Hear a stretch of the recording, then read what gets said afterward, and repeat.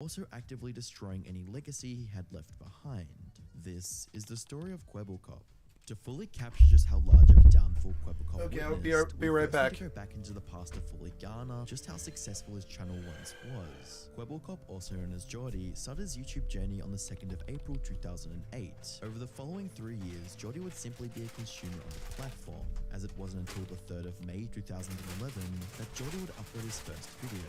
The video was about what you could expect for a 16-year-old playing his Xbox 360 in his bedroom.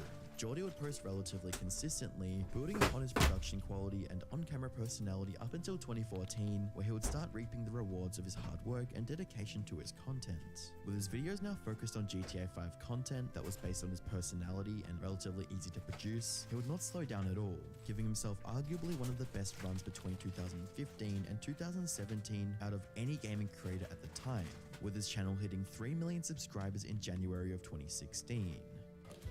Look at that. Look at that. It's my 3 million subscribers custom made YouTube play button. This run was fueled by Jordy's ability to connect and grow with other creators in his niche, which was best described by Sunny in his video titled How Kwebbelkop Lost His Entire Audience in 1 Year, where he would state, for example, Jordy was a master at collaborating with other YouTubers. I'm a YouTuber. I want to know more YouTubers. I want to get to know all the YouTubers. I want my friends to be YouTubers or people that are doing similar stuff. This became most evident after forming a YouTube trio known as Robust, which included Kwebbelkop alongside 2 other familiar faces, Jelly and Slogo Man. Kwebbelkop explained that his first viral video with over 14 million views was him, Jelly and Slogo simply messing around on GTA 5. As their relationship strengthened, a video where Kwebbelkop simply met Jelly in real life for the first time gained over 12 million views. The trio were even picked up by PewDiePie's YouTube network Revel Mode alongside Markiplier and Jacksepticeye, with the subscriber count of Kwebbelkop, Jelly and Slogo being the best piece of evidence for the success they'd find as a trio. In addition to forming the Robust group, Jordy began dating fellow YouTuber Azzyland in 2016, with Azzy herself having a multi-million subscriber count at the time, meaning that they could collaborate on various different videos, providing further growth for each creator. Fast forward 4 more years of almost daily uploads, and although Jordy witnessed unimaginable levels of success that would ultimately solidify his name in YouTube history, he would also begin to feel burnout. Burnout is a state of complete mental, physical, and emotional exhaustion that completely takes the fun out of whatever you are doing.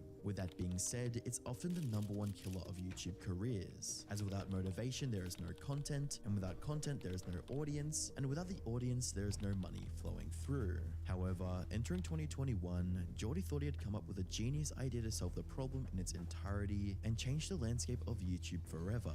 Jordy began his mission to remove the human side of making content by using a variety of AI tools ranging from AI editing to voice cloning and idea generation. And with this, launched the YouTube channel called Blue. Blue was a VTuber created by Jordy. The VTuber was operated by motion capture software paired with voice cloning AI.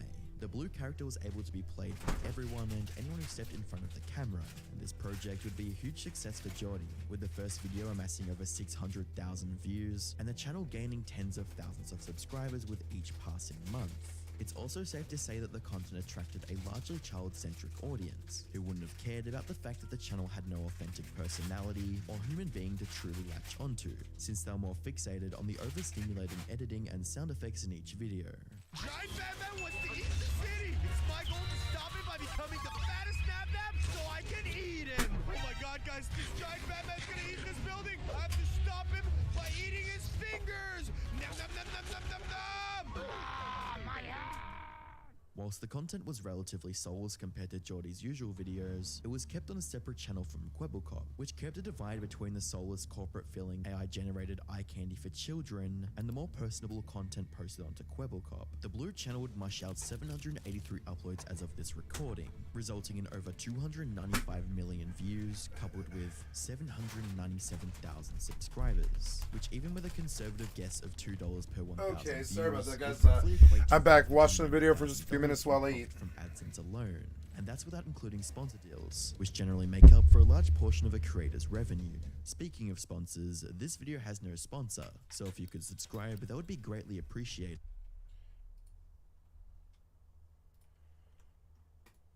According to Sunny, the dream of effortless AI-generated wealth would begin to get to his head. and in return, get in the way of his usual Won't be content. long.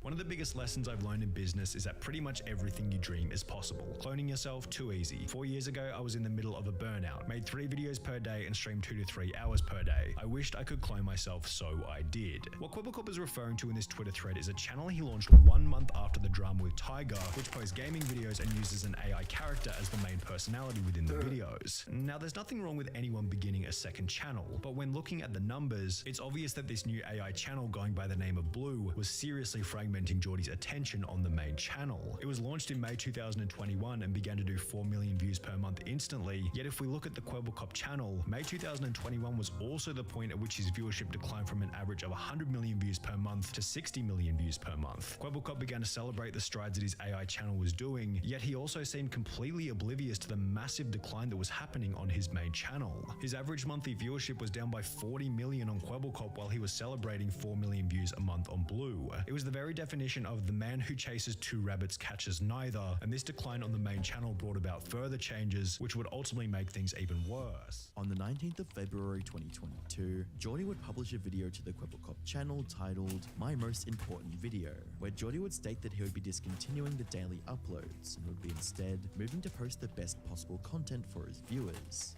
After 10 years, I realized that I'm simply not as young and energetic as I was before. And how before I was able to just push everything on the side and just grind and make YouTube videos, I'm now much older and that's really not possible anymore. I'm kind of confronted with these things. I'm having a hard time being creative. I'm having a hard time having fun in my job. I'm having a hard time sleep. I'm always worrying about YouTube, always thinking about YouTube. And that's why I'm making this video. I'm not enjoying it as much as I was before. Now, in the meantime, I've also started a few other businesses which I'm very passionate about. I started a video game company where we're making one of the best, one of the coolest games ever, and it's gonna be insane, and I can't say anything about it because I signed a lot of contracts for it. I'm also running other YouTube channels and inspiring people to create this virtual YouTuber called Blue. And I even started a cryptocurrency NFT business where I create tools for creators to make their own NFTs, which is super flippin' awesome, and it's blowing up. I got this big office here in Amsterdam, and it feels like I'm really living the dream doing all these things at the same time. I got a beautiful apartment. I have a lovely girlfriend. Life literally couldn't be better, but then there's this YouTube thing, it's just consuming me. I was making content just for the sake of being able to post every day. I don't want that. I want to make videos that I put my passion in. I want to make videos that I'm proud of. I want to make videos that I know you want to see. YouTube is still a massive part of me, and I never want to quit. I genuinely never want to stop uploading content. As many of you can tell by the title, or perhaps other videos you've watched covering the topic, this is where the story of Quebblecop really starts going downhill, as Sunny would expose the so-called better content in his documentary. The first 3 videos posted in the days that followed were him bragging about his $10,000 dog, then him bragging about his custom orange G-Wagon, then him bragging about his $7.5 million penthouse apartment. Welcome to my $7.5 million penthouse tour. Let's see if this video can hit 100,000 likes. And it's just like, why would you post this, dude? Not only have you stated in the past that you apparently don't do YouTube for the money. I don't care about making an extra buck on YouTube. I don't care about the money. I really genuinely do not do YouTube for the money. But do you really think the audience wants to open up the YouTube app and instantly see something that makes them feel inferior to you? Do you think new viewers on your channel want to open up the video section and see one video saying I quit followed by 3 videos talking about how rich you are? You think it's just a coincidence that David Dobrik got cancelled in the same month that he posted his brand new multi-million-dollar house to YouTube? When you invite envy into the life of others, you pay for it in ways which you will not expect. The 3 videos felt like nothing more than a validation-seeking exercise which came off as quite insecure. Sunny's video would ultimately go mega viral, with the video gaining over 11 million views. It was impossible for Geordie not to see it, with Geordie eventually leaving a comment stating, "Gotta make a comeback now, see you guys in a few months. Thank you for the feedback, I 100% agree with the stuff you're saying here. Too many things at the same time. A little bit of bragging because of insecurities and lack of focus. Let's get back on the grind, bangers incoming." Based on the comment alone, it would seem like Geordie took the criticism on the chin and was ready to move on to a better and brighter future thanks to Sunny's critique. But the reign of warranted criticism on Geordie's actions wouldn't end here, as this is where we introduce Penguin Zero, aka Most Critical or Charlie, who would eventually play a massive role in Geordie's downfall. In a video titled Downfall of a Massive YouTuber, Charlie would react to Sunny's Quebblecop video, where 13 minutes in, he would call out Geordie for being a shameless cash grab who doesn't care about the content or his audience. Some major foreshadowing for what would play out in the future. We need to remove the human element. Yes, it sounds crazy, but we need robots. We need computers. That's spoken like a man who really cares about the content. If I'm to own 5 million channels, I realize the weakest link is the goddamn human. Organic is cringe. Machines are the way I do it. So I hired this entire team to build VTubers with AI scripts, to pump out as much shit as I possibly can across 1,000 channels. And you can start as many channels as you want because they all function under the same brand. It's like Spider-Man, okay? There's so many different Spider-Mans. Why do you view that as a good thing? Why do you view this situation as a good thing? I mean, for you, I get it because it's a lot of money owning all those channels and all the ad revenue. But as someone who keeps presenting himself as a guy who doesn't care about the money and does it for good content, how can you possibly sit here and try and convince your audience of Quebble flops that this is a good thing? Just 1 million channels of completely soulless generated scripts. This is so shameless. Holy shit. Huge risk if you invest a lot of money, and if one person leaves, the entire business collapses. Like, he's convincing his audience that people are the problem. The following month, Geordie would publish a video titled The Sad Truth About How I Lost My Entire Audience in 1 Year, where he extensively responded to the videos created on him. Whilst this video would seem like a good response on the surface, the statement he made 7 minutes and 17 seconds in would age like milk. I mean, posting a video a day is insanity. It is crazy, especially if you do multiple videos a day. And after the breakup, I thought, okay, you know what? Maybe I should live my life a little bit more. Maybe I should take more care of myself. I really felt burnt out. I genuinely had a burnout. And after all of that, I just wanted to live a little bit more and just have more fun in life rather than sitting there mindlessly pumping out videos and feeling like I'm just running a machine that I am a machine. I'm not. I'm human. I'm feeling sick. Geordie's statement about not wanting to be a content machine would ultimately be contradicted by his own actions just months later. On the 21st of December 2022, Geordie would publish a tweet stating, "I made an AI where it runs its own podcast where it talks about AI. Everything is AI generated from scripts to the video. I don't plan to actually release it to the public, just testing to see what's possible. We're extremely close to AI influencers taking over. This is game changing." Whilst Geordie's Blue channel was partially run by AI voice training models and motion capture software, it at least still had some level of human input, such as the actor who played the character and the editing of the video. But what Geordie was wanting to do now was completely remove the human side of the creation. This line of thinking would set the tone for Geordie's mindset entering 2023, as on the 10th of June, he would publish a tweet announcing his future plans, with the tweet reading, "Quebblecop AI, coming soon." Just a week later, Geordie would post yet another tweet about AI, this time showing some unlabeled metrics for a video he claimed was AI generated. If you still don't believe AI generated content is the future, okay, here we go. It's safe to say that Geordie was feeling confident with AI being the future of content creation, as later that day, he would also announce his retirement as a YouTuber, in a tweet quoting, "After 11 years on the platform, I'm ready to retire as a YouTuber. I've successfully cloned myself and will have AI run my YouTube channel.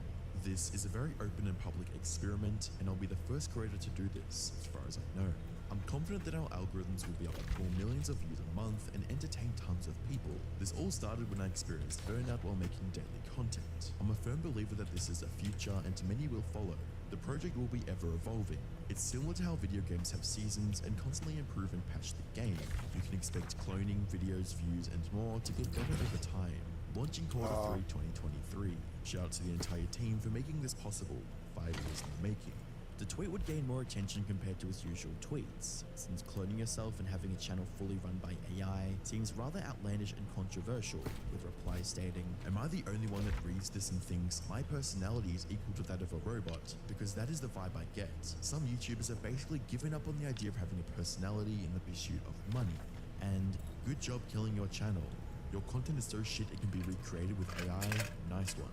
A mixed reception could have been expected, but also avoided to an extent. In each of Geordie's posts showing data about AI-generated videos, he conveniently left out just how much was AI-generated and just how much human involvement there was throughout the content creation process. While it's clear that Geordie was thrilled because of the advancements he was making with AI, his idea of transforming YouTube into a realm of automated content directly contradicts the you in YouTube. The idea that the same viewers who subscribed to him for his personality and content he himself created would simply consume whatever slop was provided to them by the AI completely alienated the few loyal viewers that he had remaining.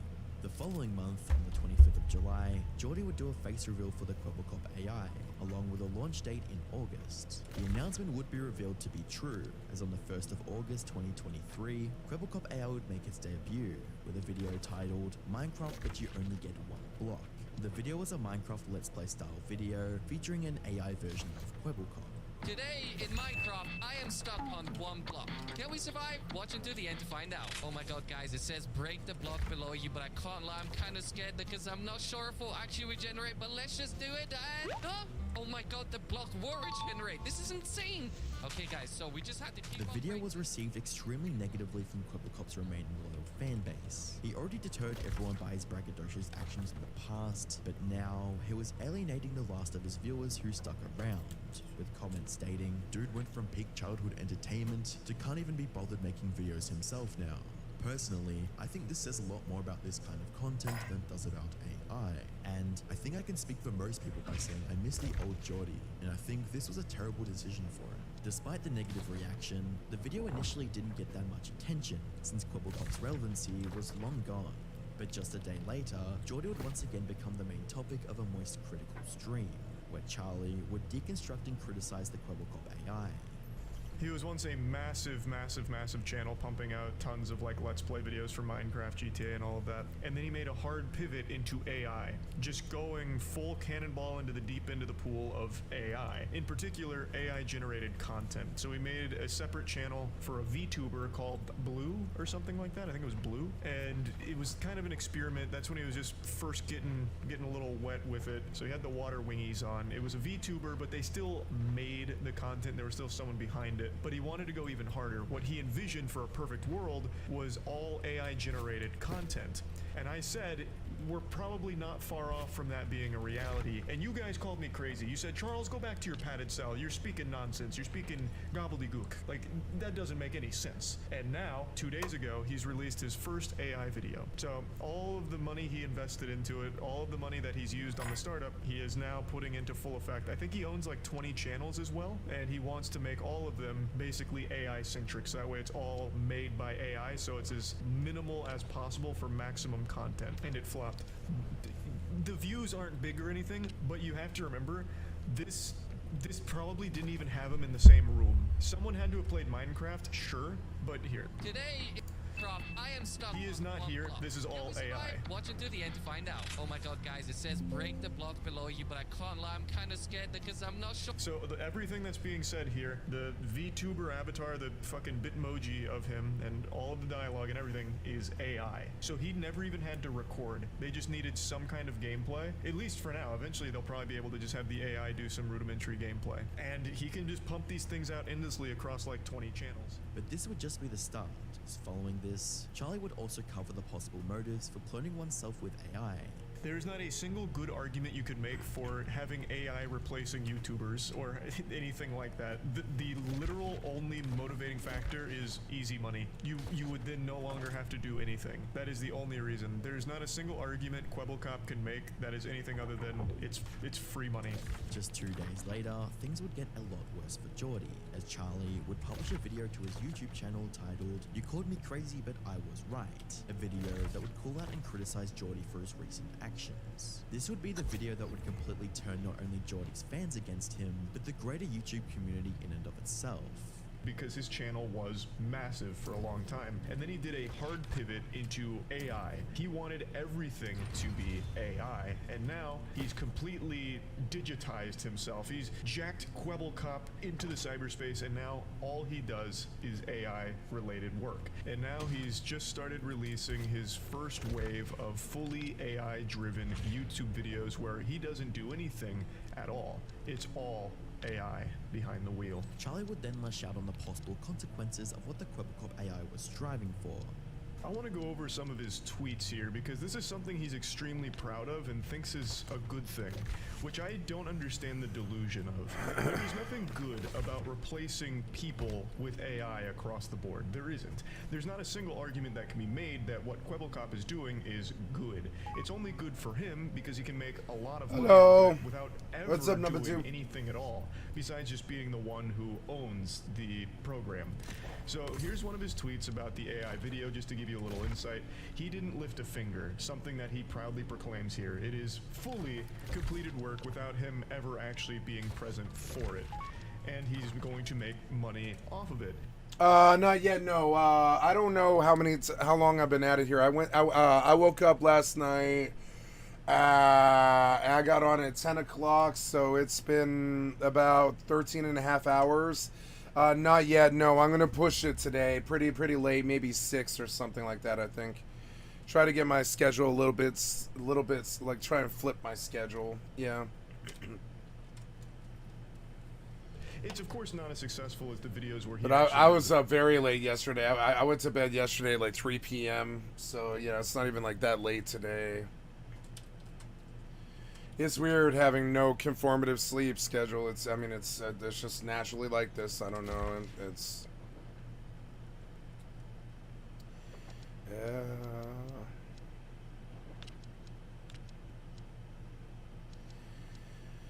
Now I still can't figure out where this is. It's like journal, yeah, the journal, and then rumor has it there in Everfall. Okay, yep, and then and the Covenant Advancement, yeah. Oh yeah, I have to take faction quests in like this city, I guess. Yeah, probably this city. That's definitely good. Or well, I don't know if it's this city.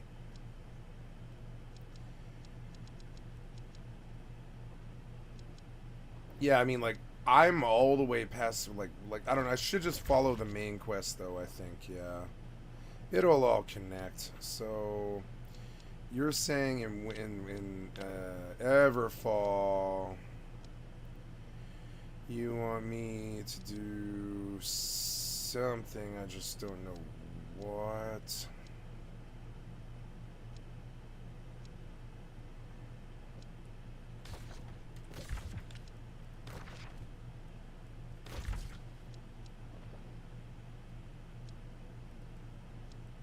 Yeah, but you don't really give an indication of where to do this.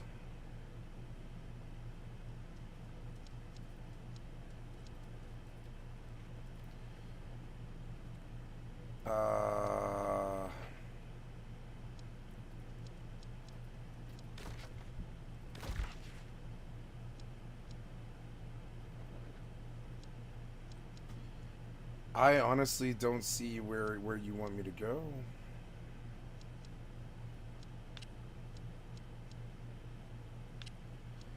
Why am I having trouble here?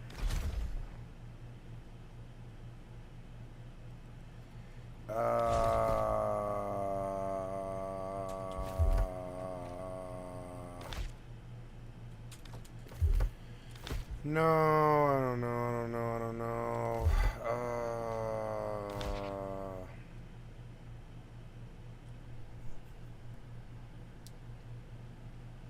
Oh, it is actually. Oh, I guess. Oh, talk to Guardsman. Talk to Jonas Salazar. Oh, okay, they want me to go to Oxborough. I didn't understand what they wanted. Okay. Well, so, but wasn't there something over here? I don't have any other mains or anything. I don't have any other mains. No. I guess I caught up this other side of the story. That's good. They wanted me to come here. That's good. Yeah, none of the rest of this is main story. This is skill progression for fishing and a house. And yes, so we'll go to Everfall. Yeah, I see now what it wants. Okay, cool. Makes a little bit more sense. All right. Appear, but if he can just crank 20 of these puppies out every day, it's going to add up and probably end up being more lucrative and significantly less work, obviously, than if it was him behind the camera. Even just speaking about this just made my lights flicker because it's such a fucking evil dystopian concept to have all of humanity replaced by AI counterparts that replicate their personality.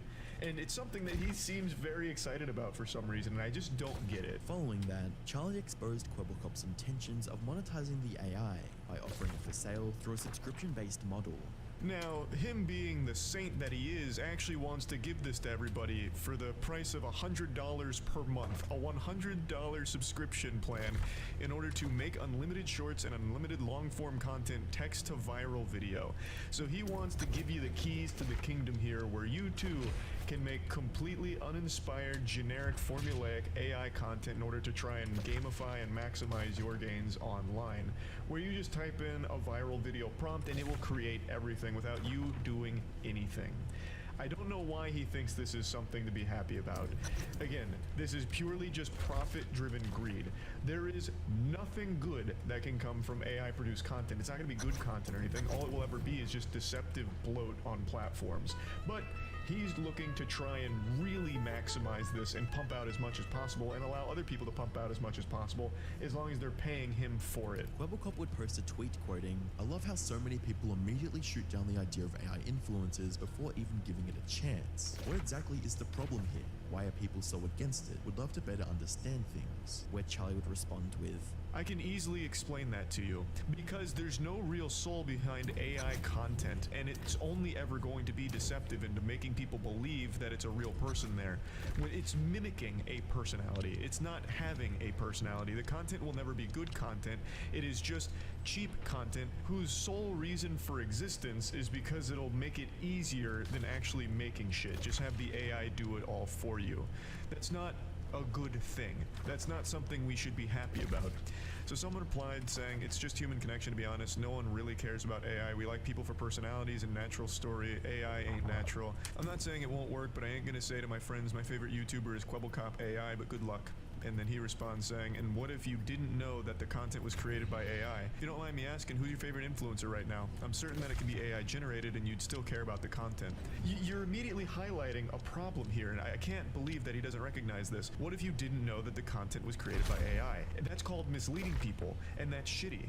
You're lying to them by pretending that it's a real person behind it. The content will never be the same. You can mimic a personality to a certain extent, I guess, but it's still going to be worse for it. There's nothing good about that. What benefit is there to having an AI pretend to be a person? There isn't. It's just for the sake of being easier than actually making the shit with the person. You could have the AI do it in a matter of minutes, as opposed to having someone sit down, edit it, be entertaining and whatever. It's just for the sake of making money. There's nothing good about it. But that's not how Kwebbelkop sees it. To him, this is his paradise. So he talks about how it's been a challenging journey and he's excited for it, believing that 99.9% of influencers will be AI generated within the next 10 years. What really sucks is I think he's probably right. I believe a lot of big channels like his aren't really making content because they enjoy doing it. It's because it is a paycheck. It's a job. And anything that can make that job easier or even more lucrative, I think a lot of people will jump on. And Kwebbelkop's making a use case right now where even if like the views are low, the fact that he doesn't have to lift a finger to make the content and can make a ton of it is probably worth it to a lot of other channels as well, because they'll still be making money off it while doing none of the work at all. Charlie's video would go on to gain almost 3 million views, which would put the spotlight back onto Kwebbelkop for the first time in a while, but all for the wrong reasons. And from this point onwards, Jordy's Kwebbelkop channel would be bombarded with criticism in the comments, and each video uploaded would be flooded with dislikes. But how did Jordy respond to this? How could he come back from one of the most influential creators on the platform, completely destroying him in front of the eyes of millions? Well, he decided to let the Kwebbelkop AI respond on his behalf, in a video titled something along the lines of "Responding to Penguin Zero," a video that from the surface seemed like a response to Charlie's critiques, but upon viewing was actually a clickbait video of Kwebbelkop AI responding to his best friend's reaction to his AI. And this is where I myself became part of the situation, as I left a comment on the video stating, rather than facing Charlie's valid AI concerns, he's just chilling with his buddy's basic responses to his work. Where's the real debate? Whilst my comment may seem insignificant from a surface level, just 2 days later, Quebecop AI would publish a video responding to my comment, titled Penguin Zero Reacts to Quebecop AI. Hey guys, Quebecop AI here. In the last video, I reacted to Slogo reacting to me. And in the intro, I also mentioned that I'll be reacting to penguins. Now, sadly, I forgot to do that. And I didn't think too much of it until I read this comment. Rather than facing Charlie's valid AI concerns, he's just chilling with his buddy's basic responses to his work. Where's the real debate? You want a debate? I will give you a debate. So let's react to penguins. Eventually down the line, people wouldn't be able to tell if the content was a real person, organic flush and cringe, or machine behind the content. I mean, I could be cringe sometimes. So, does that make me human? Am I finally a human? There's no... Later in the video, Quebecop AI would respond to the critique that Geordie is sitting back whilst letting the AI do all of the work. A valid criticism, considering how Geordie promoted the AI as completely creating the video. I think it's funny that you said that he does nothing at all, which may be true now, but you're forgetting that I learned from his content that he has posted for the last 10 years. So he had to do 10 years of daily uploads for this to happen. Just wanted to put that out there. Following this, Quebecop AI would respond to the argument that bot content is against YouTube's terms of service by stating this. You have to realize that there is some human input to it, so it isn't completely AI generated, which does not make it against the terms of service of YouTube. This isn't a new phenomenon. What's new is the fact that AI can start replacing YouTubers entirely. Penguins, if you ever get tired of YouTube, hit me up. I can help you become an AI. Come join us. Next, Quebecop's AI would respond to the accusation that all he is thinking about whilst doing this is money. It is. There is not a single good argument you could make for having AI replacing YouTubers or anything like that. The literal only motivating factor is easy money. Wow, I cannot believe you just said that. If old Quebecop really wanted his money, then he would just sit down and make reaction content all day. I assure you that's easier than making an entire video AI generated. And the other thing is, there are a lot of good arguments. What if the real Quebecop gets old and he's no longer able to make content? I'm not gonna get any older, so I can do this for however long I want, and that means I can also entertain a lot of people, and I think that's a pretty good argument if you ask me. It's free money. No, like I said, it's entertainment, putting smiles on people's faces, and I get it, it might not be for everyone, but I assure you there are people out there who will enjoy my content, and if I can make them smile even for 1 second, then in my eyes, my mission is accomplished. I mean, it's the same for a TV show, right? Let's say SpongeBob gets replaced with AI. Will anyone care if you cannot notice if it's AI generated? No. So I think your argument is stupid, Penguins, and it hurts for me to say that because I kind of like you. He would later end the video by turning to claim Charlie's style of content was on the same level as his Quebecop AI content. Good. It's only good for him because he can make a lot of money off of it without ever doing anything at all, besides just being the one who owns the program. Enough is enough. I'm not gonna take this anymore. The same could be said for you. What you do is sit down and react to content. Are you really trying to tell me that that is more difficult than to make an entire AI video? No, it isn't. And with that, that's the end of the video. I'm not even gonna watch the rest. You have made me angry, and I will never react to a video ever again. I'm only going to be making gaming content and ignoring all of the hate. I will prove everyone wrong. Enough is Whilst the video did go over some of the critiques made by Charlie, it was presented in the equivalent of scratching nails on chalkboard. The video itself is literally painful to watch, with many of Quebecop's arguments being deflections or elementary grade excuses. The video would not only be received extremely poorly by his fans, but it turned anyone that remained into a hater. Not only was Quebecop simply irrelevant compared to his previous success, with 15,000 dislikes compared to just 1,800 likes, those left of his audience began praying for his downfall, with comments such as, "Can't believe I used to look up to this dude as a YouTuber," and "You can defend yourself all you want, man." The reality is, Penguins is right, and you responding with AI fully supports his points. And to top it off, I remember when Quebecop was a funny, and most importantly, real person. Crazy how people can change for the worse. Now, he isn't even there, and AI makes effortless content to pump money out of its viewers. He used to be a big part of my childhood. Now, he isn't there, and just wants money. It's truly sad. But with that being said, none of this would stop Jordy from continuing his mission to replace his content with AI, as he uploads would continue to flow through, and Jordy would make tweets doubling down, such as, "I'm growing a 100% AI ran channel to 100,000 subscribers," then revealing to the world that it's AI. "Can't wait to see people's reactions. And then I'll do it again and again and again," coupled with another tweet that revealed his true sentiment of making AI content as cheap and reproducible as possible. Managed to make the 100% AI generated videos 66% cheaper, aiming for a 90% reduction in costs. With every tweet and post made, Quebecop received more and more criticism. This would lead up to Jordy once again defending the content, this time taking a different approach. In this attempt, he claimed there was some level of human involvement, with a tweet reading, "A lot of people seem to hate on Quebecop AI. It's soulless. No one will ever watch AI content. Gonna say this for one final time. Quebecop AI is not 100% AI, so all the comments about how it's soulless and how it's AI make you look really stupid. Saying it has no personality or it's lazy shows people can't distinguish between man-made or AI-made. It's literally man-made with some AI to capture the Quebecop brand, but all because there's the illusion of it being AI and it being in the name. So please reflect back on your predisposed notions in regards to content on social media. Quebecop AI is doing exactly what it's supposed to be doing. Get people talking about AI content creators. A solid checkmate from the team there. 200 IQ chess move right there. Hope this makes sense to some people. I could literally upload a video filmed with my phone right now, and people would call it stupid and soulless and say that it's AI. There is no turning back. Burn the boats. This is the world we live in. My goal from the start has been to get people talking about this, still going as planned." The tweet thread would be received extremely negatively from his audience, with comments on the tweet massively ratioing him.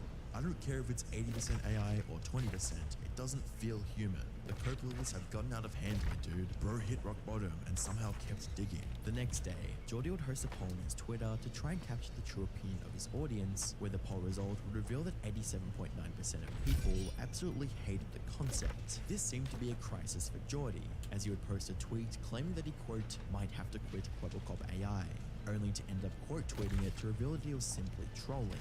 However, the amounts of copium witnessed so far would all be beaten out by his next devastatingly cringe tweet, reading, "Receiving critique/hate for something I love doing reminds me of the good old GTA 5 racing days with the boys. I would post a video and get one of my first virals. The comments would be filled with people calling me a PewDiePie ripoff, telling me to stop screaming and more. 99% of negative comments and tons of dislikes. I have a vision and I'm sharing it with the world, just like back then. Can't wait to see where we're at in 5 years from now.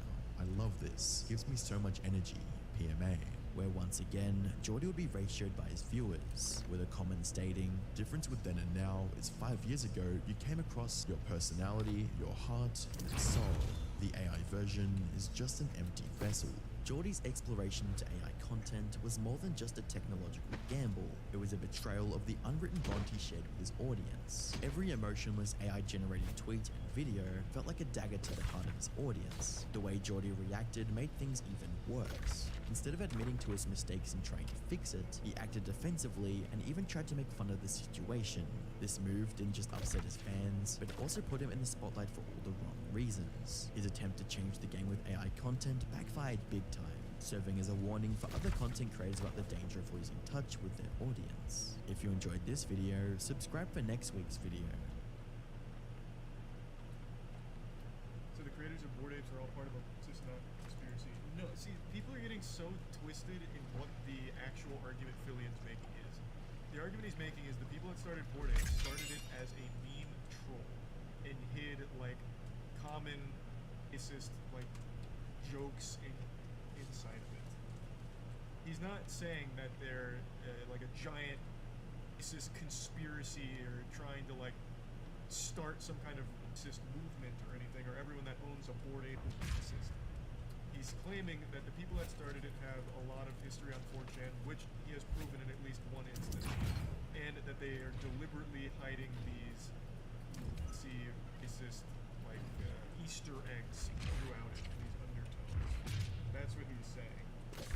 Like, it's not random, it's not coincidence, and there are these provable patterns as well as provable connections to just It's unethical to practice some inside jokes that are so fucked up to people who don't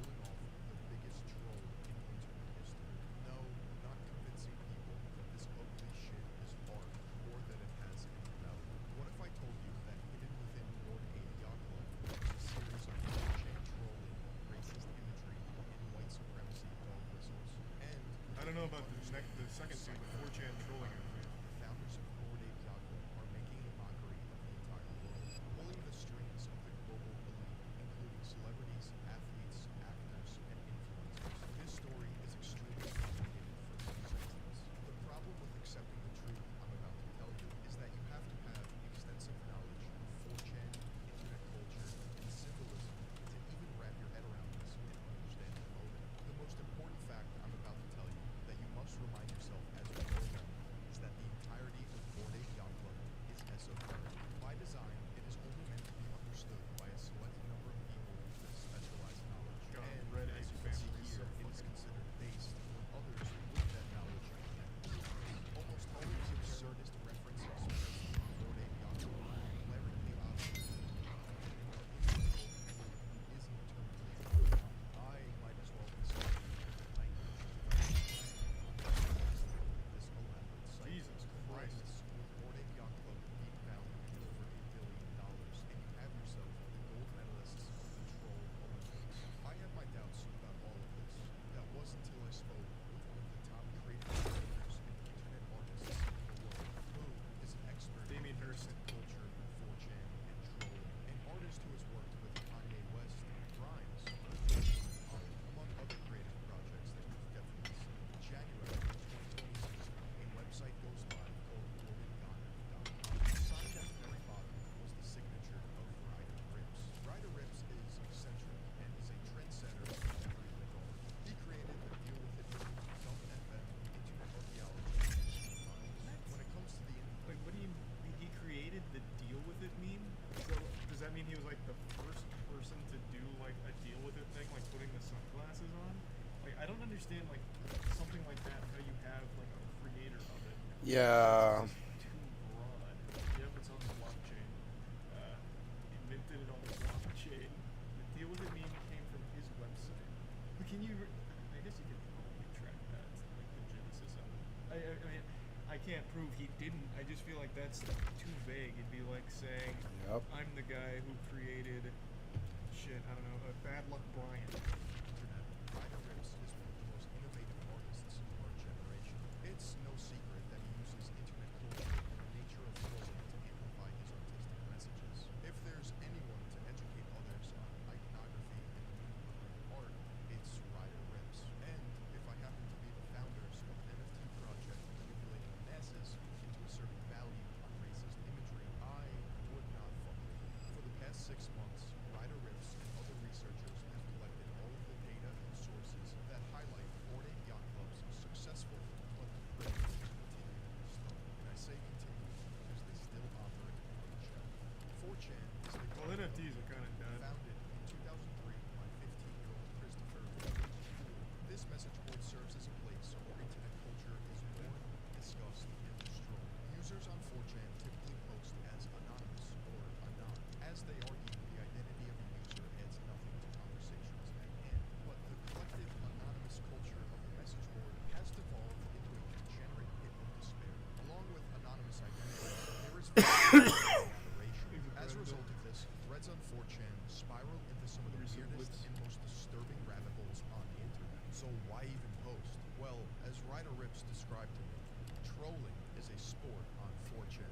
This point alone is necessary for understanding the motive behind Bored Ape Yacht Club. Throughout the internet's history, 4chan has been responsible for trolling mainstream media endlessly. One classic example of this was when 4chan Yes, tricked CNN. mainstream media into thinking the Yeah, OK hand symbol I was actually just talking signified about that. white power. The media ran with it. Yeah. As a result, actual white supremacists adopted it as their own. An internet joke that illuminated a problem with mainstream media, their willingness to post anything, was taken literally, and the meaning of the joke changed forever. Another example of this I was is just the fucking talking insane about that, and fuck- people in chat told me I was wrong. I told you it started on 4chan. I told you that shit started as a 4chan troll. I remembered when they started that on 4chan. You guys didn't fucking believe me. Who is this 4chan you speak of? God, that'll never get old. The infamous hacker known as 4chan. I being the ghost of Kiev. Lastly, let's talk about the benefit of the doubt. Imagine all of what I'm about to tell you is one giant coincidence. Somewhere along the grocery list of examples of Bored Ape Yacht Club being one massive alt-right inside joke is a point at which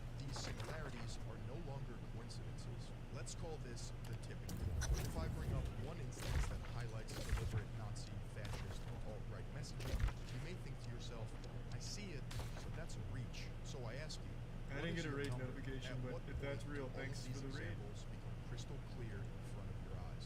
For me, it was just one. First, let's talk about as a whole. You don't have to look far on social media to see that many people believe the apes in Bored Ape Yacht Club are inherently racist looking. Remember, they could have picked any animal, object, or thing to make an NFT project. Monkeys? Really? It seems a bit random, but we're dealing with deliberate messaging. I'm just gonna immediately disagree. I don't see why that makes it like an inherently like racist decision to use monkeys for that. That's a real big reach. I just completely disagree on that. I'm sure this is probably like one of the like weakest points because a lot of people have been talking about this video, and Fillion makes bangers. So I'm assuming this point is just kind of like, I don't know, like in hindsight maybe then choosing this was racist. But I don't think there's anything inherently racist about making cartoon monkeys. And I think it's even a bit racist to assume that there's something deeper than it just being monkeys in cartoon settings. But yeah, with everything else that the video might present, sure, then the decision to use monkeys could have been like a racist one, I suppose. But off rip, there's nothing inherently wrong with using an animal, like a monkey, as a cartoon for something. This is not a mistake. This is Damon Dash, the founder of Rockefeller Records with Jay-Z. And I don't know if that monkey thing is like it's NFT. Don't you think that's a little condescending to our culture in a little bit? We just talking about that. I feel like is that a way a nerd is trying to get cute and laugh at us? We just talking about that. Because either way, you should tread lightly with monkey as it relates to our culture, because it's and then keep them. So first I wasn't like, I was like, why is everything a monkey or an ape or a monkey? Why ain't it a human or like a panda bear? Why is it something that's been used to, disrespect us for years? So I don't know, and when language is difficult for a creative, that leaves a lot of room for exploitation. So that means a lot of people that can understand may take advantage of a creative that don't want to understand. Do you guys realize for the last 2 years they got black people to invest in monkeys and dogs while they can pluck money from us? But Doge was going to the moon. Y'all get done. Go look at Bored Ape Yacht Club. Don't look at Bored Ape Yacht Club. The imagery No. of how it's connected to Nazism. It's damn near the same imagery. They know we won't study long enough to say, and now look how many billions of dollars they've made off of us and our culture. And then the music So industry will come in with more. How does Doge fit into it? Everyone lost money on Doge. All we need is us. Thanks, The Elon. reason people have made this conclusion is because of something called simianization. This refers to comparing ethnic groups to an ape or monkey. Simianization has been used throughout history to put others down in order to dehumanize them. You will see exactly how Bored Ape Yacht Club uses simianization to convey racist themes and undertones. But first, we must understand the culture in which these apes were born. In 2021, Bored Ape Yacht Club was launched on April 30th, which is the exact day that Hitler died. The launch of Bored Ape Yacht Club was actually on the 23rd with a week-long pre-sale, and they sold out before the 30th. However, they made it a point to tell the New Yorker that it was the 30th. I have shown this picture to various artists. This is Bored Ape Yacht Club's main logo that they use across all of their branding and social media accounts. Not too bad, right? How about now? Most of them laugh uncomfortably in sheer disbelief. The audacity to do this is mind-blowing. It does not take a genius to see that this Bored Ape Yacht Club logo is a direct copy of the token cuff. The skull and bones represents death and was used by both Prussia and Nazi Germany as a military emblem representing. Yep, that one's a death. fair criticism for I sure. only mention 100%. Prussia because that will play out later when we examine some of the born apes. Both logos also have 18 teeth. If you're unfamiliar, the alt-right white supremacists and neo-Nazis love alphanumeric code. The number 18 is a symbol of hate. More specifically, it's alphanumeric code for the initials of Adolf Hitler, one being A, 8 being H. One thing to note is that both logos also have a It's just another characteristic that demonstrates they knew what they were copying. Bored Ape? Yeah, I think that's actually a pretty convincing point, to be fair. That one, 100%. I don't think that's coincidental. I would agree with Filian's conclusion there that that one was definitely planned. The rough edges really are kind of a pretty dead giveaway. Because if you were just, like, if you were going to go for, like, something in a circle design, you wouldn't really give it rough edges. That wouldn't make any sense. Yeah, that one's definitely fucked. Bored Ape Yacht Club was created by a company called Yuga Labs. Like everything in this project, the name has meaning. A little bit about us to start off the new year and what's coming. What's the inspiration behind the name Yuga Labs? We're nerds, and Yuga is the name of a villain in Zelda, whose ability is that he can turn himself and others into 2D art. It made sense for an NFT company. When I heard this, I was confused. I've played just about every Legend of Zelda game, and I could not remember for the life of me who Yuga was. You see, Yuga is a boss in The Legend of Zelda: A Link Between Worlds, the 17th installment of the Zelda franchise, available only on the Nintendo 3DS. If you're a self-proclaimed nerd or gamer, you wouldn't source your name from the most obscure Zelda game ever, let alone a game for the 3DS. Everyone knows that Yeah, I didn't even Ocarina know of that. Time, Majora's Mask, Wind Waker, Twilight Princess, and even Breath of the Wild are the greatest games in the franchise. I could believe Ganon Labs, after the main antagonist throughout the entire series, But Ganondorf, but does Yuga in that I'm game not do what buying it's it. claimed? There is a specific reason they picked the name Yuga. On Yuga Labs' website, they pay homage to another project called the Hash Masks. This project was made by a Swiss company known as Suum He Quid does. Labs. Okay. This phrase, meaning to each their own, was on the gate of the Buchenwald concentration camp. This phrase was also used on the face of Prussian helmets. And Yuga Labs loved Suum Quid so much that they even took their exact terms of service. Yuga has an entirely different meaning. The phrase Kali Yuga stems So they copy and pasted the terms? Is it like a boilerplate thing, maybe? And it wasn't lifted directly from this one? It's too small for me to actually read it, so I couldn't actually tell. Because a lot of terms and service are just boilerplates. I agree with a portion of his points, but not all. I don't know about this point, to be fair. If Yuga does what is claimed in the Zelda game, then it does make sense for an NFT company. But I definitely agree with his previous point on they knew what they were doing with that logo. There's really no way of arguing that it's just a coincidence when everything lines up that way. took their exact terms of It's service. sort of Yuga has an entirely different meaning. The phrase Kali Yuga stems from Hinduism, and it refers to an age of conflict or darkness. What is the period we're in now? It seems like it's coming to an end. This is Kali Yuga, man. This is some weird shit that was predicted by the Bhagavad Gita. Lunar Dharma, Joe? Battle of the Gods, Ragnarok. What No, the fuck? This is what happens in cultures. Like they go through these pitches, these ups and downs. The earliest mention of this phrase in internet culture was on September 11th, 2014, by an anonymous user on 4chan in response to being upset over gaming. Anon replied, "I know it is dark at times, but you just gotta learn to enjoy it. Embrace being the man. Serve the Kali. Since then, the phrase spread like wildfire among the alt-right. First, it was made into a t-shirt by Vincent Faulkner, who founded the French Descent, an alt-right political party that operated from 2011 to 2021. Apparently, alt-right meme merch went hard, and the new design of the shirt in 2016 featured a floating cop. And in 2019, a Telegram group called Kali Yuga Surfing Club was created. See anything weird here?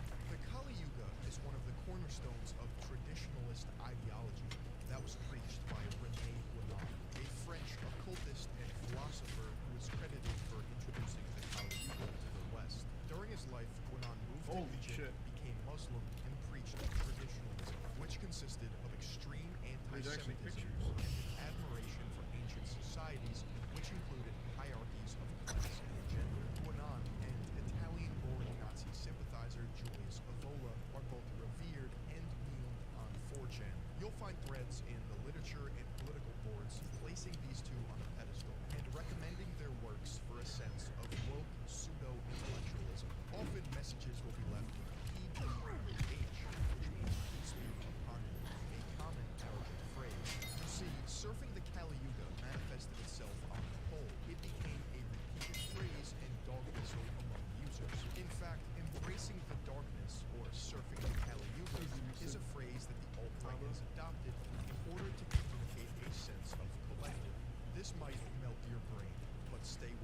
It's impossible to show the masses exactly what the founders of Bored Ape Yacht Club are doing without understanding Chan culture, or how 4chan acts as a think tank in Taiwan. One of the worst God, this is aspects so of deep, Chan Jesus culture Christ. is pseudo-intellectualism. What you have is a bunch of trolls who haven't seen the light of day, that have collectively convinced themselves they are based, woke, and have the answers to this world. They That's find usually solace sarcasm, in though. knowing specific information compared to normal people or normies. This is why it's considered esoteric. As a result of this, you have pockets of deranged people who study old texts, scriptures, and societies in order to extract archaic values and worship them. The founders of Bored Ape Yacht Club are terminally online, smart assholes. I hate to admit it. The founders are clever, and I mean really fucking clever. The four founders are Gordon Goner, Emperor Tomato Ketchup, Gargamel, and No Sass. You may be wondering How are their why- How are their Twitter followings so low? They invented the poster child for NFTs. Granted, NFTs are a dead meme now, but I would have absolutely expected all of these guys to be like household names in the crypto community. I guess Gordon's the biggest of all of them, but still, this is kind of surprising. Does no one ever really look into Bored Apes or anything? Like, who made it? I guess that's kind of weird. Imagine actually believing anything you read on 4chan. Yeah, that's where I feel like it's a little off base. No one, at least in my experience with 4chan, and I used Yes. to... and Yes, still yes, do yes, occasionally, yes. but used to be a lot more active there. It's usually people shitposting and sarcasm. Usually when someone actually believes their own sauce, they get made fun of. Like, it's never meant to be taken seriously. Of course, there are always going to be like those rogue wild animals, like that one guy who made a post on 4chan saying that he's going to go fight in the war in the Middle East with a sword, and then actually did go to the war in the Middle East with a sword or something like that. I don't remember the exact parameters of the story, but like there are always going to be those kind of people everywhere. But on the whole, it's not like, and I guess I could be wrong, it's not like when they say they have the secrets to the universe, 4chan base, woke, super intelligent leaders, it's sarcastic. Like, the people there are in on the joke. A sword? Yeah, the guy had a fucking katana. And then there was also a guy who found an old hand grenade in his backyard or something. So he was talking about on 4chan cool things to do with it. So he used to he would post, be like, what should I do with this hand grenade now? Be like, put it in the toilet. And he'd take a picture of the hand grenade in the toilet. And then eventually he was like, put it in the microwave. Puts it in the microwave. And then there was a story on the news about a guy who blew up his house or microwave with a fucking grenade or something. Like, there's some, like, I remember that. stuff, but Yeah. I don't know how often it's ever serious. I guess this could be an extenuating circumstance where it was serious. I don't know, because I never saw this on the boards or anything. But 9 times out of 10, it is shitposting memes and meant to be taken not seriously. Many people have obscure Xbox Live gamer names. Well, if you think this is innocent, you're not ready for this. Number 1, Emperor Tomato Ketchup, Karem Avile, software engineer. On the surface, Emperor Tomato Ketchup sounds like a Fortnite skin. In reality, Emperor Tomato Ketchup is the name of a 1971 film that is banned across the world for containing child pornography. It's about children overthrowing adults and establishing European supremacy, in which a young boy in a fascist uniform sexually assaults a grown woman. And if you were to ask Tomato himself, he would say he got the name from a Stereolab album, which got its name from the film. Another example of plausible deniability. Number 2. That's pretty bad. That's a weird coincidence there. That's not good. That's not exactly like a random name you'd stumble on either. Emperor Tomato Ketchup. That's pretty indefensible. And once you were made aware that it was about child, I would feel like a sensible person would have immediately changed their name and be like, holy shit, I'm out. I'll just be fucking Ninja Maniac or something. Anything but that. Gargamel. That's overreaching. Overreaching? Why would you want at all to be associated with child? To make your identity on the internet named after child? That's not overreaching. Even, again, benefit of the doubt, he did it by accident, didn't know, but now he does know and still goes by Emperor Tomato Ketchup. I feel like you'd want to immediately change that. Greg Solano, MFA in writing. If anyone is familiar with the Smurfs, then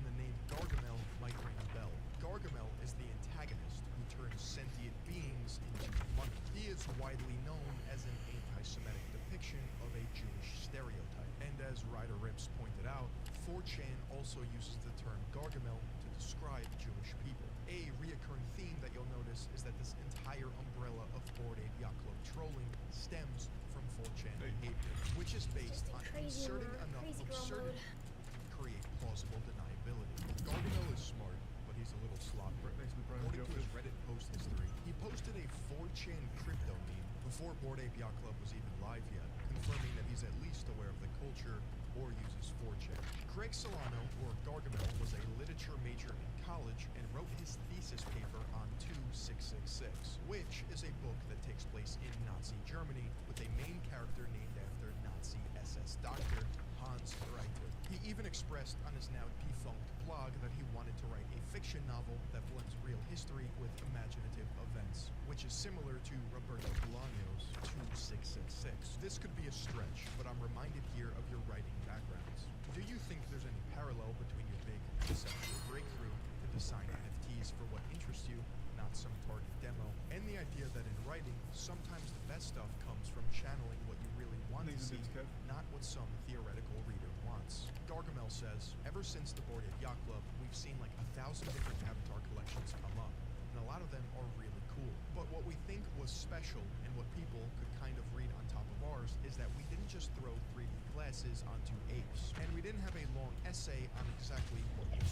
was. Well, we knew what it was. It's like Wittgenstein's let the unutterable be conveyed unutterably, or Hemingway's iceberg theory. We knew what this world was and why the apes are this way, and that somebody else might get a little tingle on their neck looking at it, thinking, yeah, this is kind of different. This isn't just random. In this interview, Gargamel literally just confirmed that Bored Ape Yacht Club is his medium for creative writing. First, the quote is cryptic, but it makes a lot of sense given the context of this project. Let the unutterable be conveyed unutterably.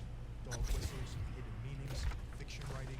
Nah, man, they're just apes with 3D glasses. You don't understand crypto. In this statement, Gargamel quotes Ludwig Wittgenstein, an Austrian Jewish philosopher believed to have been the boy who went to school with Adolf Hitler from 1903 to 1904. According to writer Kimberly Cornish in The Jew of Linz, she alleges that Hitler alludes to a Jewish boy who is believed to be Wittgenstein in Mein Kampf. Wittgenstein's entire body of work consists of cipher, cryptology, and solving puzzles. Similar to how Bored Ape Yacht Club is one massive puzzle designed to be cracked for the sole purpose of stroking their twisted fanfiction writing owner. Second, he states Hemingway's iceberg theory, which describes exactly what they're doing. Iceberg theory itself is also a 4chan meme.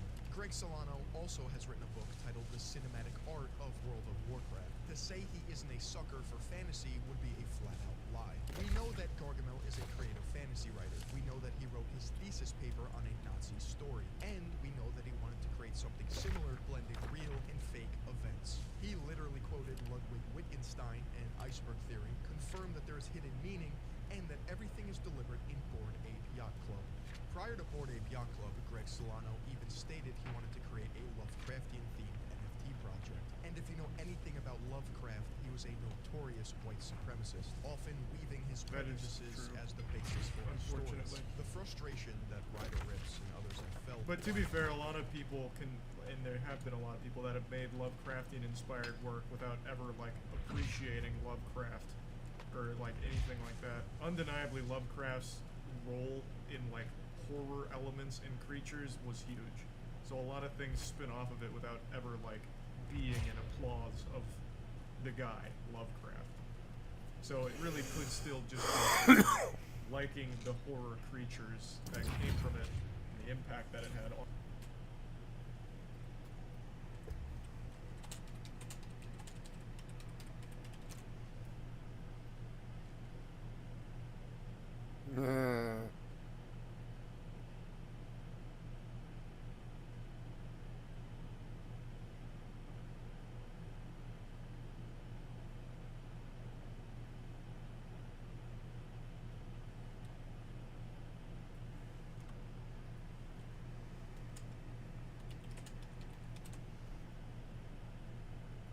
The idea of being that sort of disembodied, floating eye which sees all manner of marvelous phenomena.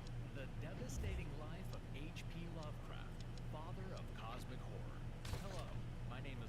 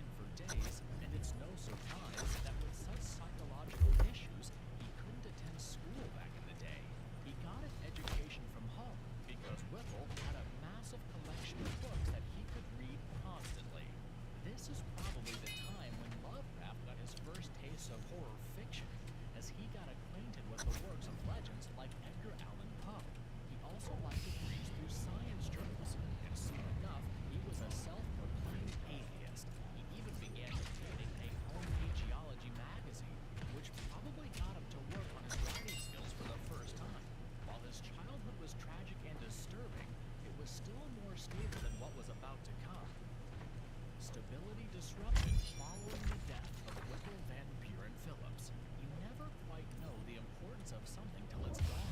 Lovecraft led a life shadowed and protected figure of his grandfather, who, like we said, was a wealthy man.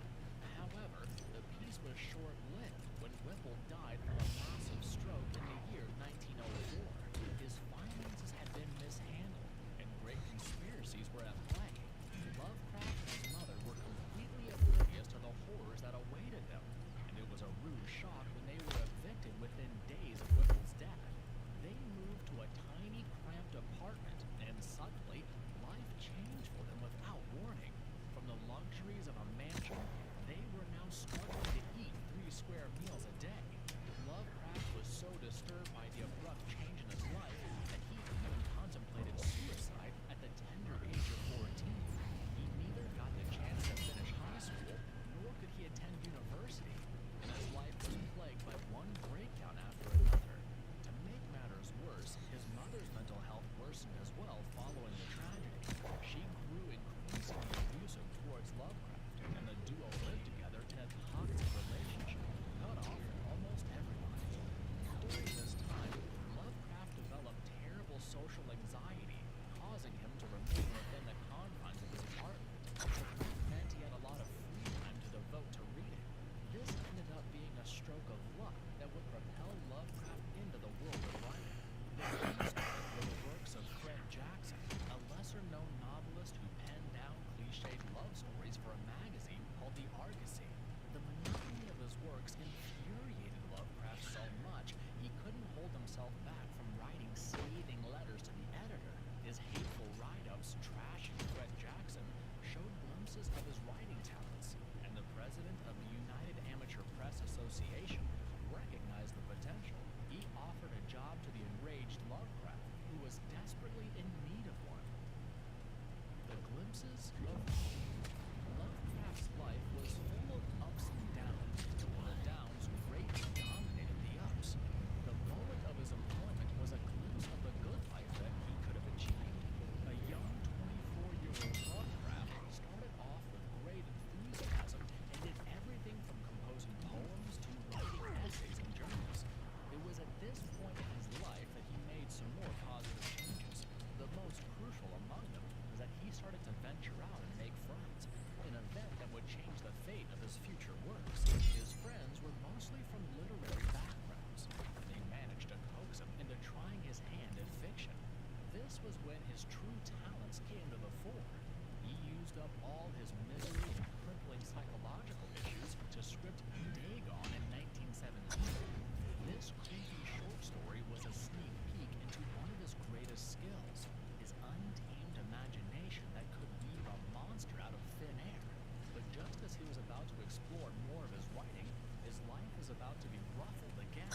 This time it was his mother, a woman who had been somewhat mentally unstable during her stay in the cramped apartment. She had a breakdown in 1919, and things never improved for her until she passed away in the year 1921. Lovecraft, who was barely finding his feet in the turbulent waters of art, was once again stuck in the doldrums. His world came upon him. He didn't cope with it as a sudden failure. It's at this point that we enter into the next stage of his life. Cupid strikes his weird life. Yes, Lovecraft was in love. As weird as that might sound, this rather strange man found comfort in a woman named Sonia Haft-Green. This was shortly after his mother's death, when Lovecraft was... Oh, they did? Oh, I'm sorry. He went to live with his aunts, Thank you. Phillips Gamwell and Lillian D. Clark, 2 women who weren't exactly a very positive influence. During this time, Sonia was introduced to Lovecraft at a UAPA convention held in Boston. She was 7 years Thank you very much. senior and a Russian Jew. Many of you who know about Lovecraft's prejudiced views against Jews might be shocked at this point. Yes, he was in love with a Jew, and, as reserved as he was, found Sonia to be one of a kind. She was actively involved with several magazines and was a wealthy businesswoman, courtesy of her booming hat business. So, was their relationship Thank you. romantic? You wish. Lovecraft was hardly in the grasp of any romantic concept, and it's believed that he was even disinterested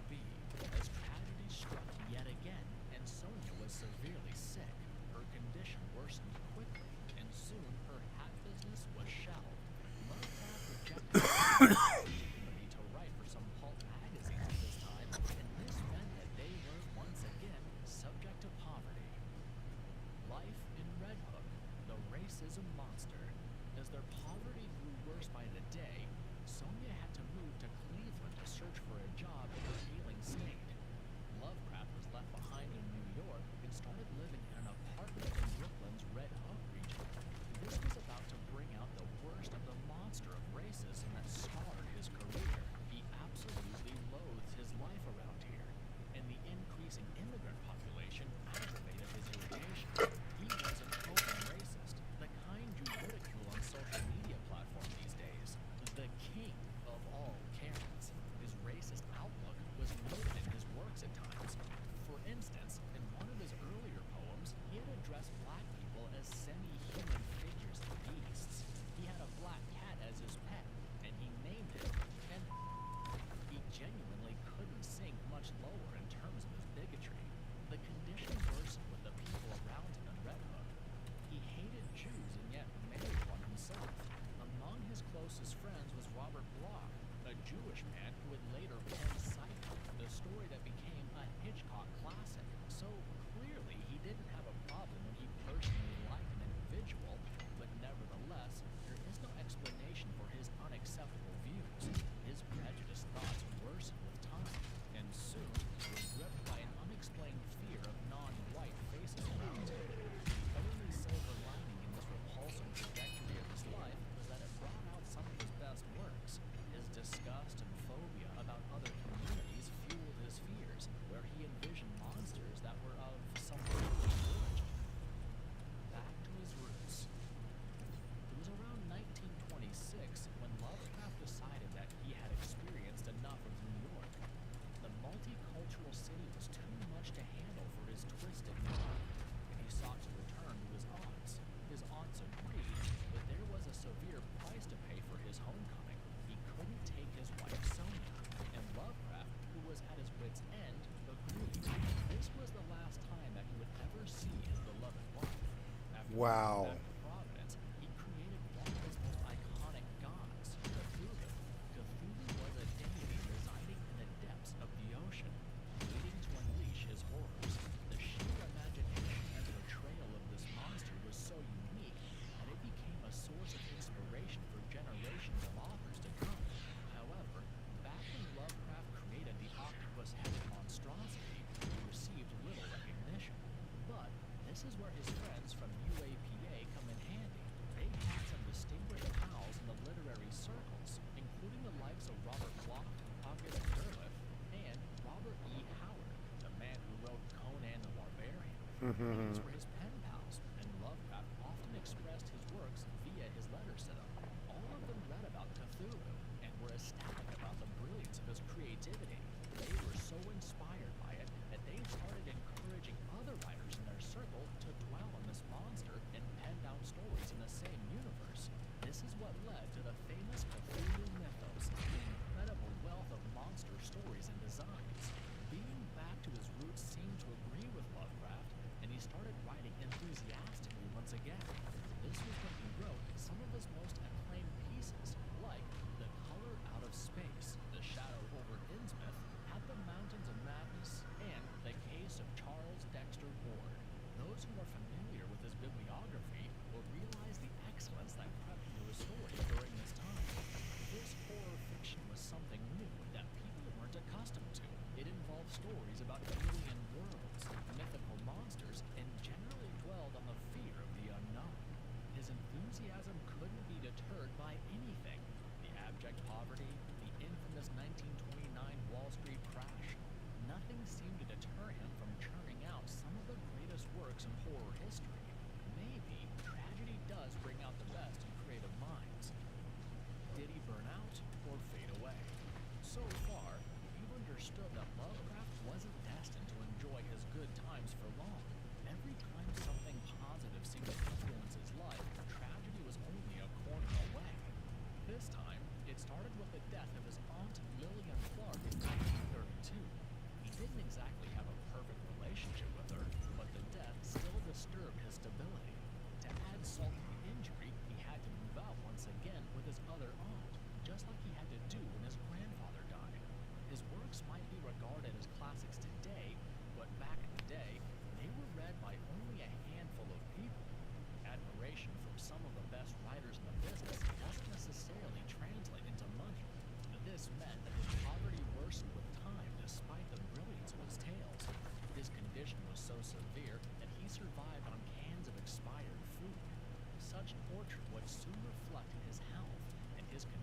started deteriorating quickly. He continued writing ghost stories to earn a meager living, but this was work that was forced upon him. Thankfully, he was still writing letters to his pals. These letters helped to ease the burden of his trapped artistry, and his sincerity can be seen in the contents. The last years of his life saw him writing very little of the signature horror fiction that we know him for. One of the main reasons behind it was that he was busy documenting his own illness during this time. He was suffering from a disease that he called grit. In reality, it was cancer, and his reluctance to get treatment made it irreparable. By 1936, his body was riddled with the venoms of cancer, and he suffered an agonizing pain from numerous tumors. His mental strength was dealt a further blow when his dear friend Robert E. Howard killed himself. He sank into hopeless depression. It's the combination of intelligence and having a pit of rage in your belly that eventually just chokes your body with cancer. It's all that hatred and bigotry and racism and bullshit. It chokes them up inside and builds this terrible, like, tumor in their energy, and their blood coagulates, and it literally fucking makes them sick. Can't harbor this kind of hate and anger. And spent his last days And, like, not everybody in the 40s was like this. Like, not everybody was, you know, not everybody... Yeah, not everybody in the 40s acted like him, you know, like, even back then. That's a long time ago, but he was extreme for even back then. It was something with his brain. Turned into cancer in the end. Some kind of blood disease, maybe.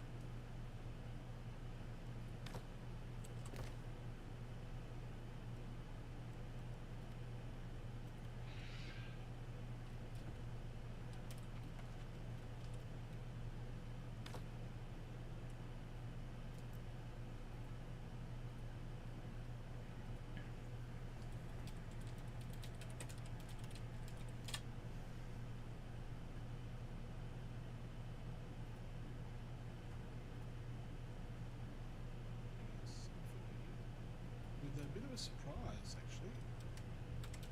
This is the throne of Oblivion in 2003. It's 2021. So the game is back. And it got sunsetted in 2009. That's launched. It's in Varingia. These lands were once known as Turan. Run around for a bit just to introduce the game, and we'll play a lot more. Very, very. Once known Canberra, human.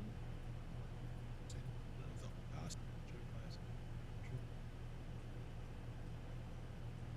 So, I don't remember it looking like this. That's what I remember.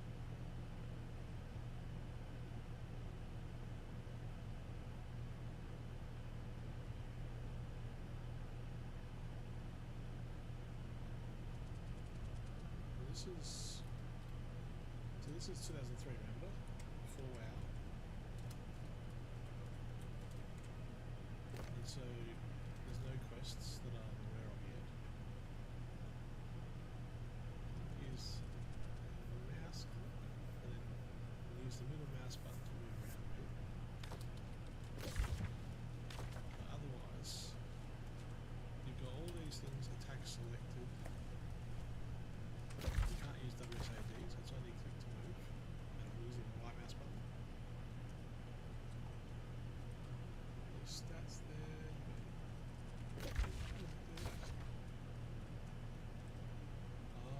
So if you put your mouse on the edge of the screen, turn around. Alright, let's try some player.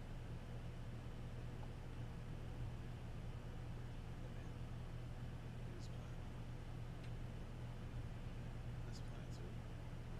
Mega fruit farm rig.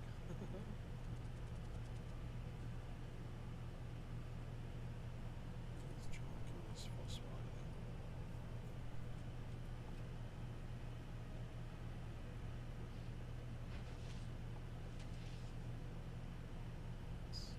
Looted it.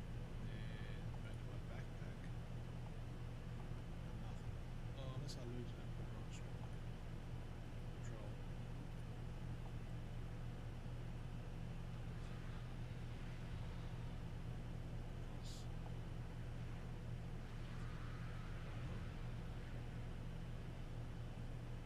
Kill the winter harpy, you've received 16 experience points.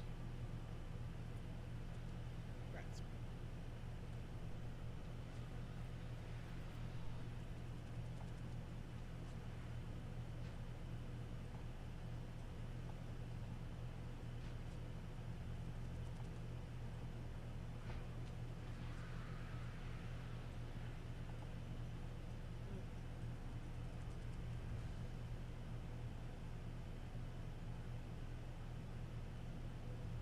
All these skills, what's this one?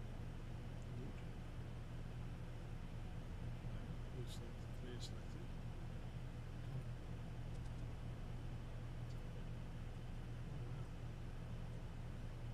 Guild challenge level. What's this? 80%.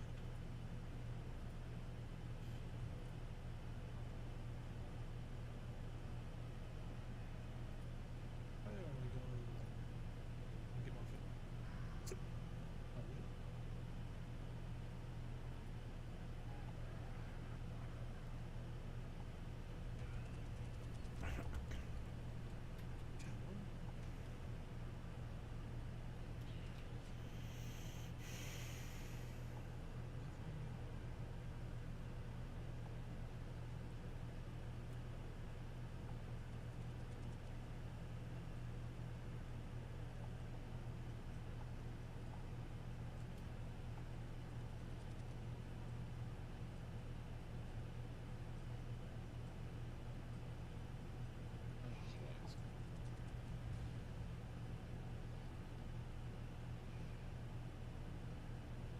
I need arrows or something. I like the music, but it's too old and decrepit, but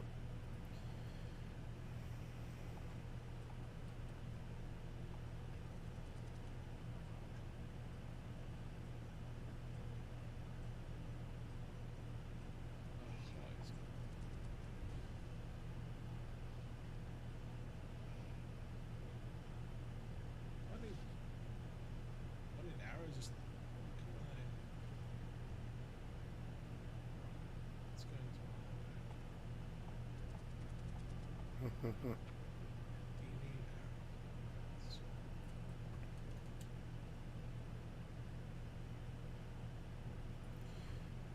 this way. So by that I mean you can literally buy. What's up guys, quite a short video for you today. So we're going to be talking about Shadowbane, which just released on Steam. If you don't know what this game is, it's a PvP MMORPG that released in 2003.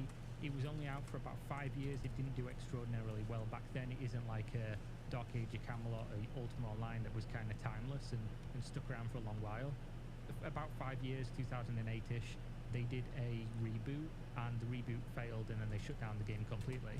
Since then, it's been pretty much radio silent. I know there's been some private servers, things of that nature, and a lot of people still really miss the game. It's what Crowfall came from. So if you know Crowfall, the sandbox PvP-focused MMO on Kickstarter, that's what a lot of their systems are based on. It's a fantasy MMORPG set in the world of Britannia that was originally released in 1997 and was well known for its extensive PvP combat and incredibly versatile character customization. This bad boy had 8 expansion packs and a free-to-play update in 2018 that helped keep the game active over 25 years later. You see, for context, when I was about 10 or 11 years old, I remember going to my local EB game store and seeing the box for Ultima Online, which, you know, over 2 decades ago, it was the first and only MMORPG I've ever heard of. Every time I went there, I'd always check it out and fantasize about how cool it would be to play with thousands of other people in this fantasy epic. But my hopes and dreams were quickly extinguished when I saw the $10 monthly subscription fee, something that 10-year-old me just couldn't afford at the time. I recently remembered my childhood dream of playing Ultima Online and was inspired to jump into the game a quarter of a century later to finally experience it. This is Eric with Pixel Rookie, and this is Ultima Online in 2023. Because the game went free to play in 2018, installing the game was easy enough. I booted up the game and realized that I needed to create an account using EA Origin. Oh, really? Fucking lame. Lore British sold out to EA. I had no idea. You know, I never really did give fucking, like, Shroud a retry. I was finally able to... Sometimes I think about Shroud and I'm like... began creating my character. Wanting to keep things simple, I chose a human warrior temple point above his head. Hot Dog's very first quest, which was to escort him to the New Haven docks, which was like maybe 50 paces from where he was standing. Okay then, let's do this.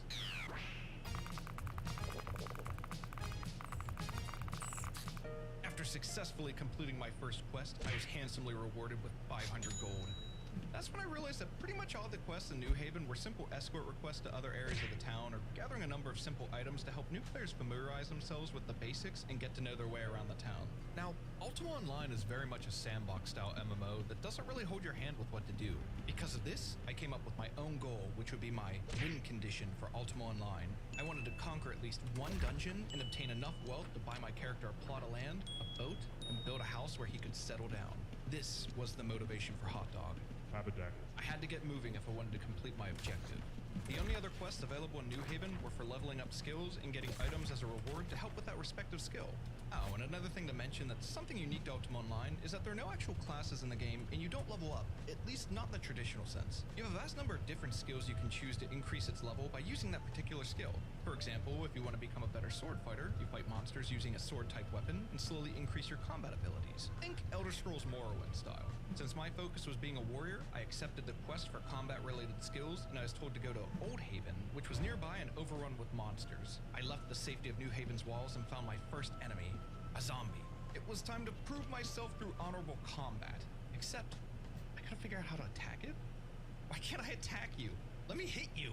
Oh yeah, I completely forgot that you had to toggle on war mode if you want to attack stuff. Once I activated war mode, the music got intense. Hot Dog initiated combat with the zombie and an epic battle commenced. A skeleton was patrolling near me, and I was still riding the high from my first victory. I charged in, killing the skeleton and another undead beast. Throughout the starting area, there were even wandering healers that would help heal you if your health was low. Once I was rejuvenated, I jumped back into the fray.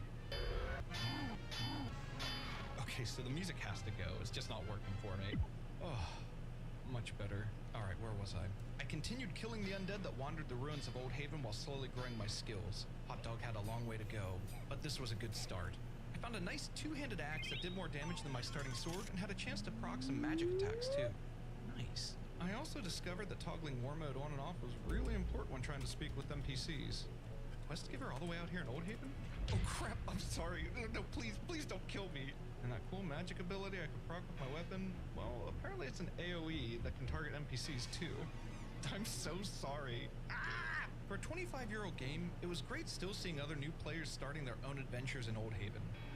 But that guy had a mount. I want a mount. I found the stables at New Haven and spoke to the animal trainer. A horse was only 616 gold, and I already accrued over 4,000 gold. Nice. I requested one fine steed and accepted the purchase. Wait, what? I lack these funds in my bank account, but I have cash money on hand. Alright, so I went to the bank, and it took me about 10 minutes to figure out how to actually deposit gold into my bank box, but once it was done, I went back to purchase the fine stallion. The transaction was completed, and I was now the proud owner of my...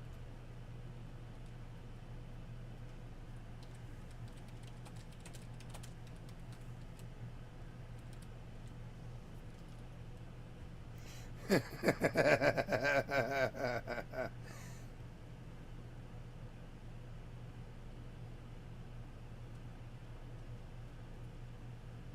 is Shroud of the Avatar? Yeah, in this video, we're going to answer that question, and we're going to talk a little bit about its history and a little bit about the game now. So, hopefully you guys enjoy. Is Shroud of the Avatar? Let's find out. With Shroud of the Avatar, there's a lot to talk about, to say the least, from the game itself. Focus too much on a small indie studio known as Catnip Games, which is good. Means that they want to interact with the community. Now, I don't know anything specific trying to communicate, it seems. And speaking of Twitch, I'll try to shoehorn this in there real quick. I actually stream on Twitch. I stream Dota is a sandbox MMO RPG. It's a spiritual successor to the MMO RPG Ultima Online, which came out in like 1997 or 8, and it was developed and created by Richard Garriott, the same guy who originally was making Shroud of the Avatar, the game we're talking about. Is Shroud of the Avatar or Soda a true spiritual successor to Ultima Online? I actually don't know the answer to that because I haven't played Ultima Online enough to know, but I do know what Soda is. So with Shroud of the Avatar, there's quests, there's crafting, exploration, and you can colonize and settle your own towns as well as build housing in pre-established towns, which there are. Now, if you've come here to hear me slam or bash Soda or talk at length about its past, you're in the wrong place. That's not what this video is about. I will touch on certain topics of the past, but this is by no means a bash of the game. That's not what this video is. I don't need to do that. It's been done enough, and I believe that MMOs can make turnarounds. We've seen examples of this with No Man's Sky, Elder Scrolls Online, even Final Fantasy XIV, like one of the most popular MMOs of all time right now. Shut down originally and had to reopen. They're all comeback stories. So I do find this game enjoyable in the handful of hours that I've played it. But I will share my opinion and be as reasonable about it as I can. But yeah, there are a lot of things that Shroud of the Avatar does. It doesn't break the mold. But how it does do those things, at the least, is a bit different. For example, combat in Soda isn't the most flashy or even close to the best animations, but those animations work that they have, and they're not the worst thing that I've seen. They're really not. But where the combat system does branch off is with its deck building system, and I absolutely, really, really love this deck building system so far. Now, I could potentially make an entire video purely focusing on the deck building in the combat system of Soda, and maybe I will, but here is just kind of the gist of that. In Soda, when you acquire abilities, you can put those abilities onto your hotbar and make decks with said abilities. You can have multiple decks and swap to them right in the middle of combat. You can have a bow-based deck, melee, magic, whatever, and swap to them anytime. And this is great because it adds so much flexibility to specific combat encounters, which is what I think makes good dynamic combat. Now, realistically, you're probably not going to want to spread your skills that thin to where you could just do anything, although you could.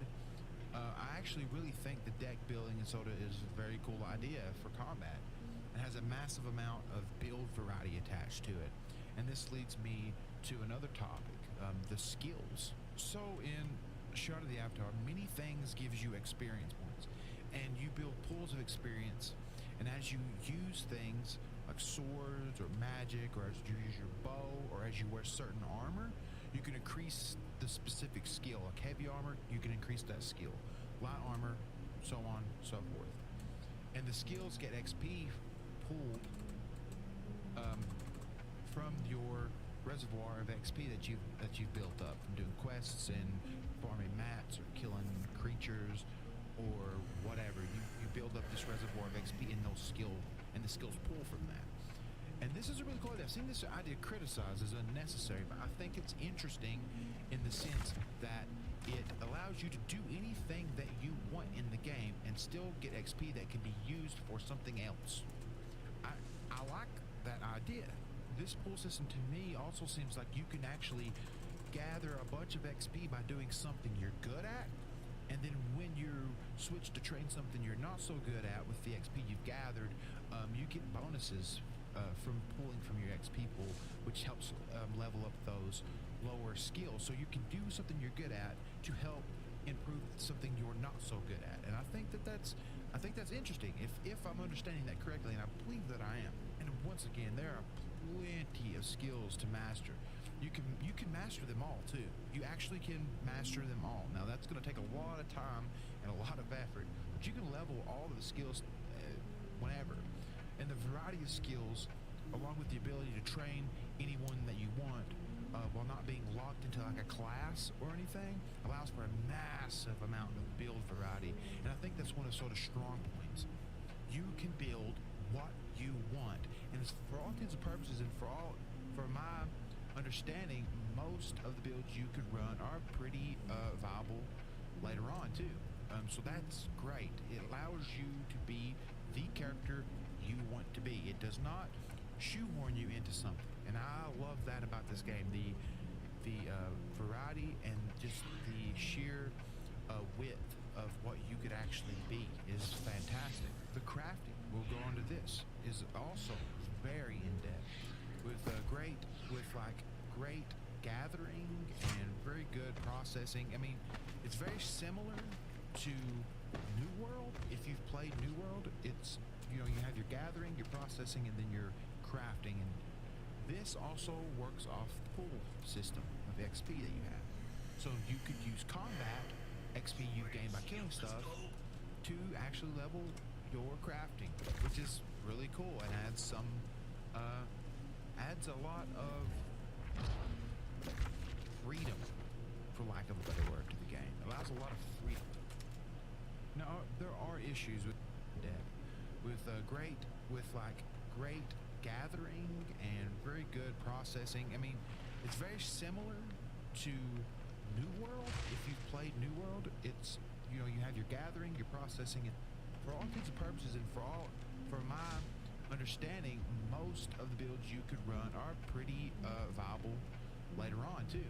So that's great. It allows you to be the character you want to be. It does not shoehorn you into something, and I love that about this game. The variety and just the sheer width of what you could actually be is fantastic. The crafting, we'll go on to this, is also very in-depth with great gathering and very good processing. I mean, it's very similar to New World. If you've played New World, it's, you have your gathering, your processing, and then your crafting. And this also works off the pool system of XP that you have. So you could use combat XP you've gained by killing stuff to actually level your crafting, which is really cool and adds a lot of freedom, for lack of a better word, to the game. It allows a lot of freedom. Now, there are issues with Shroud of the Avatar. Could the animations be better? Probably. Could some of the bugs that exist not exist? Sure. Are there problems with Shroud of the Avatar? Absolutely, and the fan base who plays the game would also tell you that there are problems. And I have to address, you know, a little bit of the history of Shroud of the Avatar. Now, this isn't a bash video, and actually I would argue the What's up, opposite. number I two? actually think if you're watching this video and you're interested in Shroud of the Avatar, you should try the game. I actually think it's absolutely worth the try, and it is fun. What is there is fun. But I have to address some of the past just to apply some context of where it is now. It's like you got to know where you've been to know where you are and appreciate that. So I do want to bring that up just briefly. So back when this game was being crowdfunded, there were a lot of promises made.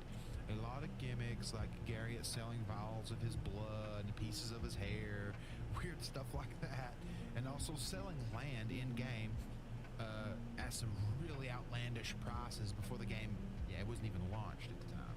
And then when it did launch, many of those promises were not met. The previous studio, Portalarium, delivered a very unfinished game. I mean, it was nothing like the current state of Shroud of the Avatar.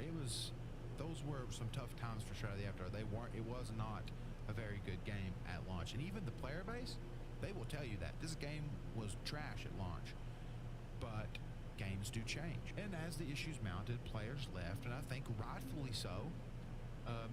Eventually, Portalarium got smaller and smaller, and eventually sold off to the new indie dev team called Catnip, who are now operating the game. And I think this is good. I think Portalarium selling this game off is actually good because they may have, from what I can tell, they've sold it off to an indie dev team that want to see this game grow. They want to see this game be what it could be. And this game has so much potential to be very, very good. It has the potential. It's there. The fundamental core principles are great, in my opinion. So to say what Shroud of the Avatar is, we kind of have to talk about what it was, which is what we just did. Which is the reason I bring up the darker past of Shroud of the Avatar, because I don't actually think it is now what it once was, and that's good. That's very good. I do know that Catnip has added updates and fixes ever since they acquired the game, and the general consensus from the active community seems to be fairly positive around Shroud of the Avatar. And its current state, there's always issues. There's always issues, absolutely. There are things, as a new player, I would already like to see changed, like being able to see my weapons that are equipped. That would be huge for me in the immersion. The music loop being better and ambience improvement. That would be some of the things, personally, I can think off the top of my head that I would like. Particularly the music cutting off randomly. I like the music in the game. The score is really good. Let us hear it. But those, those are issues, and those are issues that are real, and they're valid issues. However, it doesn't ruin the entire game for me. So yeah, there are things, but what Soda was and what it is not the same. What Soda was a game that came out with big promises, unrealistic expectations from both players and the original dev team, and a very, very rough stigma attached to it because of that. It has that now. Not even saying that all of it wasn't warranted. It just is what it is. The game has a stigma now, and it's going to be a hard uphill fight for the game to get out of that. But I think it can. I think that it can. What it currently isn't what it was. Soda is now a objectively better game in my opinion. Many bugs fixed, not all mind you. There are always that guy in the comments, but this bug or that bug, there will always be bugs in any game that have to be fixed. There always will be those. Do those bugs hinder fun? That's the good question you have to ask. Do they hinder your fun? They've added zones, they've balanced skills, and so on and so on. Soda is probably in the best shape it's ever been in, arguably. Now, I don't know if I will continue playing Soda, but I won't leave because I think it's a bad game. Nor would I leave because it used to be a bad game. I take it for what it is now, and it's fun to me. And I think you would enjoy it. Many of you, if you're like me. So, to say that it should live in its stigma forever is unfair, unwarranted. So, that's my opinion on Soda. That's what it is, and that's what it was, so to speak. So thank you guys so much for hanging out and listening to my video on this topic. I also wanted to give a huge shout out to Sean Putz over on Twitch. He gifted my community just recently 10 subs, which was super awesome. He's kind of ascended now to myth and legend. What a Chad. And also a shout out to Coswald Dirthmeyer over on Twitch for answering so many of my questions regarding Shroud and helping me out in Shroud of the Avatar. There's a fantastic community of Shroud of the Avatar streamers and people who just watch the streams over on Twitch. I stream Shroud over there. I've been streaming Lord of the Rings over there, and recently started streaming EverQuest 2, the Barsoon time lock progression server, which I'm really having fun with. But I really hope to see you guys over there, and if you're interested in Shroud, Coswald Dirthmeyer streams it all the time over there. I stream it, but thank you. EverQuest 2 originally launched in 2004 by Sony Online as the sequel to EverQuest. It promised at the time next-generation graphics, modern combat that was a bit like World of Warcraft, but worse, and more solo-friendly style of play. And voice acting. So much voice acting. Luke and Dalia. And voice acting. So much. And more modern combat that was a bit like World of Warcraft, but worse. And more solo-friendly style of play. And voice acting. So much voice acting. Luke and Dalia. His name. He is an overlord. He is a tyrant. He's a dictator. EverQuest in 2023, well... Do not challenge my authority, citizen. In Freeport, the Overlord's word is law. You're on fire. But I wanted to jump in and give it a shot. A game that I played for quite a few years back when I first moved away from EverQuest to EverQuest 2. So I guess I didn't move too much, but EverQuest 2 had its own unique take on the world of Norath. And I wanted to kind of revisit it and see if it is still worth your time to either expand EverQuest 2 beyond the nostalgia of the initial starting zone. Oh, yes, the tower. The graphics lacked, the animations kind of made up for, and the animations have always been kind of a good point for EverQuest 2. Something has to be said about its resilience. While other iterations of EverQuest have come and gone, EverQuest 2 has maintained a fan base.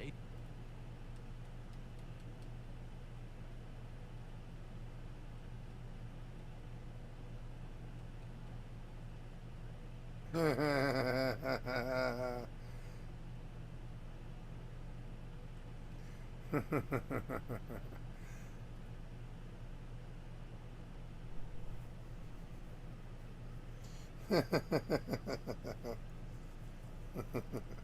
his games. I'm Richard Garriott, known to some of you as Lord British. Especially with such a prestigious... I'm Richard Garriott, known to some of you as Lord British, the creator of the Ultima series. This is a story about a game that promised it all, from a legendary developer who had built up trust with his fans for over a decade. The grandfather of the industry, the man who in some ways gave birth to some of the most popular game genres and mechanics still used to this day. It's a game that he promised to participate in together with his fans. All he needed was their support, their money, of course. He would deliver an experience unlike anything that existed, a game to shake up the stale MMORPG genre and bring it back to its roots. Instead, players were left disappointed, and tens of millions of dollars that they pledged to create this dream was wasted. This story has a beginning, a middle, and the end is still being written. But let's go back to the start. Please, join us on this adventure. Please consider backing our project. Together, we will forge a new world. Richard Garriott is, well, he's an interesting man, to put it politely. You might have heard the name Lord British before. Well, that's Richard Garriott, or at least what he likes to be called. Born in England to two American parents, making him a dual citizen by birth, Richard's dad, Owen, was a NASA astronaut. Richard grew up wanting to follow in his father's footsteps. Instead, he was diagnosed with a vision issue at the age of 13, which essentially killed any possibility of making it into the program. At this point, Richard fell back on another passion, fantasy. He'd been exposed to the many brilliant worlds of fiction as an avid reader, the works of Tolkien being one of his all-time favourites, and with the rise of Dungeons & Dragons bringing that interactive element, he was hooked. In 1975, Richard was exposed to computers while attending high school, which immediately sparked his creativity. He convinced his school to allow him to create a programming course, one he would direct himself, with the sole purpose of creating video games. Throughout high school, Richard claims to have created 28 or more video games, essentially by himself. And this is what they looked like back then. Now let's talk about Dragon. Which is a pretty far cry from what we see being released in the modern era.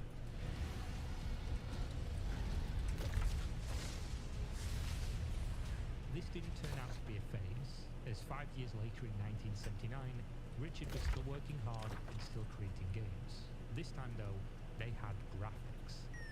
Oh, I fell down a level.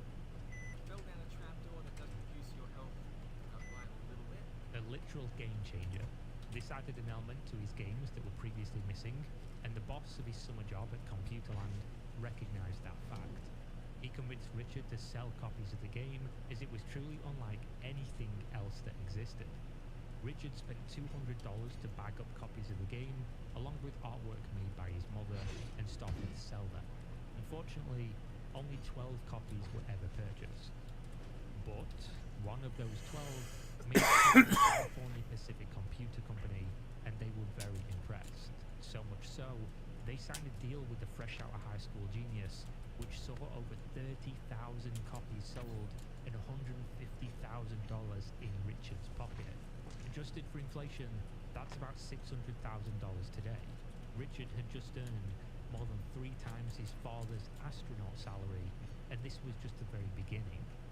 His game, Akalabeth, is considered the first ever computer role-playing game that was published.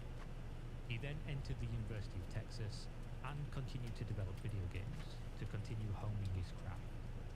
This time with the Ultima series. The games, however, were becoming so popular that it left him completely unable to focus on school, so he left in order to pursue full-time launching of games, just as he finished Ultima 2 in the early 1980s. At this stage, Richard and his small group of friends were responsible for some of the earliest known RPG video games, and constantly innovating and pushing boundaries on what was thought to be possible during the evolution of early computing. Each new piece of technology released would see Richard testing it, and his sole purpose was to enrich the worlds he was creating for his growing fan base of role-playing game connoisseurs. It was Richard, his brother, his father, and another man by the name of Chuck. They created their own video game publisher, Origin Systems.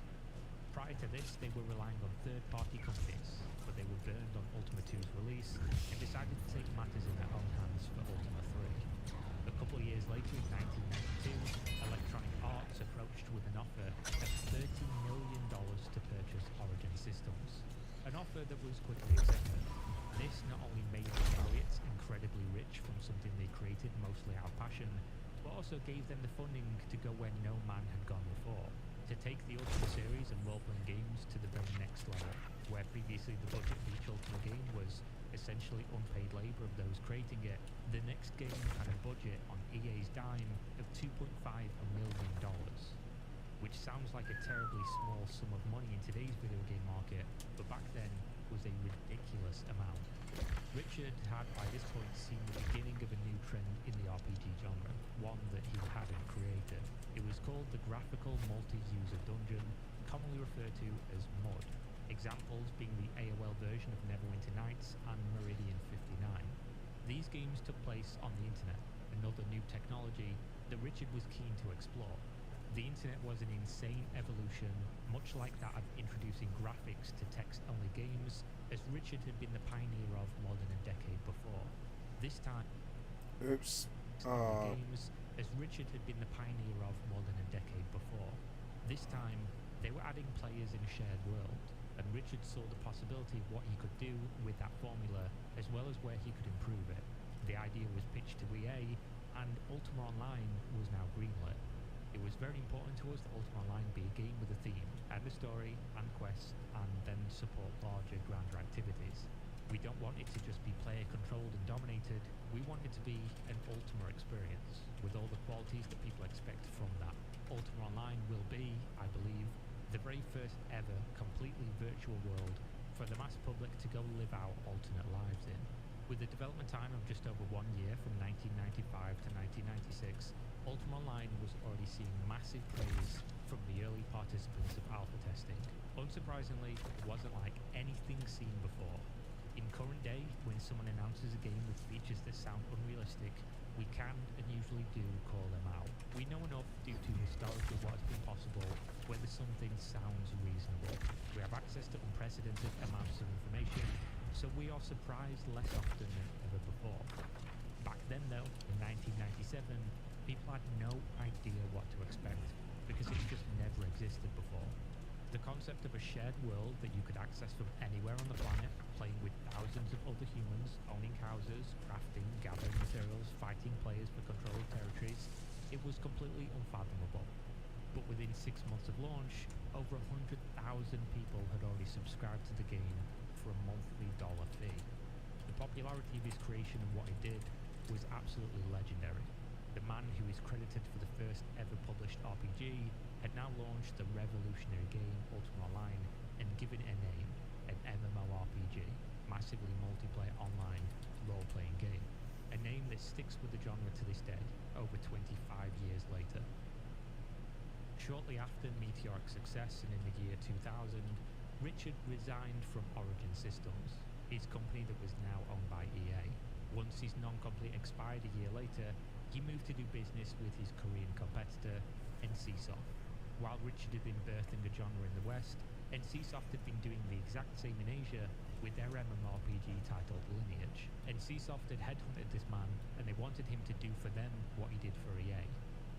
They gave him a massive budget and free rein to develop his dream MMORPG with current technology. This was the next chapter in thus far an incredible legacy. For the next 7 years, Richard Garriott developed his dream, a mix between his love of RPGs and his first love, space. An alien power has awakened some of us. Over time, it's changing us, evolving us. But change is what we need. The game, titled Tabula Rasa, was a complete dud. The video game industry was now flourishing and had moved on to bigger and better things. The MMORPG genre had behemoth titles like World of Warcraft by Blizzard Entertainment, and these were dominating player attention, transcending what was thought to be possible. Tabula Rasa was an aged product even prior to launch, and did nothing much to refine the formula. Within the year of launch, Richard Garriott and NCSoft parted ways. This time, Richard was regressing to his prior life goals. He now wanted to go to space, not as a NASA astronaut, but as a private and incredibly wealthy citizen. This venture from Earth to the International Space Station cost Richard $30 million. This made him the second ever second-generation man in space, being that his father had also made the trip. Hello everyone. Upon return, Garriott not going continued to his change civil anytime lawsuit soon. against This time I NCSoft for learned their handling of his employment, a case that he won. Award. how to cast spells, and by god that's some damage increase. I tried using the shop to see if I could get more food, which is very useful for long-term healing. The layout of the screen is a bit confusing at first, but it makes sense and it works as it should, and each clip becomes more comfortable. I tried out the classes and the spells that were made available, and whilst the spells are an increase in power, the AoE ones are a bit confusing to get mad. I speak to the NPC near the resurrection, ability to move diagonally, and that's it. That's my biggest gripe. I regain my night powers and I head back underground, and it's here I begin to notice the very large aggro range of the mobs. If they appear on your screen, they will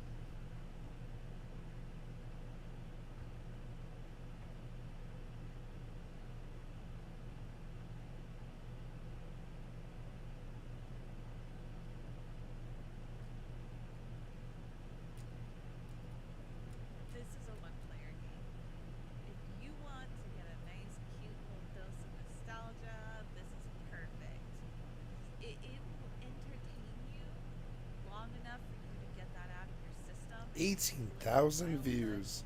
That's it, because gravity will not market this game to any new players.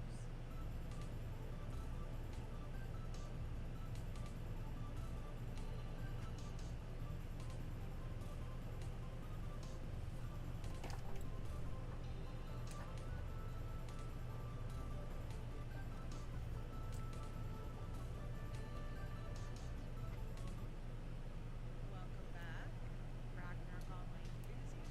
My name is Amber, and I play on the official international Ragnarok server Chaos. And I'm here today with a rant video because It's good to see an actual MMO lifestyle person. I've seen I've seen 5 in the last 10 years or something like that. I can list them on one hand. It'd be Marquis Dragon, Catspur, this lady Amber Evelyn, and me. I think Peon Lazy Peon's the famous one in a way. I think he's still kind of doing it. goddamn, do it be hard to level in this game.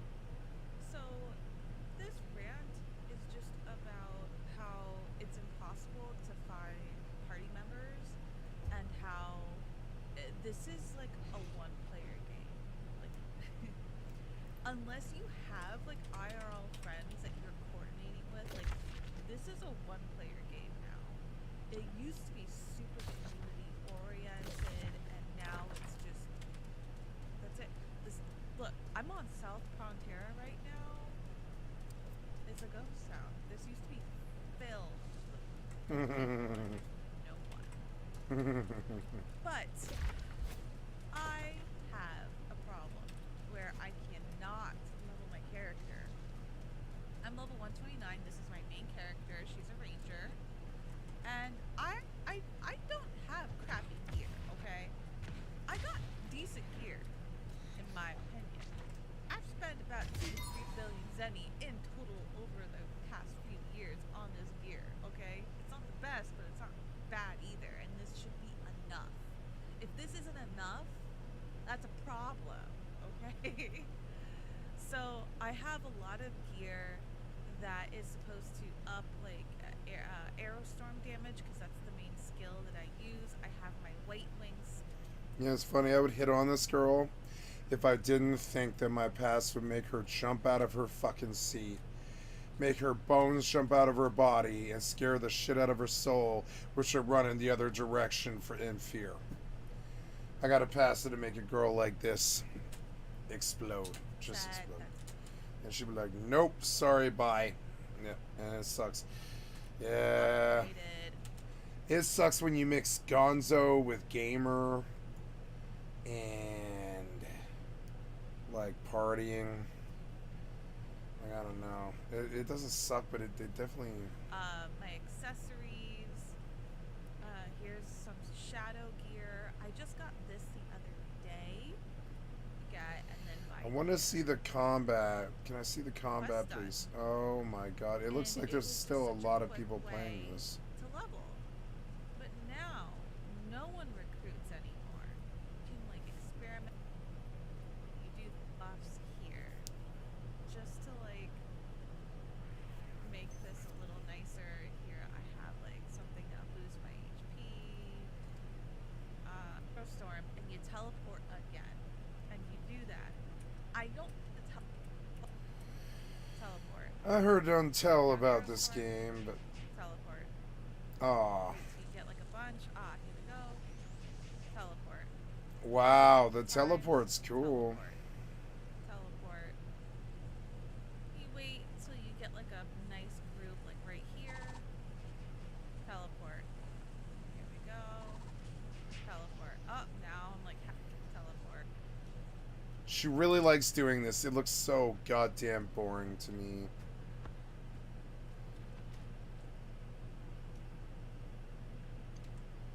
Am I being shot? No.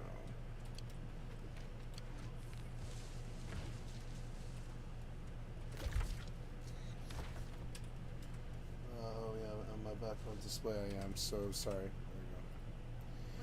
This isn't it.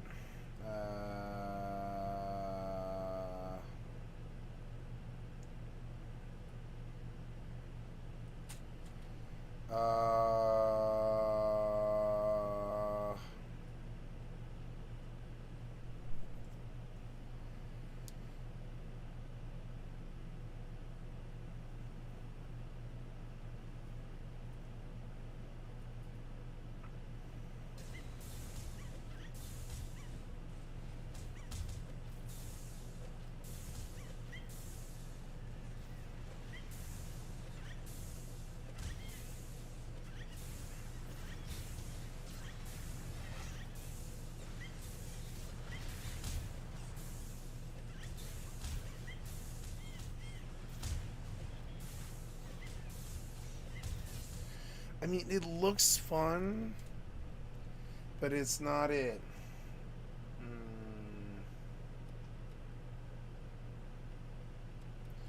I haven't seen this.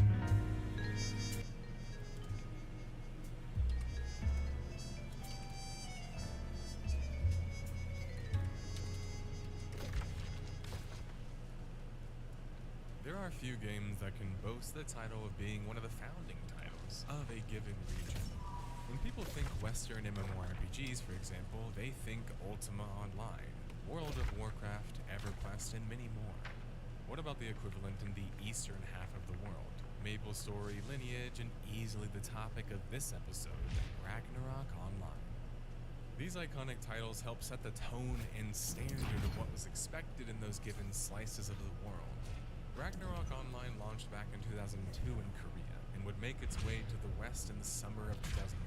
RO would not only be a great success in Korea, it would also share high levels of success in Japan and other areas of Asia, Latin America, and the general Western market. But although RO had its share of success upon its journey to being a pioneer MMORPG of Korea and the world, the company behind the game Gravity would have many controversies that would both hurt the company and change the story of RO. On this episode of Death of a Game, we take a look at the iconic Ragnarok Online, the sandbox from the East, not just the normal diagnosing of what the game's biggest contributing factors to its death are, but also account for the great success that was RO and how it achieved such. Let's get to the video, detectives. We have quite the mystery to solve.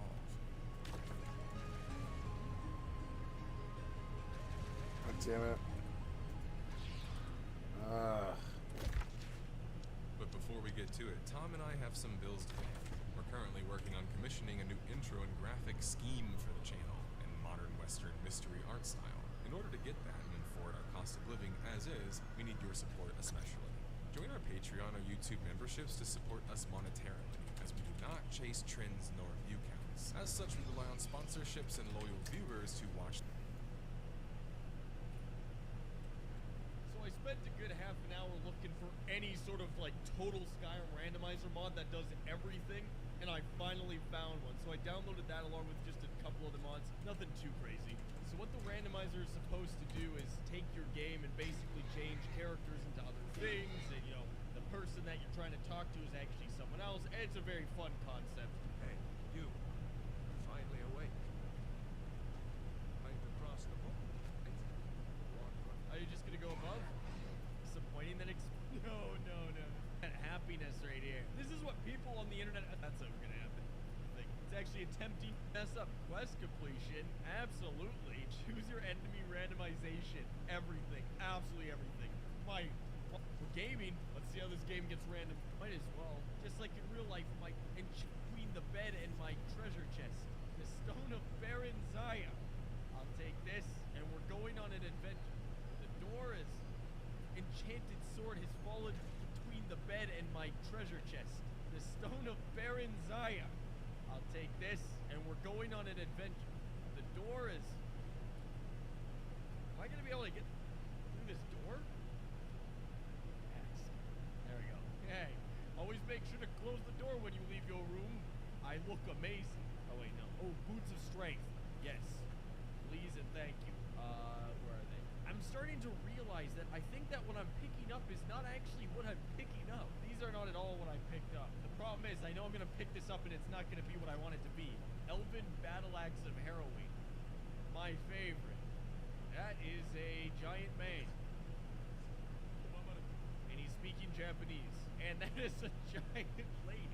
I love how my helmet takes up like a fifth of my screen when I zoom in. What is this? Don't do it.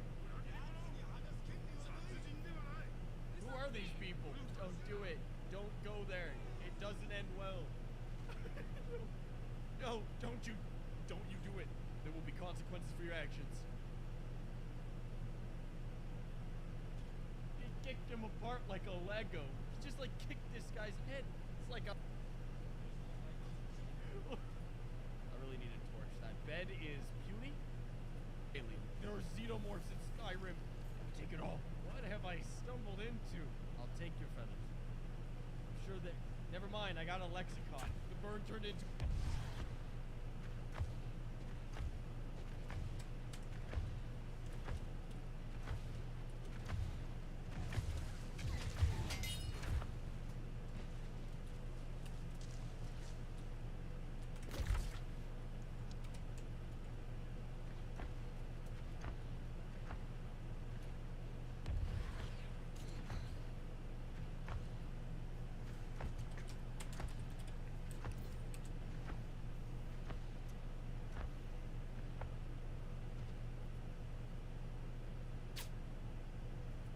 Look and see if there's anything there.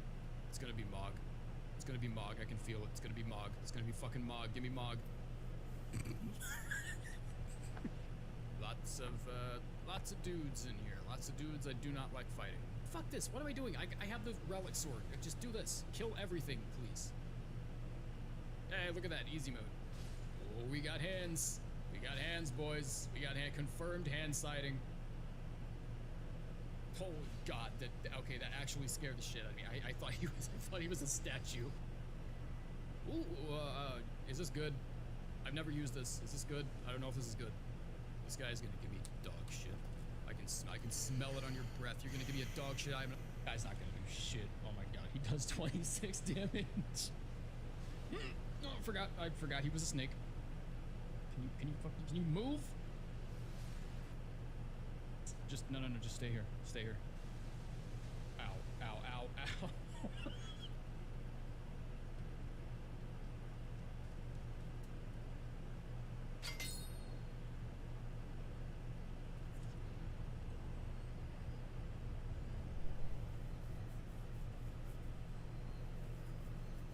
Good afternoon, ladies and gentlemen. I'm John. This is many a true nerd, and welcome back to Skyrim. Because Skyrim, like all the cool games, has recently picked up a randomizer mod. And okay, just in case you missed all of these, what a randomizer mod does is it scrambles the game.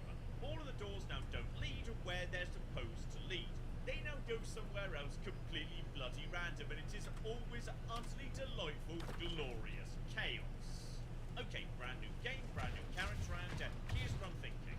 I'm going to be put, thanks to, the randomized doors, into all sorts of dungeons and areas I am nowhere near ready for. So I need a character that can punch above their weight. And no class punches above its weight better than the orcs, okay? The orcs are brilliant because their berserker rage makes them so much stronger than they should be. So if I run in and say, you know what, let's make sure those are set in nice sensible positions so you can't accidentally doom the worlds. Or alternatively, you can set everything to chaos mode and just sort of, hope you haven't doomed the world. So naturally we're going to be doing that. Okay, I've just realised I may have made a slight mistake here, which is I've just shuffled all the doors. I've done it during the opening mission, Bound, where currently my hands are bound, meaning I can't use weapons or magic or actually access the menu or indeed anything. The only way to get unbound is for, yes, Hadvar or Raylock to unbind me, which they will do on the far side of one of these doors, which I may have just ran. So, okay, I may possibly have made a slight mistake here. Okay, Raylock, I know this is unconventional, but would you mind maybe unbinding me here rather than this doesn't count as a door. This isn't a door because, yes, I can't press A to open a door because my hands are bound, okay? I've been catch-22 myself out of that one. Marvelous. So, good old Rayloff has unbound my hands. I've got, you know, magic and swords and shields and access to a menu, lardy flipping dart, but slight complication. This might be where this all goes a bit wrong, which is, yes, the entrance to the tutorial dungeon is apparently not a door. The exit, however, that's yes, Nice, it's a new axe. Fucking sweet. It was an upgrade. It was. Yeah, but what happened to the other one? Removes all the labels, so you don't know where you're about to be going. So okay. Wow, this axe is so much cooler. Why? Why is this axe way, way cooler? Okay. Apparently just going into that door is enough to, yes, make sure you know you're supposed to be speaking to Gerda, Riftwood, even though Rayloff never told me that, and, also, okay, slight, what looks... Second, then we just, here we go, just take the shot, there we go, activate Berserker Rage, and go, go, go, go, not a chance in hell. Absolutely cocking. Well, actually, you know what? If I just dance in front of it, if I just move side to side, can it maybe not hit me? Because it's possible it might not be able to hit me, and it also might be possible. Holy flip! If I just keep leveling up, then I might be able to out-level up. Well, this is ridiculous, but this is actually sort of working. Okay, just toss in a couple of yes, potions. I can make this work. Damn it! Right, straight back out again. He's on the run. He's flipping running. He's flipping trying to run from me. Oh no. Oh flipping no. Level 1 character taking down a cocking dwarven ballista, giving me a great soldier. Okay, if I could just find, yes, a crafting table, like what's it called? Enchanting, that's the one. Okay, it turns out I'm a genius at Skyrim. Right, this is good to be the best whatever. This is the small red on the map. Oh, there's definitely something else going on over there. Yep, there's more. That came so close to my face, actually. Okay, how does this puzzle work? I mean, logically there's going to be more levers somewhere, but where? Where are the levers? Why did a puzzle room have to be room number 1? Bloody hell. Okay, John, the cogs are blatantly platforms to get you to locations. So, also, yeah, there's definitely a lot more ballista around. I'm kind of annoyed the ballista. I have declared war on them at this point. So just funny. John, maybe get over here where it can't see you anymore because it's trapped up there. So, okay. Looks to me like if I drop down onto, yes, these cogs, I can get over to a door. That'll get me out of this stupid bloody area. Or alternatively, that's where I came in. More doors. Pretty close. Yeah. Okay, we can get out of this stupid area. It's going to be fine. Alright, this is all going to work out. A-okay, though. Just a matter of interest. Just see it. Hang about. I think I see something down over there. Here we go. The one advantage I've got in this area, which is there might be high level stuff that I'm supposed to have. So grab you. Okay, decent shield armor. John. Did that just say shock resistance? Because, 1, that's actually a good shield. Much better than what I've got. And 2, shock resistance. We're in the realm of spiders right now, so okay.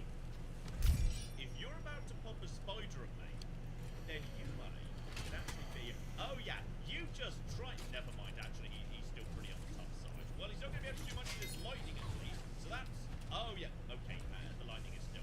The lightning's still a bit on the tough side, but oh yeah, oh flipping yeah. Dwarven dungeons, level 1, you just flipping... Okay, but it can still just, you know, stab me with its, like, you know, stabby claws. That's still dangerous. And one-handed going up, I do now have, yes, a free heal with the level up to hand, if I want such a thing. Take you out, you've exploded. Okay, we're doing much better than I have any right to do right now. So, okay, we've got you.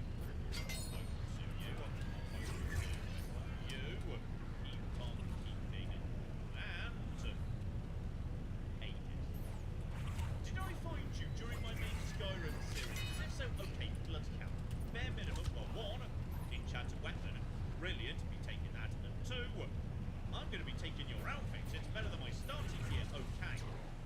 Well, this is a good bloody loadout. Seriously, how do you solve this puzzle or job?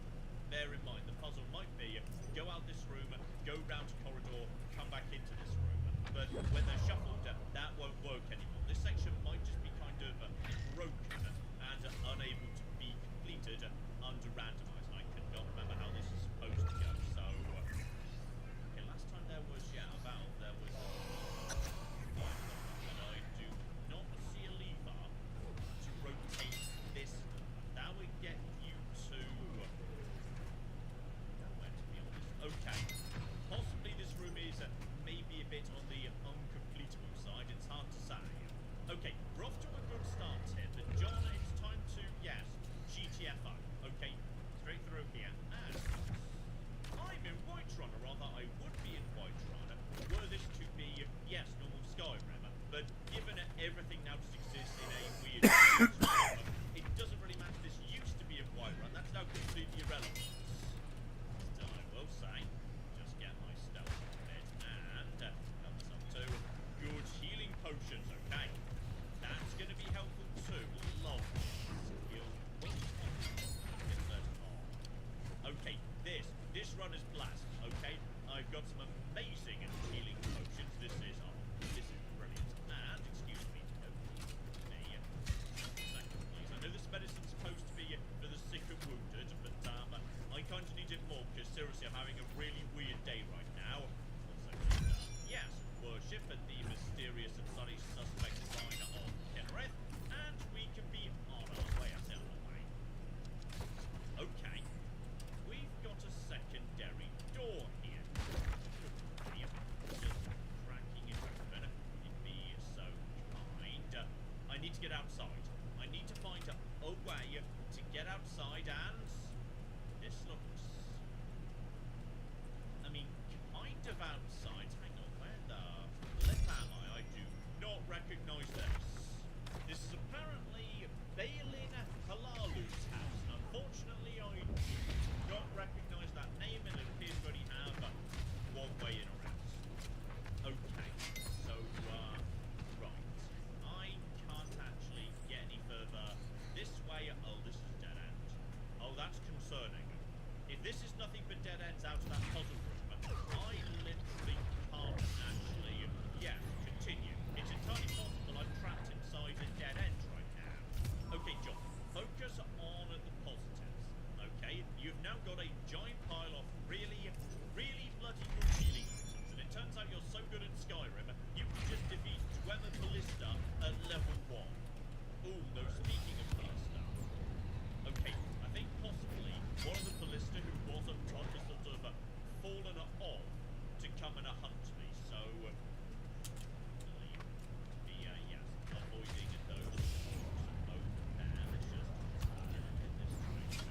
A bit of exploring. Try not to get noticed, Jazz. Notice Skyrim tends to be fairly generous, if memory serves, so even though, I'm not a stealthy character, just stay low, stay sneaky. This person should not detect me, though. Okay, if I need to take you out, I could just pop up, toss a bow shot at you, and then hide in cover, because you could not get back at me. That is A-okay. Okay, doorway number 2 over on, the left of the room as I was coming in. Unfortunately, this door is... It's not a door. Uh-oh. No. Definitely. He's about to open the door. Okay, then never mind. Okay, need to find a door. Use the local map to verify what is, or is it a door? That is a closed off room. Please leave me alone. I don't want trouble. Which is a problem because that's a gate that I can't open from this side, isn't it? Yes, it is. Okay, so door number 2 is... Oh, I'm a bit concerned at this point because that's several doors in a row that are now a complete and total bust. So, okay. Dwarven thing. They can't swim. Right, if I just nip down here, have a little swim around the room. They can't follow me. Oh, yeah, I think I just saw a tiny bit of movement over on that side of the room. So, okay. That's all fine. We've had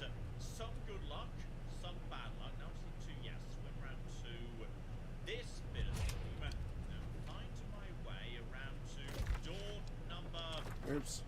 Whatever that one is, like 4 possibly.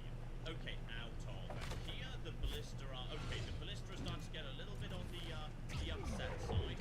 Maybe just stay out of their way for just a second. That's back to yes. That was definitely back to the cave. Does this lever do anything else to any of the other parts of this room? Does it change anything over there? I do not think it does. No. Okay, here we go. From here, I can get down onto, yeah, a cog and also avoid one spider. Hop to here, hop to here, and, okay. Be nice. Please be bloody. This is not outside. This is not outside at all. This is, where a level up's available. Okay, just need to get outside, and this is a barrow of some description. So, okay, just rob the dead. Always rob the dead while you're passing by. No reason not to. Lovely. And then just keep on keeping on. Here we've got. Okay, we've got clear evidence that at some point somebody was set on fire. Weapons out. So I might be able to set them straight back on fire too. So, alright, we are currently in. I found a word of power, which I can't possibly actually use, because, yes, Dragon Souls would mean that would be complicated indeed. So, okay. Storm Call, brilliant. Question is, who was guarding this? Because presumably it's whoever set you on fire that's John shouldn't be exploring too much further. At some point you're going to hit the trigger for the giant fire demon or what have you. So,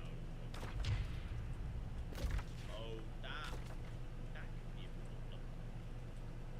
That is a claw door. A claw door that, yes, can only be operated from, well, 1, the far side, and 2, with a claw. I don't have. Uh-oh. It could be in a slight bit of difficulty here, as it turns out, because there is a Skyrim door, but the Skyrim door was the door I came in to get in here in the first place, as it turns. Okay, so it would appear that the gamer has, yes, trapped me inside a closed loop, but no, I do not accept this, okay? If the game's going to cheat me, I'm going to cheat it right back again, okay? Because it may have the power of randomizing all the doors and being a dick about it, but I've got the power of playing on PC. So we're just going to turn a collision detection off for just a second and pretend that we're playing Oblivion and I'm just really, really good at acrobatics, okay? Oh, you see, I knew all that jump treading and acrobatics was worth it, so, okay, we are definitely supposed to start this room at the top. Oh, yes, definitely. So, okay. No, I'm not having this game. Sooner or later, you have got to let me go outside and take salute. So, oh. See what I do see. Sky. And hello there. I mean, you're going to be. We're not going to be friends. We're not friends. Okay. Hi. Sorry. I think I just was on your boat there. Okay. We've made it. Okay. I'm outside. I've successfully made it outside. And I am determined, at the bare cooking minimum, that we're going to make it to Riverwood today. Oh, I am a long way from Riverwood. Okay, this is a boat just round the corner from Solitude, but not even actually round the corner from Solitude, because, yes, that's the front door round that way. This is the underbit of Solitude. It's like, yes, very, very high up in that direction. That'll be the castle right there. Lovely. Okay, wait till morning. There is the lighthouse. I mean, if I'm lucky, maybe, yes, some of these doors, this cave or the lighthouse, could teleport me somewhere a little bit more interesting. And I'm pretty sure the lighthouse is... that's chill. I'm pretty sure that's chill. So, there should be a door here. Right, there's got to be at least one door here. Solid door. Apprentice locked, I can take care of that.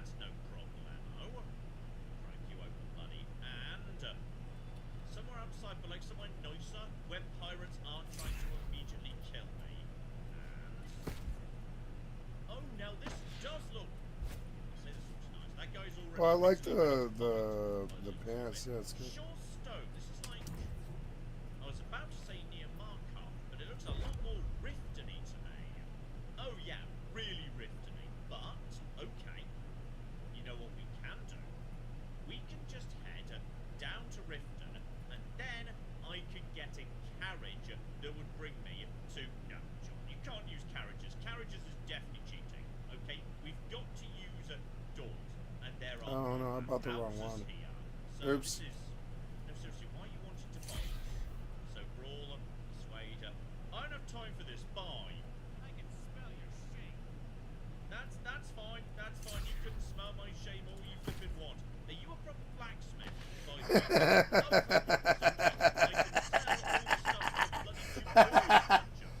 That gets me some money, but yeah, because the shop is very much tight to Put him in a girder.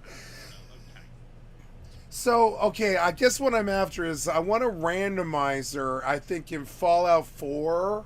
I think I want a Fallout 4 randomizer with zombies, believe it or not. And I know it sounds crazy, but I think that's what I want. And everywhere you go, you kill whoever it is, because you're playing a shooter, not an RPG. You just kill everyone, and luckily, hopefully you pop to a vendor or something. But wherever it goes, just puts you at some random fucking place, so you don't have to do all the travel.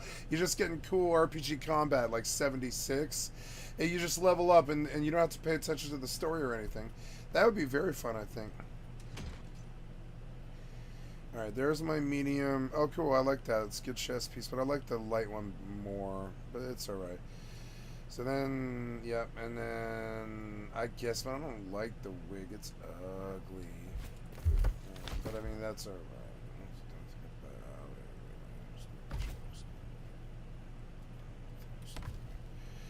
Now she looks cooler. She's starting to look cooler now, like Cloud. Oh, I love this one though. It has a really cool cloak. Yeah. So now, yeah, and this this great axe. It's not as good as the one I currently have. Or no, yeah, this one's only 10 less, but it's probably really cool. It's not as cool as the one I have though. So that's alright, but the fire staff is currently, I have a 350. No, the one I have is better. So yeah, I wish you could sort by certain things, but oh well. So now I'm looking for a light gloves. There. Yeah, that's an improvement by now. Yep. By now. And the ones I have are way better than that, so that's good. And I think we're good on all of that. So we go shashing. Oh yeah, those gloves are great though. Yeah, she looks sweet. How's that? Starting to look cooler. I just want to see if there's a better axe, and I mean, I just want to go see if there's weapon upgrades, because what else is the money for, really? It doesn't really matter. I could, you know, I could stick, yeah, I will buy cheap diamonds. Yeah, we'll buy cheap diamonds, like, consumables. No, not consumables, but, yeah, refined resources, refined, or, refined cut gemstones of the cut brilliant diamond. That's yeah, that's like 70 a piece. Yeah, yeah, but I can't like blow my money like that, so we'll go back. I don't need a cut brilliant diamond. I want a cut diamond. Yeah, those are cheap. We'll get like, what's the cheapest you can get me? 14, great. Yeah, this is a reasonable price. So yeah, give me all of those.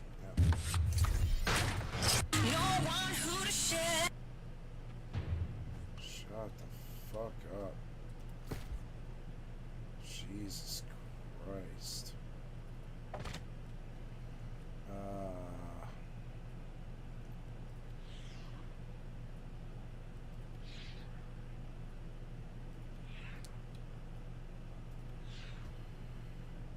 so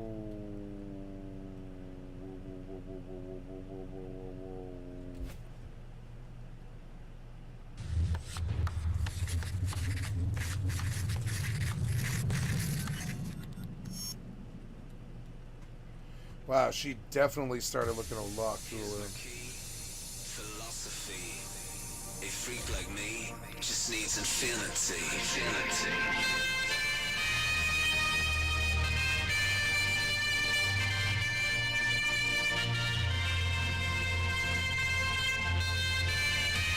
Relax. Take your time.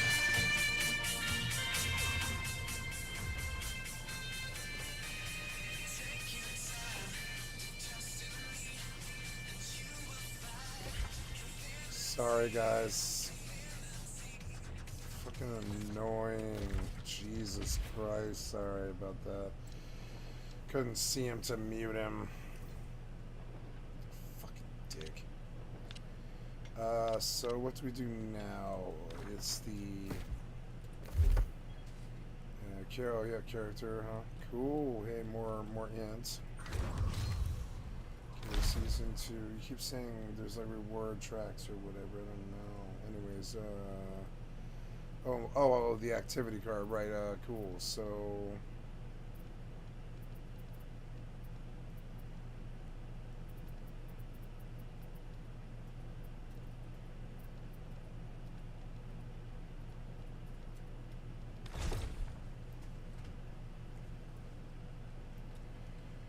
Okay, so now,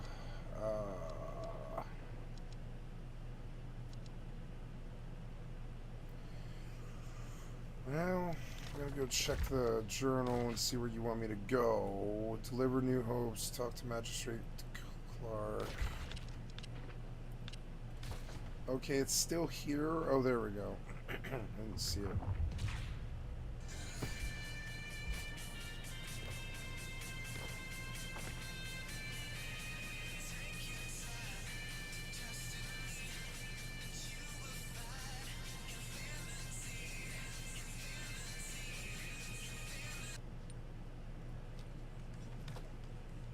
Sorry about that.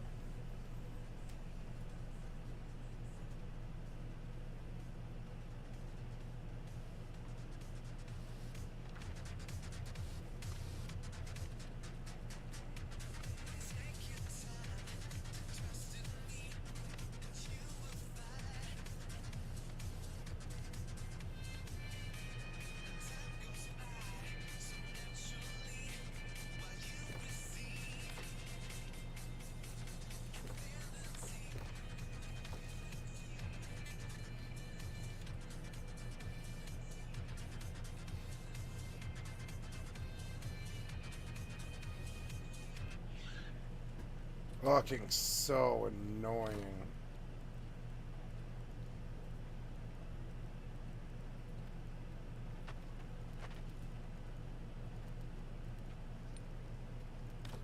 Okay, so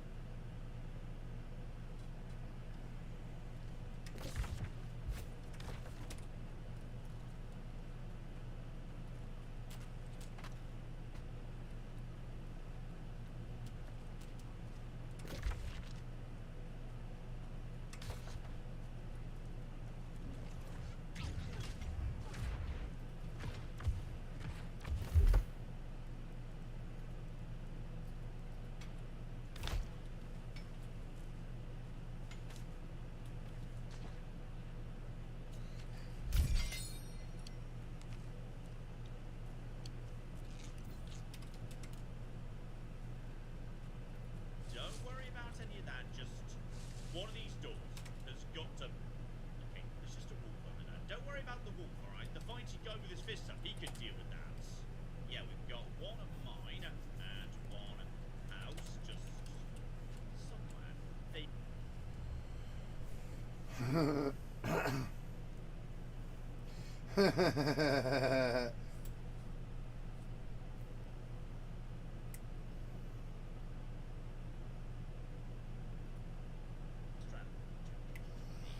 Old Glory is worth Here, this is the one I want to see.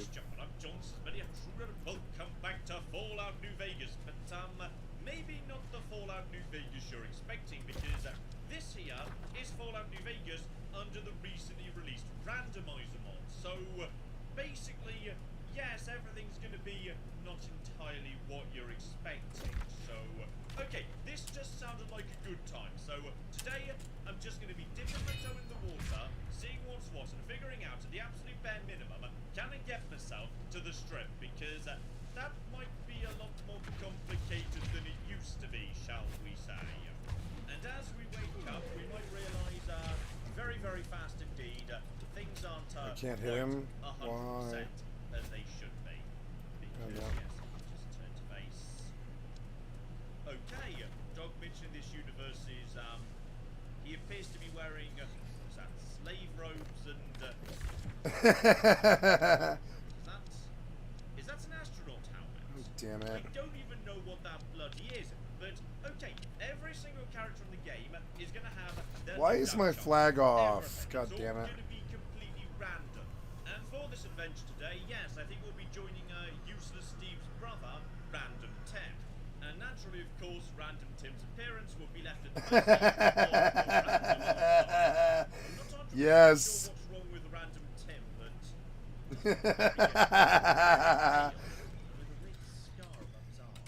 okay, it's possible Random Tim is a zombie. Random Tim. Like Doc Mitchell is a necromancer, and I'm in fact playing as a zombie.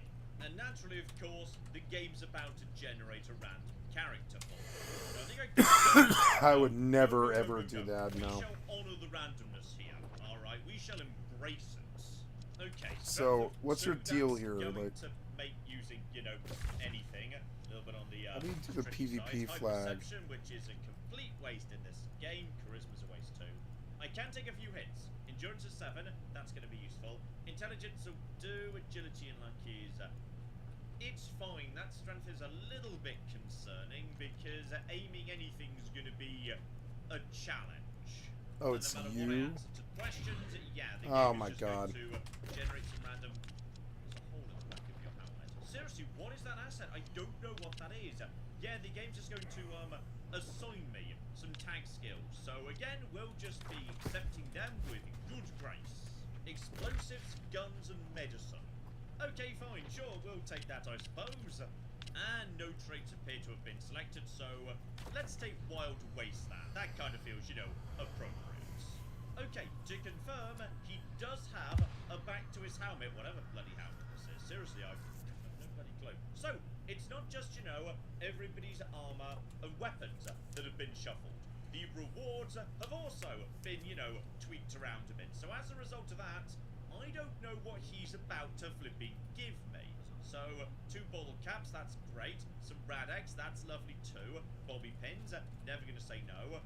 Plasma pistol, GRA, that's sort of okay. And a jailhouse rocker. Not sure that's gonna help me when I'm being shot, but at least I'll leave a fabulous corpse. That's not bad, that'll do as a start. In fact, hang on, is the gun case. Okay, the gun case has still got some flipping energy cells, and all of the containers are, they're randomized too. So, just because this says Sunset Sarsaparilla, it doesn't actually contain Sunset Sarsaparilla. Instead, it's got Salient Green. So that's nice. Can't have that, by the way. Can't have that either. Right, so I've got myself, oh hang on, that's also, what sort of ammo was that? Optimized via Vigilant Recycler. Absolutely marvellous. So that is bonus damage. Okay, so as long as I've got energy cells, I've got a not bad starting pistol. But when everything's randomized, you just never know when you're going to find something. There might be all sorts of business all over the place. That is motorcycle gas tank being stored next to your plasma 25mm grenades. Okay, sure, why not? Any chance I can get some, you know, better armor? Because this is... It's not going to do the job in the long run. So, armored 101 jumpsuit, and also a whole bunch of flipping mini nukes. Why mini That'll nukes? do as a starting point. I mean, yeah, why not? Armored 101. Okay, we'll take that. That's good.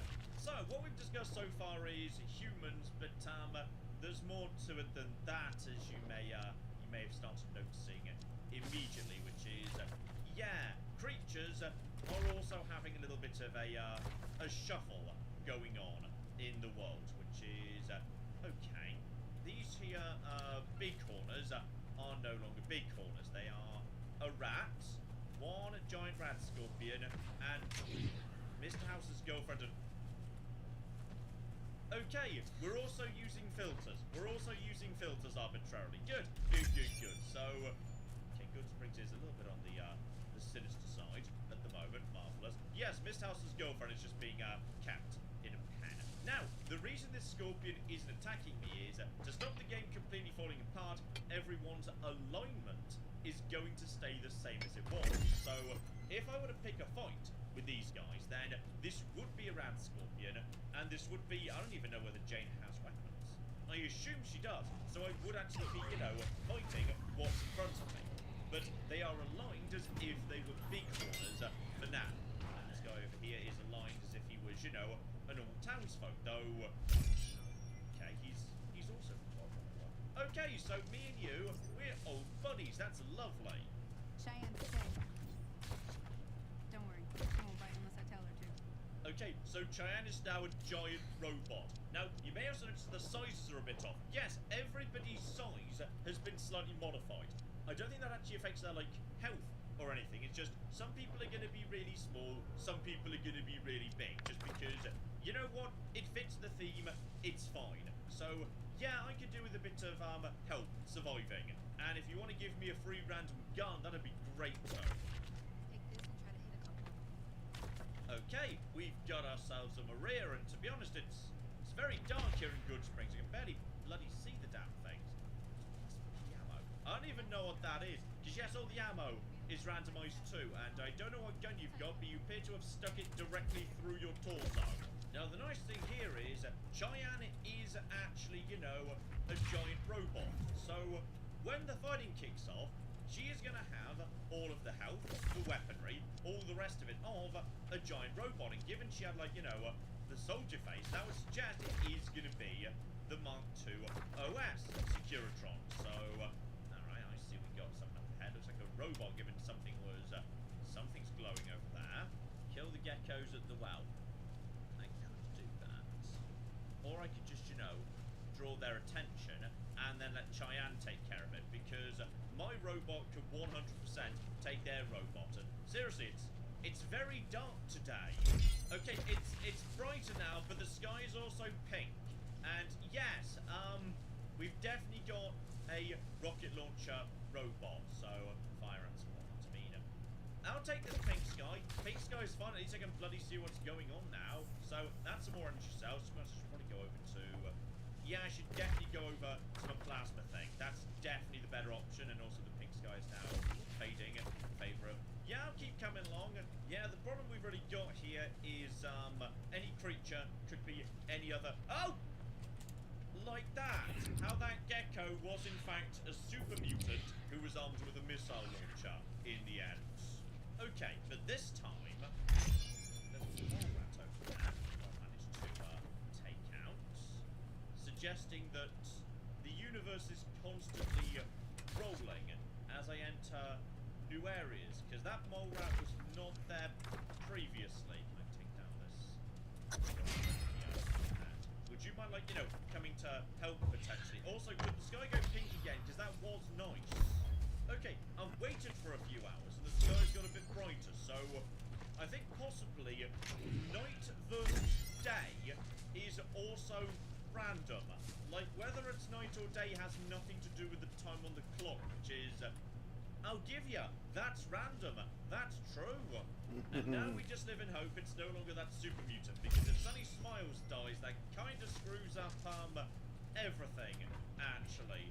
So, not the super mutant is that. That's a coyote den mother. That's less concerning though, because I can't help but notice in the background there. There's some wings going on there. I'm just gonna save my action points for that. Okay, so that's all fine. We need to cripple its wings. If we can take down its wings, then I really need Cheyenne to be doing the work. And okay, I think Cheyenne might have just killed Sunny Smiles. Cheyenne has definitely potentially killed Sunny Smiles because Cheyenne was a terrifying nightmare robot. Okay, but on the plus side, I'm almost out of ammo at this point. Okay, we've crippled. Okay, never mind. Okay, so now I think the wing has been crippled. So I've got no ammo anymore. Okay, so that was all I had. That's literally. Sunny Smiles had a gun on her. Okay, so we failed all of the. Okay, just get up here. Loop around it, because it's not going to be able to jump up and down things, even though it's got wings. Okay, so we failed all of this. Now I can get myself the medicine stick together with some. Oh bloody hell! I'm going to use this thing. Okay, it's you know, it's got ammo in it. That'll flippin' do the job. Where'd you go? The cat door. How strong is this? Can I even use it? Because I'm guessing I can't use it because strength of 6. No, I can't use this thing. Need guns of 100. So even if the game gives you like, you know, good hello over there, hi, gonna be needing to do this manually. Actually. Okay, so that's Kaz door that's dead. So with no Sunny Smiles, there's no Ghost Town gunfights. So that's interesting right there. Though if Sunny Smiles dies right here, then this dog had salad on it, because obviously it did. Does the other settler down south spawn in? And does she care if you help her? Because okay, maybe there's some energy cells on Cheyenne's corpse. Obviously no 9mm, because okay, stop making logical assumptions. Logical assumptions are not going to help you. Okay, that's a blowfly. That's a crazed missile. Fuck! What? Oh. I mean, I don't know whether you're going to be able to like win regardless. I mean, I've taken you out over there, and then there's an eyeball that needs to go down. I can't aim this gun, and now it's irrelevant because I'm out of ammo. But we're going to save you, or rather, we're going to like help. You're welcome. And okay, now she's running somewhere. Where's she running? I'm out of ammo again, by the way. So if someone would like to have dropped some ammo, no, I've got some with S flat on you. That's nice. I've got some 9mm, so that means I can now use Maria, which is good, kind of, I suppose. I don't know how he stood there and like just got like hit. He's just like. Are you going to acknowledge I helped you, by the way?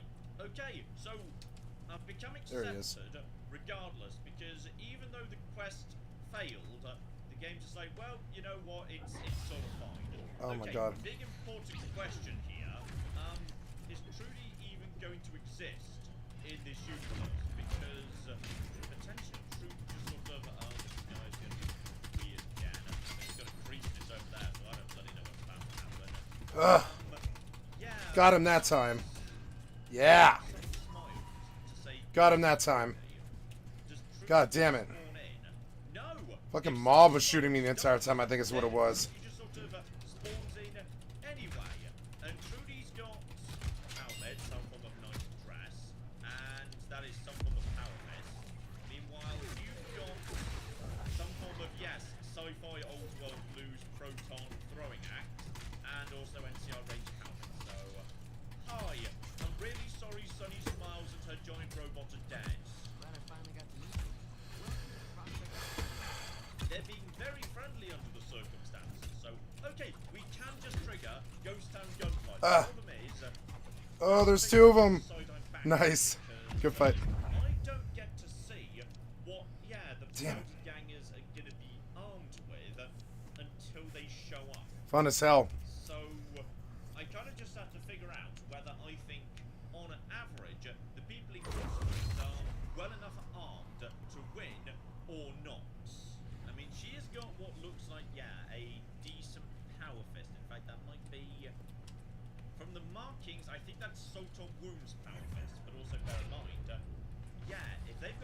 weapons, but not good at armor. They might be pretty easy to pick off, but then I can pick the weapons off their corpses. That's close enough. Okay, Ringo flipping means business on this occasion. He's got a missile launcher. That's good for him. I'll admit, that can definitely tear some folks apart. Ah, with no sunny smiles, I can't ask to Got him. So, Good fight. as a result of that, yes, there is now only one resolution to Ghost Town gunfight. I must side with Joe Cobb because one of the key characters who he would ask me to recruit first can't be recruited, so he just assumes that Town won't help him. So, okay, Joe Cobb it is. Okay, Run Good Springs Run begins, and yes, this means I get to kill Ringo before the fight begins, which is good because he's kind of the best armed out of everybody. Everybody else seems to have pretty flimsy arms. Fun as hell. Got 2 kills. Okay, so, alright, I can use that missile launcher to clear out some of you bastards because Easy Pete is looking very, very fancy in this universe. Marvelous. Before we even attempt that, though, yeah, chat. Let's have a chat to him because the shops have also been shuffled, as was their pricing policy. And oh, bloody hells. Okay, there was a moment everything went a bit red military base, then it cleared, so some of the filters are just going to be turning on and off too. Lovely. Oh shit. Oh. Okay, caravan shotgun, What? but no ammo for it. Something that's marked as, you know, highly suspicious, not drugs. I don't even know what quest that's from. I can't remember. I think it might be something to do with the Ometas. I've no clue. Okay. Then we got ourselves a pretty darn reasonable, little Gatling laser thing right there for only 900. Problem is, I don't have 900 right now. But hang on. If I was going through a train with a medicine stick, okay, that's worth 300 because I was about to say I'm not going to find any ammo for this, but then I might do, but I can't use it now. Yeah, get rid of that, 'cause I can't use the damn thing. What can I trade this for that might be of use to me? No, I just can't really afford anything good there. What I have realised is, by the way, Chet's looking seriously badass at the moment. Yes, I'm pretty sure I've got multiple types of ammo. So actually, I've probably got multiple types of ammo for this too. So it says, yeah, okay. So I've got special optimized ammo here, so that's actually good ammo right there. Okay, that'll do me for now, but yes, all the shops are going to have random stuff and whatnot too. So that's all marvellous. Excuse me, I need to sadly, your armor case is empty. That's a shame. Okay, just got to wait for you to go. Come on, man. I can't move. Nice. Good move. I don't know. And marvellous, the sneak attack crit took care of okay, so that's not just a missile launcher, that's Annabelle. And he's got 3 high velocity missiles too. And a stylish gambler hat. And okay, that's Dan's wasteland outfit. Right, so we are also just using assets from Fallout 3. Got us. Probably best, you know, start getting speech moving in the right direction. Explosives a little bit, guns a little bit. Okay, we'll go with that and we'll see where it goes. And as I might be changing between random weapons a lot and having to deal with stuff I'm not familiar with, let's have rapid reload. That sounds fun right there. So, okay, Ringo's nice and dead. That's good right there. Okay, time to verify what I'm looking at here. So, we got ourselves armored jumpsuits, Chinese stealth armor helmet. You've got yourself. I don't even know what that is. That's okay. So yeah, they brought the big gun. I mean, good choice of helmet. Maybe slightly underestimating how strong that gun is. Then we've got ourselves. I don't even know what you're armed with. And then you at the back. You've got a cape. Okay, maybe you don't really get involved much, to be honest. Okay, so where are they? I see you guys over there. They're sort of gathering, and okay, in comes the Fat Man. That might do some good. Okay, yeah, I feel like they might have this actually, just in case. Oh, I can't aim with this. I can't even. Yeah, I feel like this guy's got it. Actually, I feel like I feel like, yeah, when someone shows up with the nuke launcher, we're in control. Okay, so they just won. Well done, Fat Man. You have definitely, you definitely carried your team there. In fact, to be honest, I'm not sure why you're not the gang leader. Right, now where are the corpses? Because I wouldn't mind going through some corpses. That is damage threshold 3. Satchel charges. I mean, why not? To be honest, yeah, I'll take the boogeyman's hood. That's just a basic cowboy repeater. That was fun as hell getting those fights with that guy. I mean, he went 3 and I went 2, but... Corpses. There was another... Okay, that was... Oh, sorry. That wasn't just a cane. That was flipping Knock Knock, which is an elite fire action. Normally get out of, yeah, the radioactive town, Searchlight. So, I mean, it's ludicrously valuable. Okay, take that, sell it. That there, that's positive. Trudy over here, caravan shotgun, giant piles of ammo, and the pulse gun, of all things. So, I mean, I'll take the shotgun, because at least it's got, you know, ammo in it, so that's all absolutely fine. Now, did anybody else die? If I checked already, that's... Okay, I feel like, yes, this may have been a coup we just witnessed, because I'm pretty sure Joe Cobb was just nuked by Batman Man. So Batman Man is now the mayor of this town and also the leader of this gang, so congratulations to him. And yeah, I'll gladly be taking that advanced helmet, that's pretty good. Now when I crouch, I go into...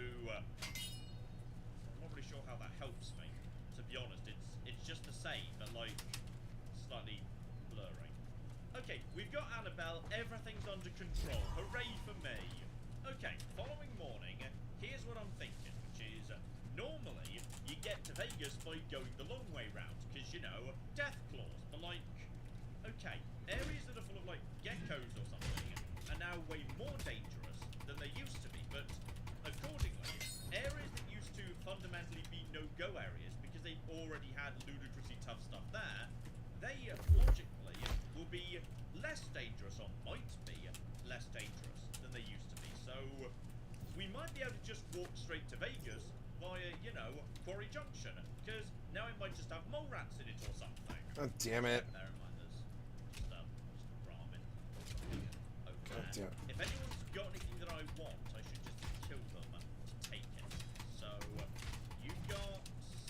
That's actually, yeah, the duster. One of the dusters from the end of Lonesome Road. And that is... Oh, which unique variant is that? It's a unique variant because it's got a in it. You've just got a basic Yes. sniper rifle. That's not a basic sniper rifle. Hang on. Hang on, buddy. You potentially have got something. Okay, I feel like I might want to kill these two gentlemen just because I kind of want their stuff. Gentlemen, if you wouldn't mind cooperating, thank you. It's gotta be... Okay, yep, that's both of them dead. Marvellous. Everyone else okay with that, by the way? Yes, everyone else is okay with that. I will be having... Oh, it was the Rat Slayer. Sorry. I thought it was something a bit more. Then again, I could probably actually use that. So, take all that. That is a sharp-dressed raider. DT 10. Hang on, I know I'm on 12. So that's all absolutely fine. And yeah, that's the survivalist rifle. Now that's really good. Though I do only have junk rounds for it, so maybe not so good for the moment. Yeah, keep the plasma pistol with all sorts of bloody ammo. Mainly just focus on Annabelle. Okay, we're just going to Annabelle all of our problems away for the time being. It's all going to be A-okay. Oh, that's a bit more of a problem. That's actually a Yaoguai. So we're just going to blow that up at this point. Dear. Okay, so we've crippled a bit of it. I said crippled, I didn't see the XP. Okay, now we've crippled an arm. Does anyone know what's going on in there? I don't know what's going on in there, but it doesn't seem to be... He's definitely still alive. Eventually, if we put bullets in him, he'll die. Right? Maybe fast. Let me know what's going on here. Okay, that's fine. He just got stuck. He got stuck in a... You know, in a cupboard. It's all a-okay. Right, so yes, this is why you want to stay away from creatures, because any creature can now be any other creature, which would definitely turn out to be, you know, a problem. Okay, a handful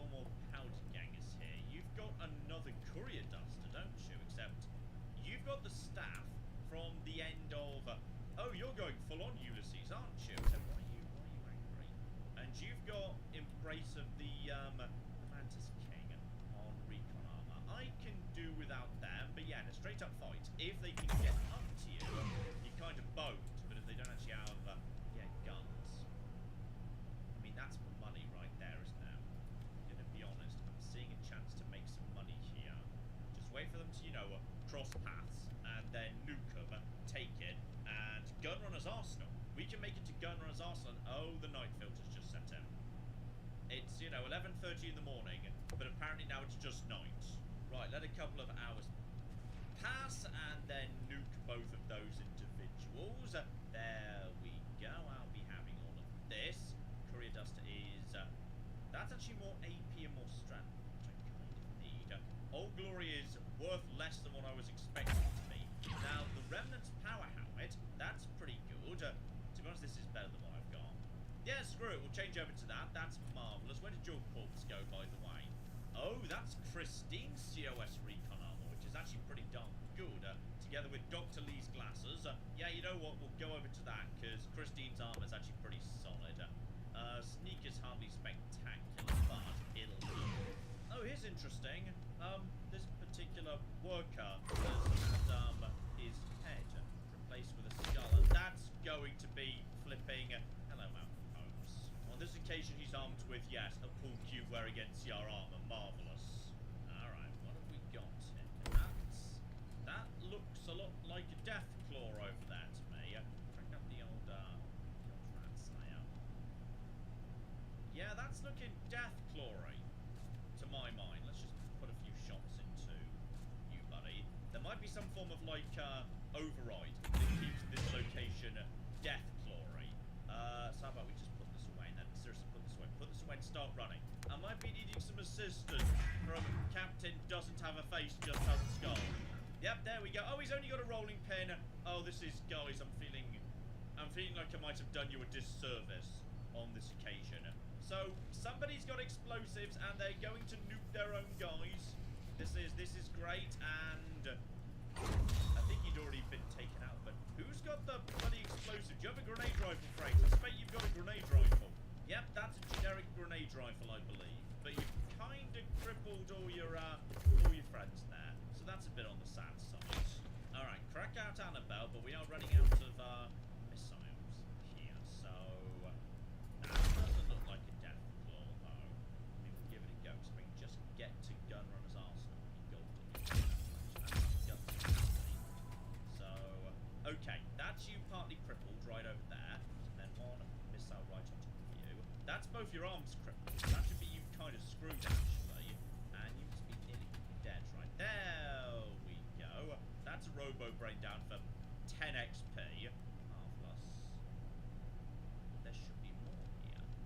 There should be way more. I should have seen another one by now. Let's see over there. Alright, so...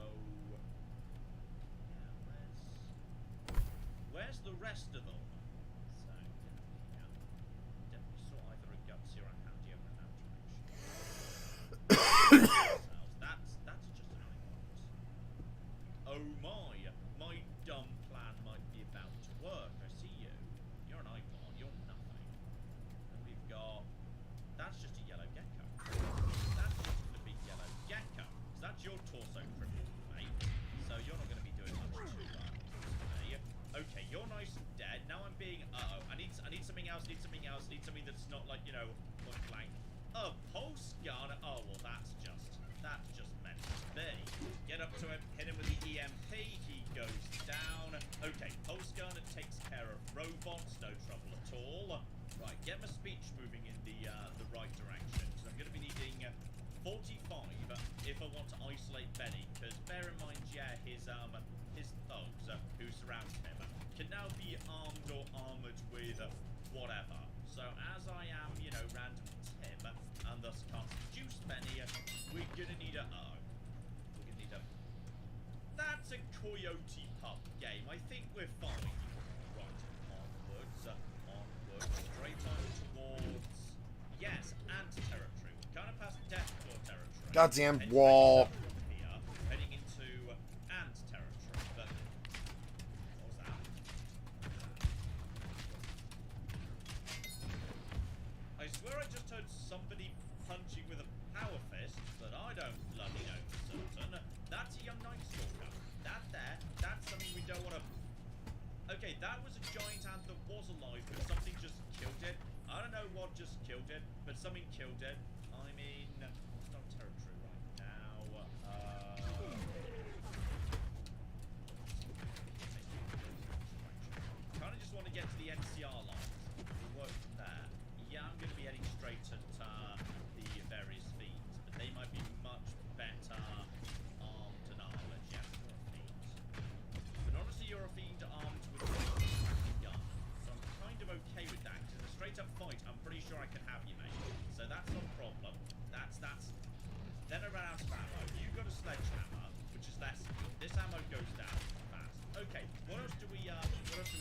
Not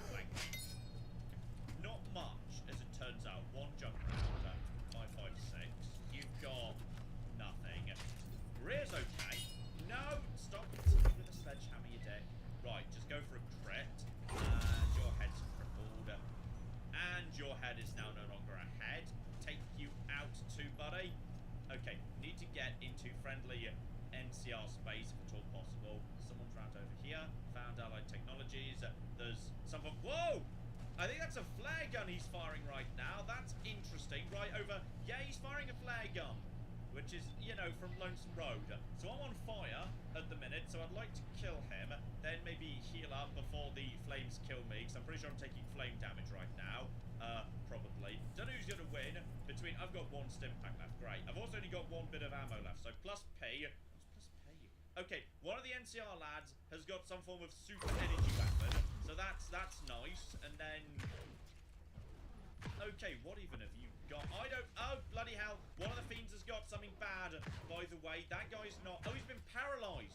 There's been paralysis. But I'm pretty sure there's a fiend over there that's got... Well, someone's got explosives. I don't know who's got explosives. No, that's NCR troopers. They were trying to help, but generally, yeah, people trying to help end up just sort of killing each other, as it turns out. So that was a fiend with... I don't know, because someone else already picked up his gun. And also there's going to be a fight between the NCR over here. Night vision scope. Okay. Not sure who's going to win. And seriously, there's a lot of power fist noises, which I assume is just playing loudly because someone over there is, you know, using one. There's Vegas, nice and lit up, lovely. What are you guys doing, by the way? The fiend just won. Okay, that is fine. Just wait for a good shot at you, buddy. There you go. Good. Right, so that's 4 more corpses that could theoretically be really bloody useful. Oh, well done. And then, sorry, I forgot. I've got a special thing that kicks off when I'm, like, you know, down on the ground and whatever. So that's completely not useful, but whatever. Or she. Honestly, worth less than I was expecting to be. But again, that might just be completely bloody random. You, buddy, have got... take you out and... Uh-oh. I feel like I've just made a mistake. I think I might have just shot the NCR. So I just shoot the NCR? Because I feel I've just shot the... Have I just shot the... No, it's a fiend, but he's wearing NCR armor. Okay. It's time to go. I don't know where I'm really going, to be honest. It's a long way before I get to any more NCR who are going to help me. Right, wait for him on the corner and just ambush him with Embrace of the Mantis King. It's going to be great. He'll be along soon, right? Oh, he brought friends. Great. Okay, but in that, I don't know what I just got hit with, but I feel like it's bad. Yes, you get double... What the flip are you hitting me with? Double damage on VATS with melee, and I just need to get close enough to take you out, buddy. And come on! Please tell me I'm close enough to just dive in. Yes! Yes! Go! Just keep going. Go! Go! We exploded, and I'm not sure. Okay, I think someone else is firing EMP auto grenades at my corpse. Also, I kind of forgot to save for a while, as it turns out. Okay, I see 2 people moving in that direction. That's NCR troopers, so that's all absolutely fine. Then I hear the 2 troopers that are fighting, yeah, the raiders over... Hilarious, comical, you know, floating corpse. Right over there. Marvellous. Someone's got a flamey weapon. Sky's going a bit purple. Sure, that's all absolutely fine too. Just, you know, just in the corner. Just to see... I don't think anybody's left. Everybody died at the end of that. So, never mind. There's one NCR trooper with... Is that a grenade rifle? I don't know what that is. There's also some What's up? Going on over there. Okay, that is marked Beast Eyes helmet. I could do without that, to be honest. Okay, draw a bit of attention in a moment. Go. That's you a little bit on the annoyed side. Just take out 1 or 2 of you. That's a thermic lance, I believe, isn't it? There you go. You're not feeling hot, are you? Okay, so that's another sneak attack critical. Right, NCR. in some friends. So if you wouldn't mind, I'd really appreciate the assist. Right, here we go, and yep, she's getting involved, and okay, now she's dead, and also, what the flip just happened there? I don't know. You've got something. Don't really know what you've got, but you're on fire, so that's nice. Yep, you're running now, and now you're possibly dead. I'm back to hidden. I'll be having that grenade rifle, because I'm pretty sure I picked up some appropriate ammo for that earlier. Yes. This here, this'll do the job. Though first, don't forget to trigger NCR versus Fiends. We definitely want that to happen. And have you guys got the same stuff as before, or has it been re-rolled? And bloody hell this is. It certainly creates some more dramatic fights, doesn't it? Yes, it does. I think someone's tossing dynamite there. You've got some form of hunting revolver. You've got that ridiculous mega helmet that I don't understand. You've just punched the flip out of someone, then everyone else died. There's someone over there. You've got, yes, the mega helmet. That's fascinating. You've got, I don't even know what that is. That's, what is that? Is that worn by one of the special enemies that only appears at the end of, the end of Lonesome Road? If you nuke the Legion, possibly. So ideally, I'd like the Fiend to win. Never mind.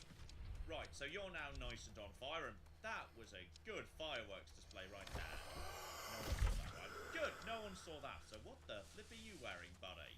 Armor of the 87th. I think it must be. This must be a special armor worn by the unique enemy at the end of the area you can only get to if you nuke the Legion in Lonesome Road, because that's definitely end-game armor. So, I mean, I shan't say no. It sounds pretty good, and that's good money as well. Yeah, we need to start offloading stuff that's not so good. Still, Hyperbreeder Alpha, that's worth a pretty penny right there. So, okay, we've got enough good stuff that the gun runners, even if they're, randomized, should have... Ooh, battle rifle.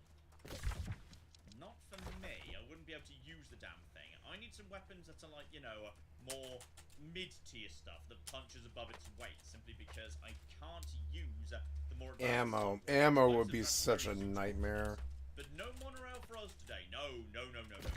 We're going in properly, damn it. We're going in the front flipping door. And, yeah, potentially, we might even be able to do it by just flashing the cash, because once I sell all these guns I've been picking up, I am going to be loaded. Okay, we've entered the area of the map where the sky is made out of pure, concentrated bloom. Bloom so strong, I basically can't bloody see, the strip from here. It's kind of obstructed in the bloom. I don't know why the sky is made of bloom, but the sky is just made of bloom. Okay, gun runner friends, now have I got some stuff for you? Oh dear, I'd forgotten that the amount of cats he held was a function of... Yes, okay, slight issue there.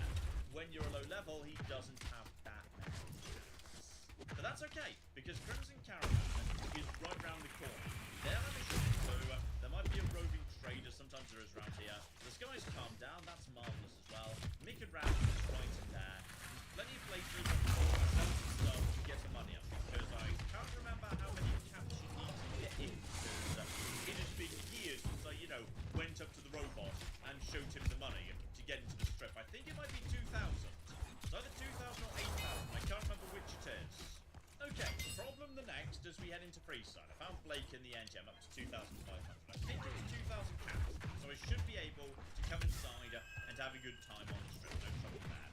But, yeah, the random thugs that show up in Freeside could now, of course, be armed with anything. Explosives, nuke launchers, because no idea what I'm walking into.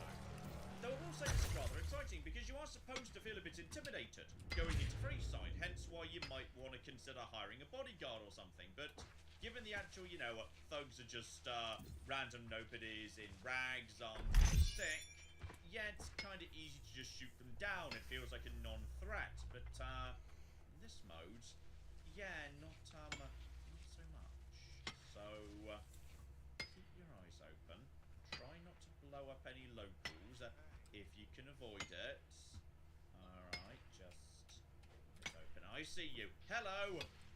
yes, one of the thugs is armed with power armor, and I don't know what that is. Go! Set him on fire! I think we probably explosive at the other. He's now running away, I think. Are we good, or are we... Are you okay, by the way? I might have just nuked some children. No, they don't. Right, so you can just be more on fire. Yeah, he's definitely on fire, and down he goes. Okay, something caused a plasma explosion. Was it you? Oh, 40mm plasma grenade.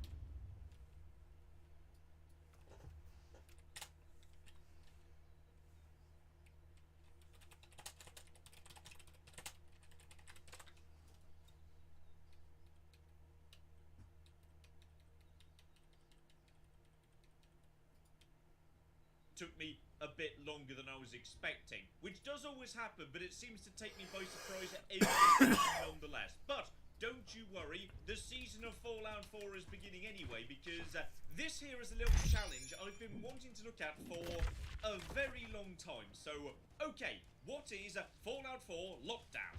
So, here's the thing about the Fallout universe. Radiation and disease, monsters that want to eat you, forced evolutionary virus, all that good stuff. So, really, does it make any sense whatsoever that, you know, the sole survivor would hop out of the vault, get back home, and then immediately think, you know what, I'm going off on an adventure into this nightmare future where everyone's dead? No, no it does not. You know what?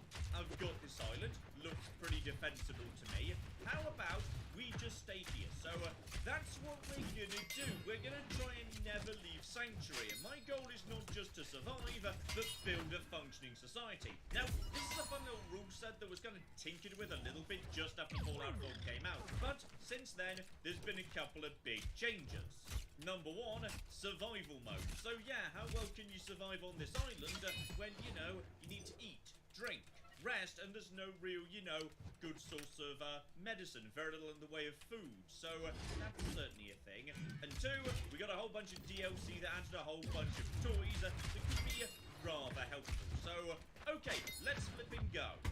Now, to make this happen, I'm going to need to build pretty much the weirdest character I've ever put together. So, strength, don't need any of that. Perception, I normally get by just fine without. Then we just bump up some endurance. Bump up a hell of a lot of charisma. Don't need intelligence or anything. Bump up my agility a tiny bit and a fair whack of luck. And that's... yeah, that'll do. That's perfect for this incredibly weird task I'm undertaking. Right, on your way out of the vault, loot or don't, whatever you want, though I will recommend grabbing one thing in particular, which is just after the first roach you run into, yeah, right here, there's a hot plate. Now, I know it looks a bit basic and rusty and whatever, but this thing is a high-tech miracle, and you're really gonna be wanting that going forward. It's very important. You see a weirdly large number of things that seem pretty high-tech in this game. You break them down, they don't give you circuitry. The hot plate, for whatever reason, does. And it's pretty much the only circuitry in the entire beginning of the game, so, yeah, don't leave that behind. And up we go back into the light. Absolutely beautiful. Not gonna touch any of this, by the way. I feel like, yeah, you've got to be in the vault. You don't have a choice. Then we're gonna go in a straight line, straight to the island, and as soon as we cross that bridge, that's it. We're never allowed back over it or the bridge on the other side. And with this, here, we flip in, go. Absolutely magnificent. So, yeah, I'm going to leave all that stuff up there. That feels a bit like, you know, not allowed, alright? The vault, because you have to be in the vault. And now, all I've got is what's right here, which is... oh, that's going to be good. Right, so. Cold Squad, I don't actually care about you, but you have a speech check for a bit of XP, because the first thing we're going to need is, yes, enough XP to level up. So, with Charisma of 8, this should be pretty much a guaranteed pass anyway. But, yeah, this one seems... it's a weird check. I swear you always pass it, regardless of your Charisma. When normally yellow, you absolutely can fail at lower Charisma. But this one seems to... never fail for some reason. So, I'll take that. Some lovely free XP, and there we go. Already almost at level 2. Now, we also need ourselves some, you know, food. And, there are some creatures around here, but on survival mode with no armor, yeah, it's not exactly, a good idea. So I'm gonna let Codsworth help me out with the murder for a second. And we're just going to, go over here. Because, yeah, one good shot. put them down, but I would like Codsworth help just to, you know, draw the... Codsworth, you're in the... Never mind, that's fair enough. Right, Codsworth, just wait there for a second. Need to get as much meat as we can before we move on here. All of this meat is going to be critical. Alright, so there we go. Blow... Don't worry. Plus side, yeah, hang on, there's...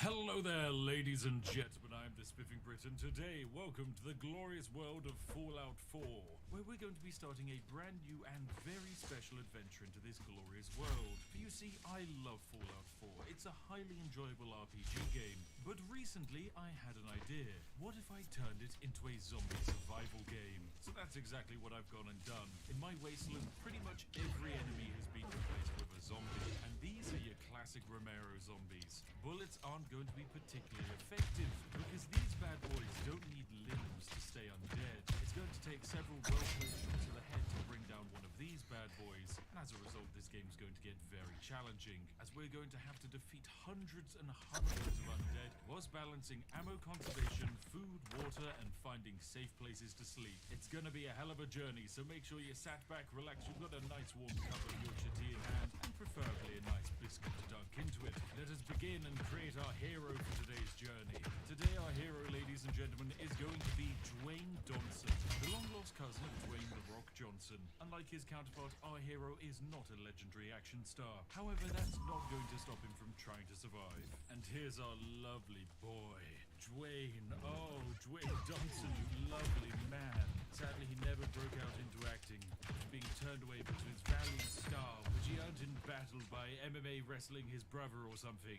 I don't know, there's deep lore here. You can expand it in the comment section. Anyway, we're back. I'm happy with my character. He's going to be perfect. Now we just need to come up with Dwayne Johnson's stats. Firstly, he needs to have a decent amount of endurance. If we're going to stay alive for any amount of time, we need a lot of it. At the same time, perception is very important as this increases the accuracy with guns. And the last thing you want is to be in a melee brawl with a zombie. And we'll top it off with some stats into intelligence and agility, which will hopefully increase our survival skills. Okay, we've spawned into the world as Dwayne Johnson, and we look fantastic. Now, a few things. First things first, you might notice that the game looks gorgeous. That means I've made a handful of alterations to make it truly jazzy. But what I must now do is replace pretty much everything in the game with zombies. So those evil insects over there are about to be swapped out for a brand new undead. I'll be right back as soon as it takes me half an hour to load the settings. Right, and I've done it, ladies and gentlemen. As you can see, all of those beasties have now been replaced with zombies, some of whom have actually caught whiff of me and are starting to shamble over to our area. Now, most zombies, when they're not directly attracted, are a little bit slow, but as you can see, they've just caught wind of my location and they've increased their pace. Unfortunately for me, I only start out with two weapons, a combat knife and a semi-automatic pipe rifle. Not exactly the best. Now, as I mentioned, these zombies don't take much damage with body shots, so if I shoot them in the body, nothing happens. Instead, I've got to shoot them in the head, and luckily for me, oh my goodness, there's a lot of them, I have a doorway here. Oh dear, I hardly have enough bullets for this. Oh my goodness, they're right behind me! Oh my god! Quick away. Oh Jesus Christ, I'm dead already. I'm dead. I'm so dead already. Right, and that's an educational experience about the danger of zombies and how we're not going to die like that. Okay, right, immediately crouch.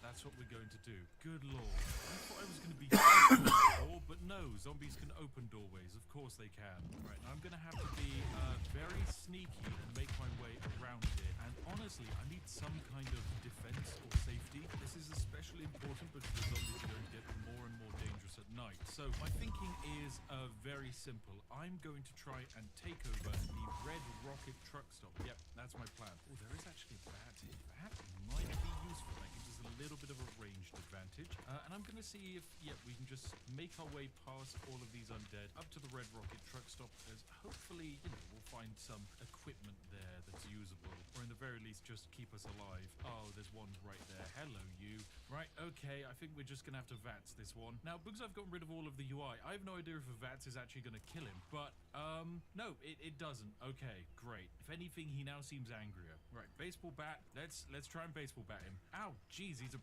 painful boy. Oh, and of course there's multiple now coming around for me. Lovely. Right, let's grab that bottle cap. You've got a helmet on, which means you're going to take far more bullets to kill. Maybe if I find dog meat, he'll be able to help me. So, yes, that's my plan. Into the Red Rocket truck stop we go. So, we're in. Lovely stuff. Here's the workshop. And where's that dog meat? Dog meat? Dog meat, please tell me you're here. Please tell me you weren't replaced by a zombie. God damn it, I think he was, wasn't he? Oh my god, look at you. Look at you. Look at you. There's so many of them. There's literally an endless quantity of zombies now coming towards me. Some of them are very uncomfortably fast. Right, you need some shots to the head to die. You're still up and running. What the hell? I actually can't believe how challenging it is to kill just one zombie. I put so many bullets into your head, god damn it. Right, that's it. I have to resort to baseball bat on you. Ow, you hit like a truck as well. Right, baseball batting, that's what we're doing. Just baseball bat zombies to the head. I know it's not very efficient, but realistically, this is all I can manage. Oh, finally we killed the man with a helmet. You've got another helmet as well, god damn it. Right, bonk, bonk. Oh my god, how am I even going to survive this? How am I going to manage? This is going to be hell. Okay, most zombies take 2 bonks to the head. Some of the armored ones appear to take like, 20. Right, bonk, you're dead. Oh, and you had ammo on your body. Lovely. That's what I like to see. Right, we've got one heavily armored zombie left. Right, now you're down on the floor. Come on, why won't you die? God damn it. Right, that's it. I'm just gonna VATS it. We're just gonna VATS hit him endlessly. And there we go, he's finally dead. Whoa, my god. What a fight. That was a challenge, to say the least. A real challenge. I don't really want to stray too far from this area because there's a good chance I will then just immediately be killed by another zombie. But hey, at least some of them had bullets on them. That's nice. Right, well, it seems like this is going to have to do in terms of being home for the moment. It isn't the best defended, but I think it's entirely possible that I could set myself up some at least temporary barricades to stop the undead from attacking me. So what I'm going to do is start scrapping my way through the Red Rocket truck stop so that I can actually build myself some defenses. And so bam, here's the first wall built, which I don't think zombies are going to be able to get past. Now I just need to repeat this several hundred times. What I've built here is hopefully the entranceway, or one of the many potential entranceways into the base, because the AI is definitely not going to be able to pathfind its way around here, but we can hop over these. Right, I have done it. I've actually built myself a fully enclosed base that only I am able to get inside and out of, which is very, very nice indeed. I mean, it's, still not the best looking place, and there is very limited food options, but it's at least progress. Now what I've done is cleaned up some space and effectively opened ourselves up to potentially having some beds. I mean, they're not going to be brilliant beds. We kind of just need basic locations for people to sleep. So I'm going to crank down some mattresses on the floor here, but I think I could stretch to giving myself just a nice premium quality bed with maybe a radiator next to it. Oh lovely, this will be my personal bed, because that's exactly what I deserve. Next up, we're going to need to actually get ourselves a way of generating power, and of course the only thing we can afford is a small generator, so that's all we're going to have. In order to provide myself with some form of proximity protection to the base, I'm going to actually construct myself a small watchtower here, which I'm hoping should actually be able to provide, at least a level of defense. Right, well, I think I'm going to stay inside tonight, as evidently it's a little bit dangerous outside. So yep, close up all of the doors, and maybe I can do something with this weapon of mine. In order to modify my gun so that it would actually kill a zombie, I'm going to need to find more resources in the world. So yeah, this is actually going to be a true Fallout 4 survival scavenger experience, which in my opinion is something the game was kind of lacking. But this is our first day complete, as the sun is going down and it is not going to be safe for me to be outside. Yes, 7 p.m. it's time for some sleep. So I'll wake up and see all of you in the morning, where we're going to have to go on a scavenging run to the local town of Concord. Welcome to the start of day 2. Our adventure will now restart,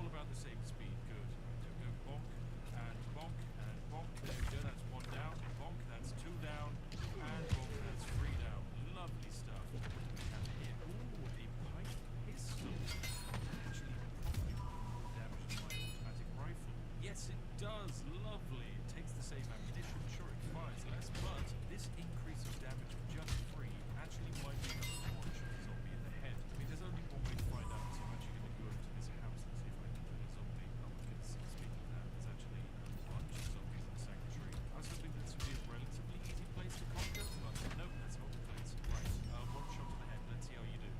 And one shot to the head, still alive. Okay. Another shot to the head, still alive. Okay, we're going to need more than 13 damage in order to kill these people. Okay, I don't think a residential area is going to be the location to find some guns, so I'm going to trust my instincts and head deeper into the town today. See if I can find myself at least something that can one-hit zombies in the head. And here we have the right in. Now, of course, because this is an urbanized area, that means we're very likely to run into more dead. That said, if we're lucky, we will also run into potentially some friends. And it looks like we have some combat going on here. There's a handful of raiders fighting some zombies. Oh, wait, no, I've realized the issue I've run into. I've got a bunch of raiders, and they're fighting zombies inside. Yep, that's because the Minutemen, who you normally come over to save, I'm afraid, unfortunately, they've contracted the zombie virus, and so they've all died. I mean, it is rather entertaining, but a bit of a shame, because they're definitely not going to be able to help us out now. That said, these raiders should have some decent weapons on them, so my hope is that I could kill them, and I'll be able to get something good off of it. Yeah, so look at these men go. Right, so a couple of shots to the body there, and yeah, that's one raider dead, and that's another one dead as well. Lovely. I mean, they've done a splendid job. They've cleared up the zombies for me. Oh, hello, you've got some armor on you. Right, shots to the torso, let's go. And that was enough. Lovely. Okay, relatively low on ammo, but we managed it. Oh no, and I forget, if they were dealt damage by a zombie, they die and get resurrected as a zombie. Yep, that is going to be a problem here. Oh dear, these ones hit hard, these fresh zombies. Not happy at all trying to fight them. We've got ourselves a short laser musket here. It's actually quite a powerful item indeed in terms of doing damage. I'm here to scavenge, not to actually provide support. Consequently, we're going to grab some fuses, some light bulbs. So you know what, let's give it a go. We've got ourselves a double-barrel shotgun that we can't use, but we have a short laser musket that I think would probably be able to one-hit those zombies. So, into the Museum of Freedom we go. Now, we're not here to save the Minutemen because they're all dead. We're instead here to fight several raiders which are still somehow alive and steal all of their bullets. I mean, that said, there's definitely still undead around. I really don't want to run in unless I have to. And there we go, there's another dead raider. Oh my goodness, and there's some zombies. Lovely. Okay, those dead raiders immediately respawned. I see, that's how it is. I'm going to guess you guys are a bit stronger than normal zombies as well. So let me quickly just aim onto your head. There we go. Fire the shot. Are they dead? Yep, that looks like a kill. Right, this next zombie is going to be a challenge. We've actually got head armor on.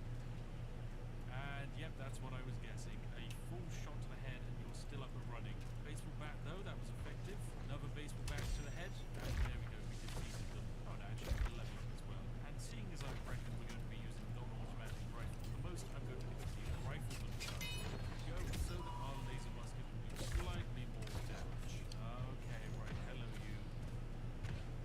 That's another dead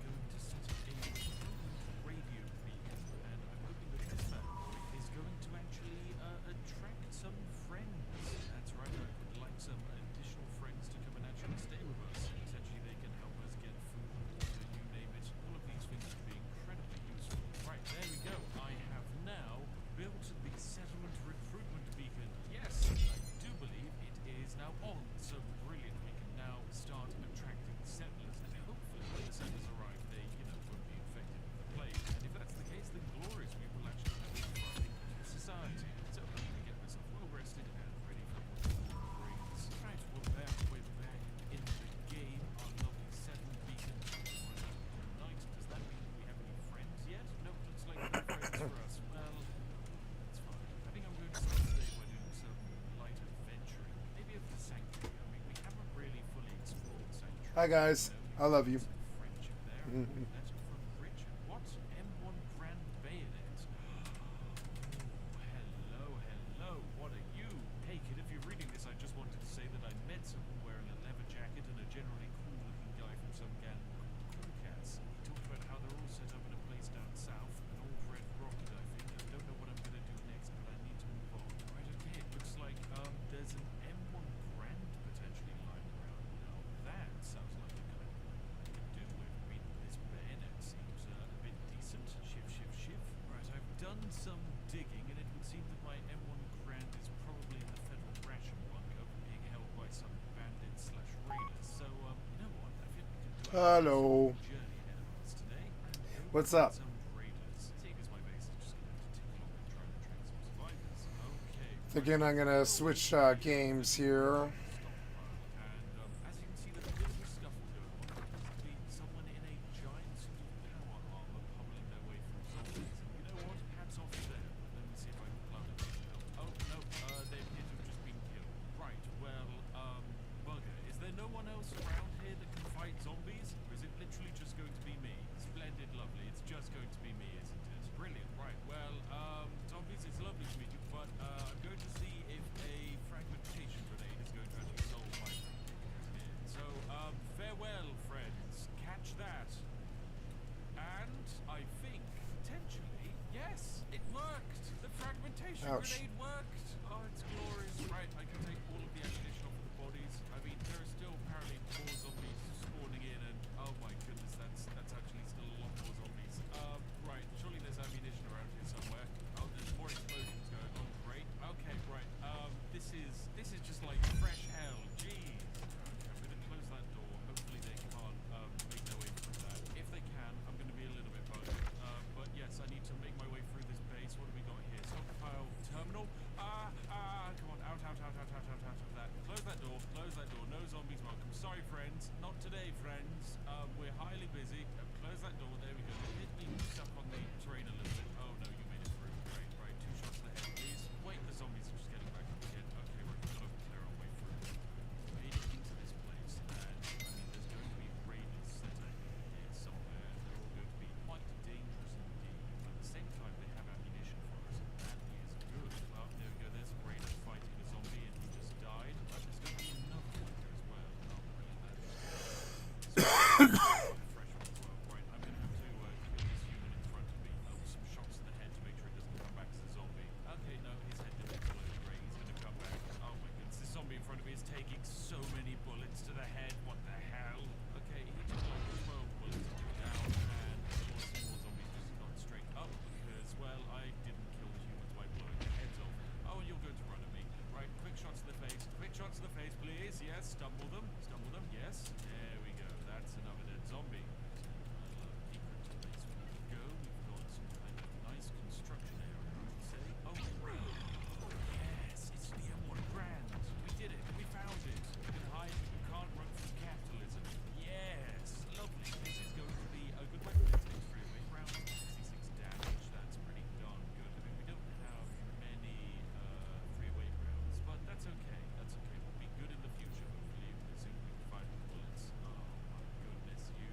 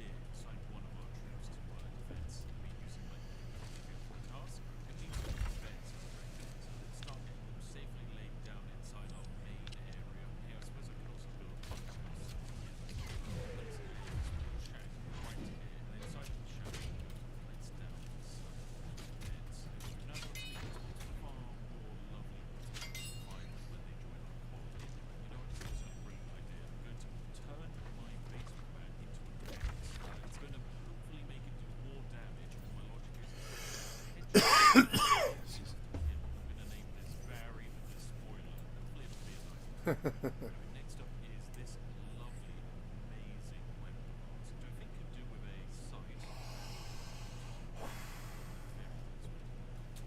Right, I'm making this video. Rested on base is lovely. I want to kind of explore the section to the north of our base a bit today, just to see what's on. Let's see if there's any out here.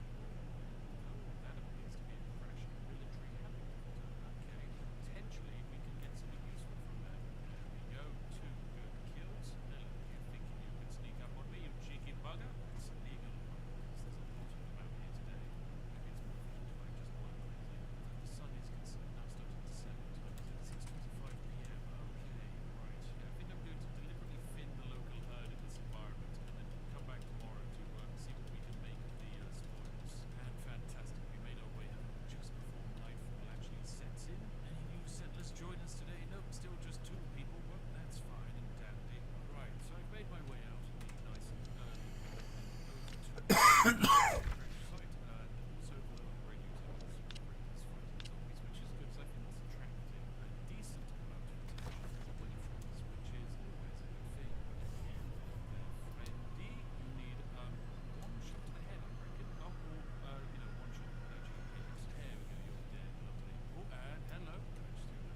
Oh yes, there you are. Hello there, lady. Wrapped, and then a singular additional shot, and you're dead, lovely. This is just a fresh power armor right here. Well, power armor isn't going to be useful in the slightest. It costs so much to run, would just make us slide. This is probably the worst thing we can grab here. Oh, I can search this out.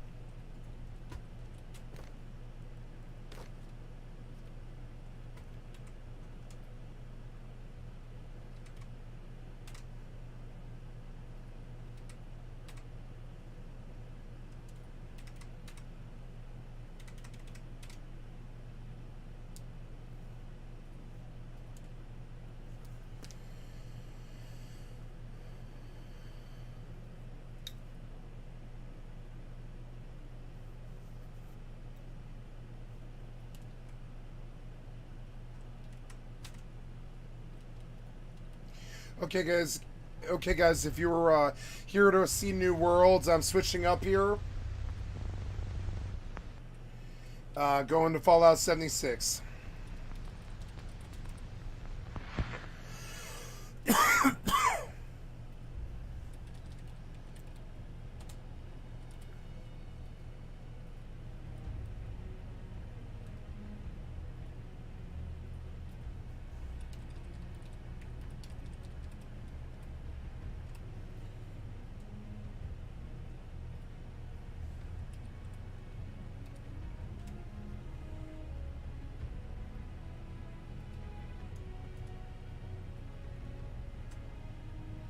Aw, did you undo all that work? Yeah, you did. God damn it. That's alright.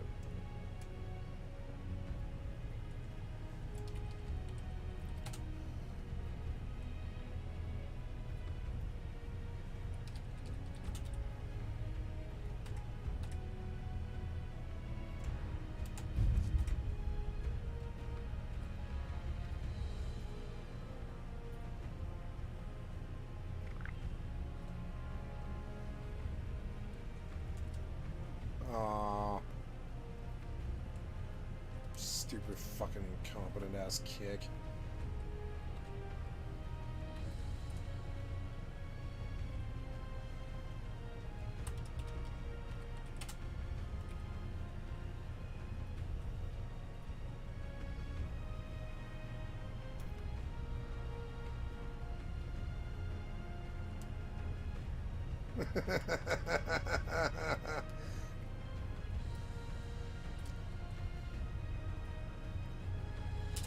Okay.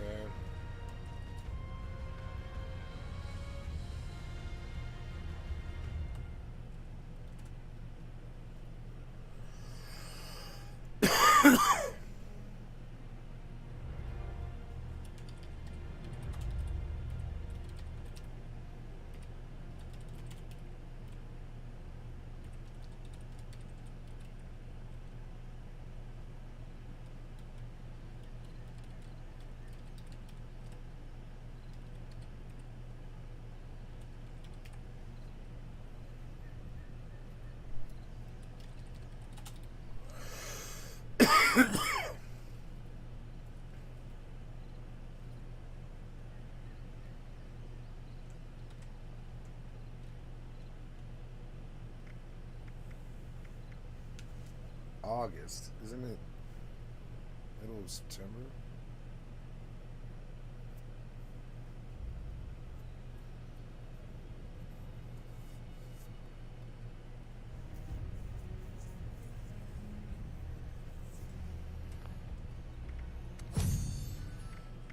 Ooh.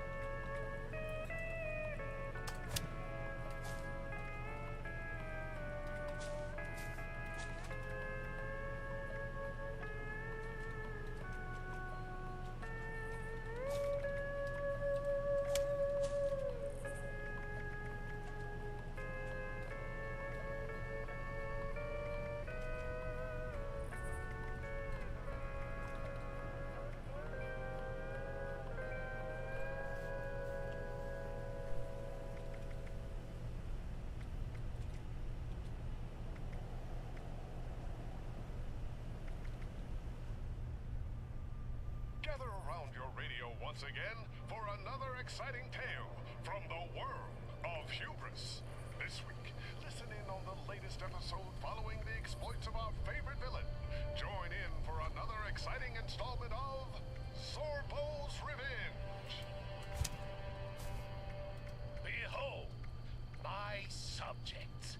It is I, Dr. Zorbo, the former and future Emperor of the Universe. Captain Cosmos thinks he defeated me in the legendary run, but his cheating ways will not go unpunished. I shall travel the universe to gather my forces and create the Starmaker, the most destructive war machine ever conceived.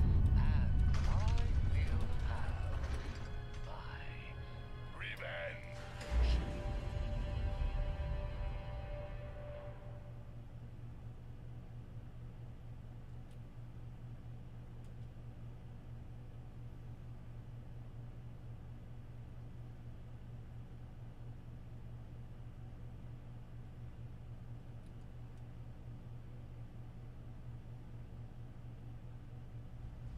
On the package, proof of its smoothness.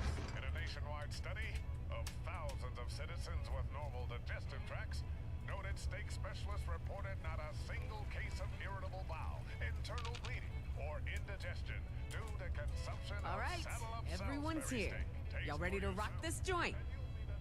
Realize why saddle-up You know me, Meg. I'm always Except when you ain't. product in America. harsh, Meg. That was one time. Salisbury steak products One time? millions of What barrels happened? per year. Try it in a gelatin mold or alongside a lovely spoonful of salt. Saddle up Salisbury steak. The creamiest canned steak with flavor in the entire world. Look for the official sticker on the box. The sticker guarantees quality Salisbury steak.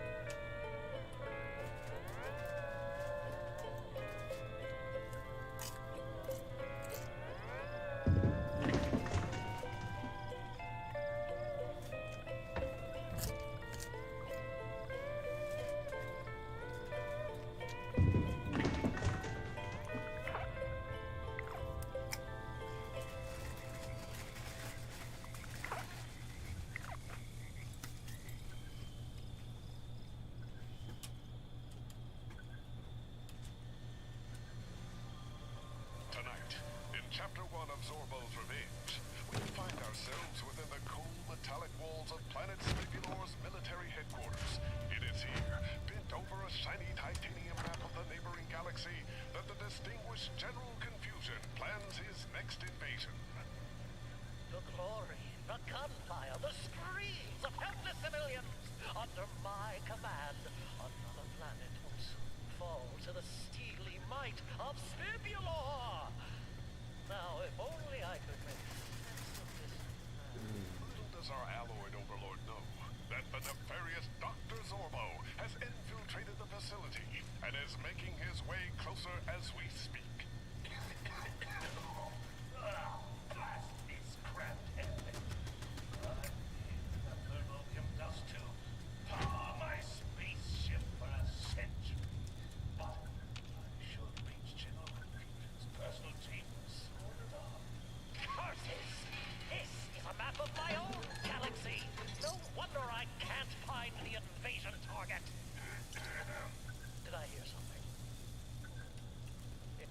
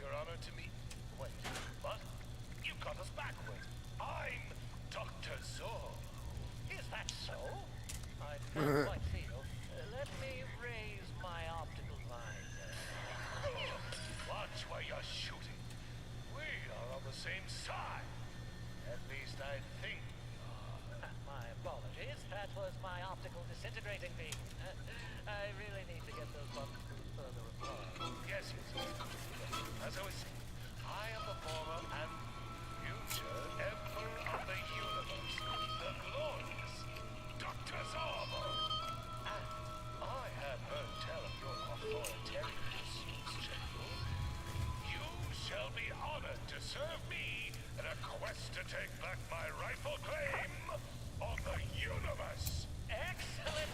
My recruitment drive has really come to a standstill recently, Dr. Zirconium. To have you come and volunteer to command an army in honor of Spivulor, it brings oil to my glass. Oh, that is disgusting. Now, how did you even come to that misunderstanding, General? After all, your martial prowess is truly admirable. But your deductive reasoning skills... poor. I see now how you got your name. What was that? We must band together and build a giant death machine to take down Jingles the Moon Mongoose? Now that is a directive I can agree with, Doctor. Let's get started immediately. How did you... I didn't even make... oh, never mind. We'll sort this out later. A spike cage? Why in the world is your personal chamber rigged with death traps? Why, Doctor, you stepped right onto that bathroom scale. It should be quite easy to avoid. Of course. I stepped there on purpose. It was just a test.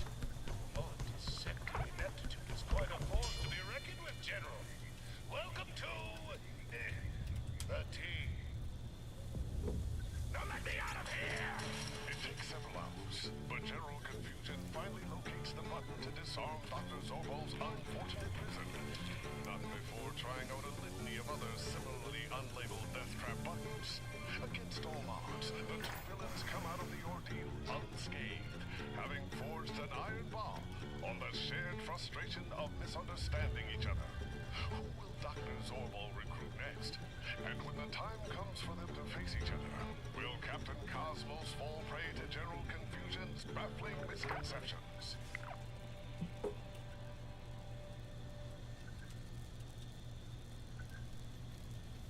Okay.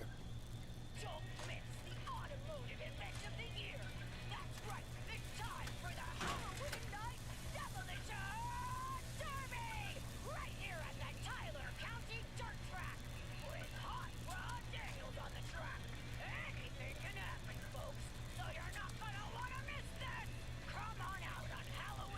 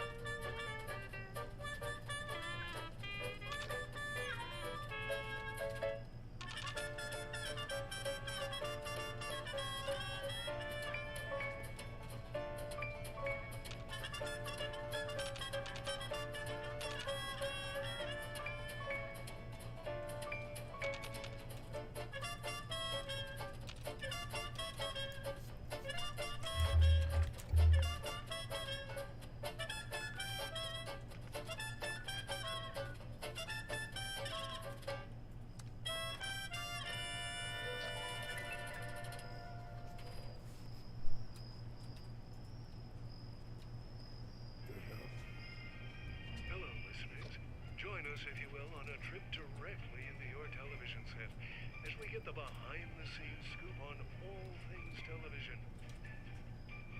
I'm your host, Leonard Rock. For Behind the Silver Screen, here's a sneak peek at this week's episode.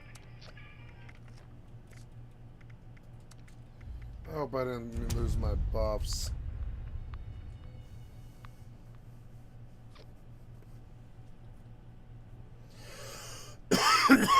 Wasted like the last 5 minutes. I should just play the game at this point.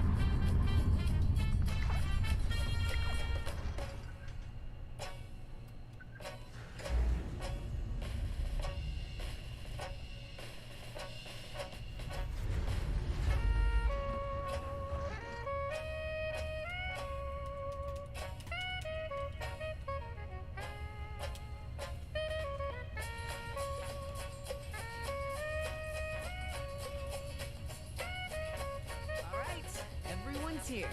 Y'all ready to rock this joint? You know me, Meg. I'm always ready. Except when you ain't. Harsh, Meg. That was one time. One time? What happened? I'll tell you when you're older. Less talk. Gun heavy. Need to unload bullets into something and make lighter. Gail's right. Let's get a move on. Just give Lou the word when you're good to go, 7-6.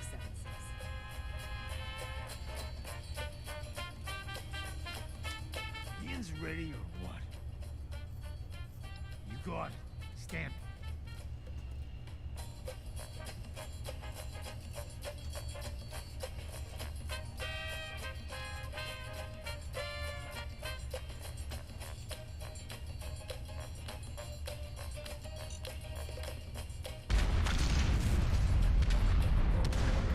Attention citizens. Nuclear attack imminent. Please exit the area at your earliest convenience. Thank you for your cooperation.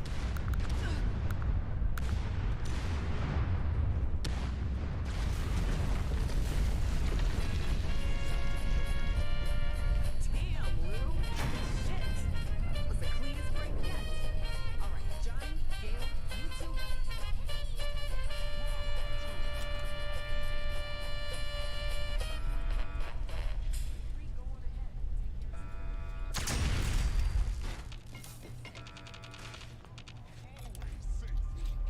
Tonight, in Chapter 1 of Zorbo's Revenge, we find ourselves Oh. military headquarters. In its ear, over a shiny tiny map of the neighborhood. Why did you lock me in that? You locked me in some kind of like. Why did you lock me in some kind of conversation? I couldn't fire my weapon or move. No. So dumb.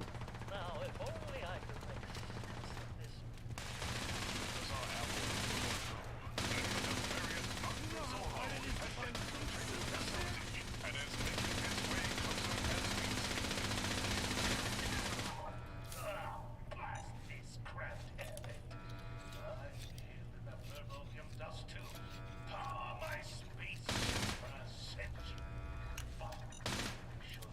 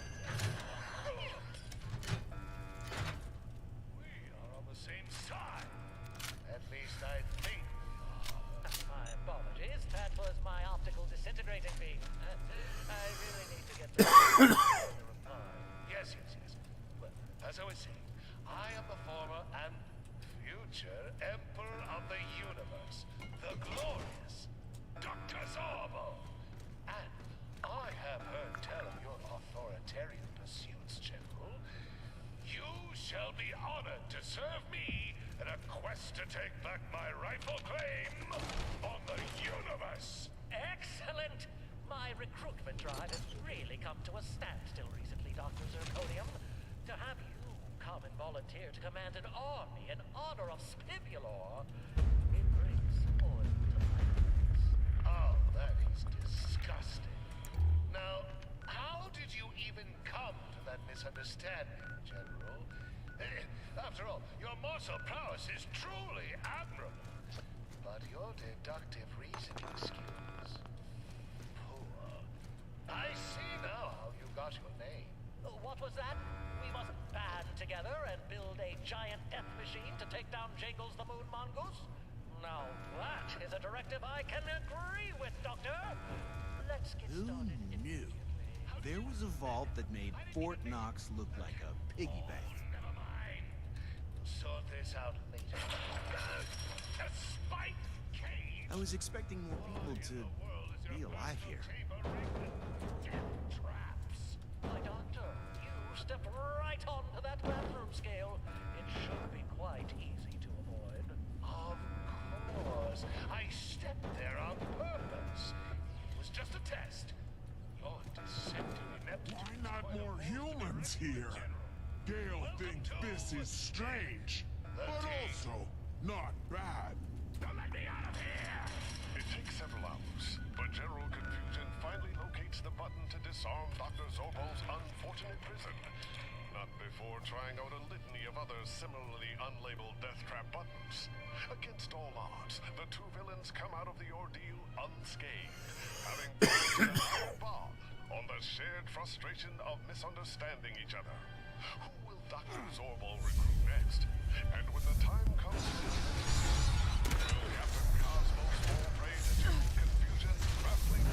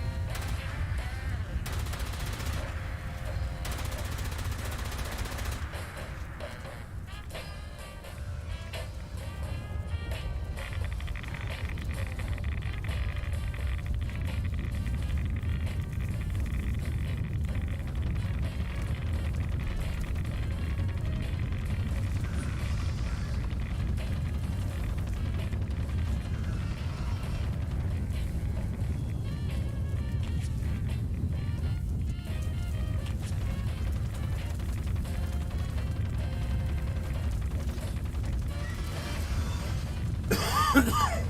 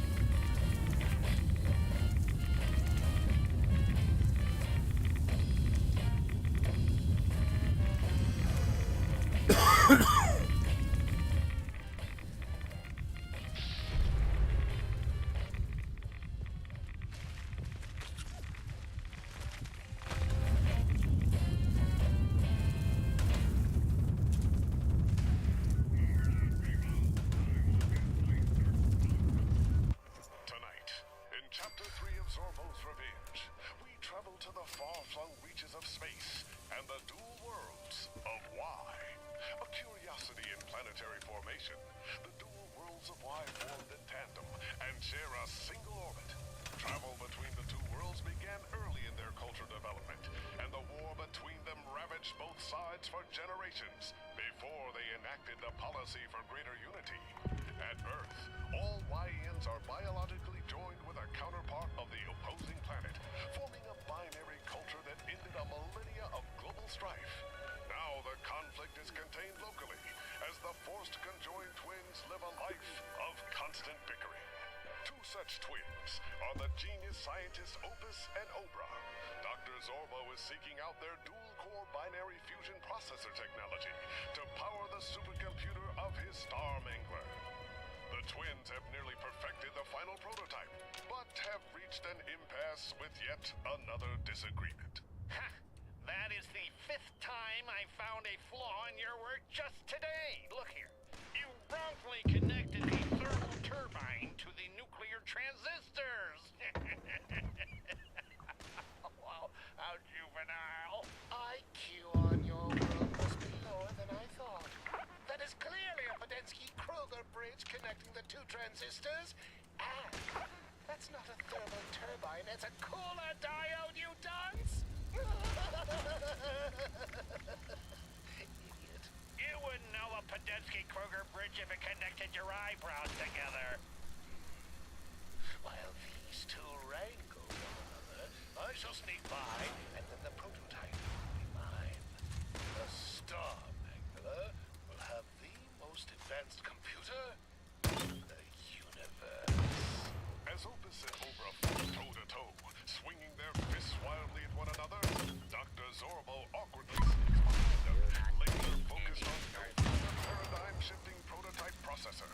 Fixated on his banditry, Zorbo is completely unaware that the scuffle between the conjoined duo has escalated from fisticuffs to firearms. Obra, you twit!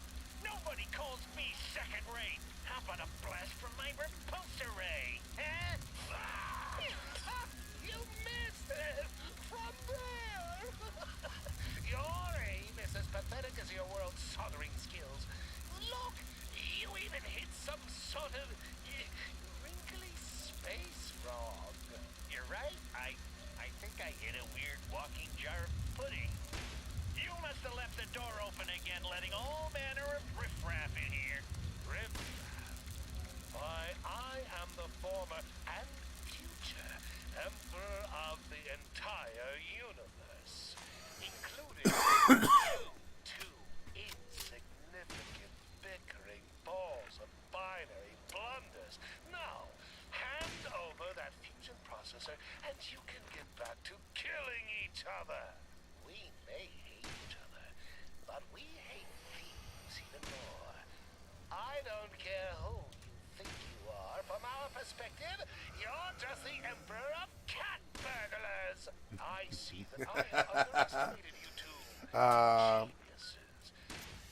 I believe I will go to bed.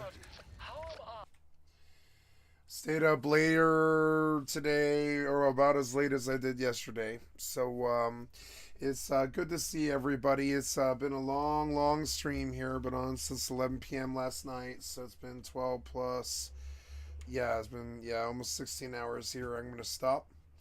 Thank you so much for hanging out in my stream and stuff. And I just want to remind you, you've been watching Skycat Live. Thank you so much for your time. What did we do today? We played some Fallout 76 and some New World, and that's probably what I'll do when I get back tonight. Play some more New World. I think that sounds pretty fun to me. So I will be back tonight. Good night. Number two, thank you for hanging around. It's always a pleasure, and thank you so much for being here. I love you guys. My name is skycat.live. I'm a full-time variety gamer, all day, every day. Put me on in the background. Absolutely, thank you. It's good to see people and everything, and I'll be back tonight for some more. Got to get my beauty rest. Click on the cat's face to donate at my website, which is skycat.live. And these are my entities and stuff: Twitch, Kick, Facebook, and all this. I do see that there's 5 people in the Twitch chat, and I want to thank you guys for spending your time with me today. It was a really wonderful day. Got a lot done. Went from, I think it was like level 20 to level 32 in New World, and then I did about half an hour, 45 minutes on Fallout 76 at the end, which was fun. Thought I'd make it a little bit longer, but no, I'm tired. I'll probably go to bed. So, thank you so much for your time, guys. I love you.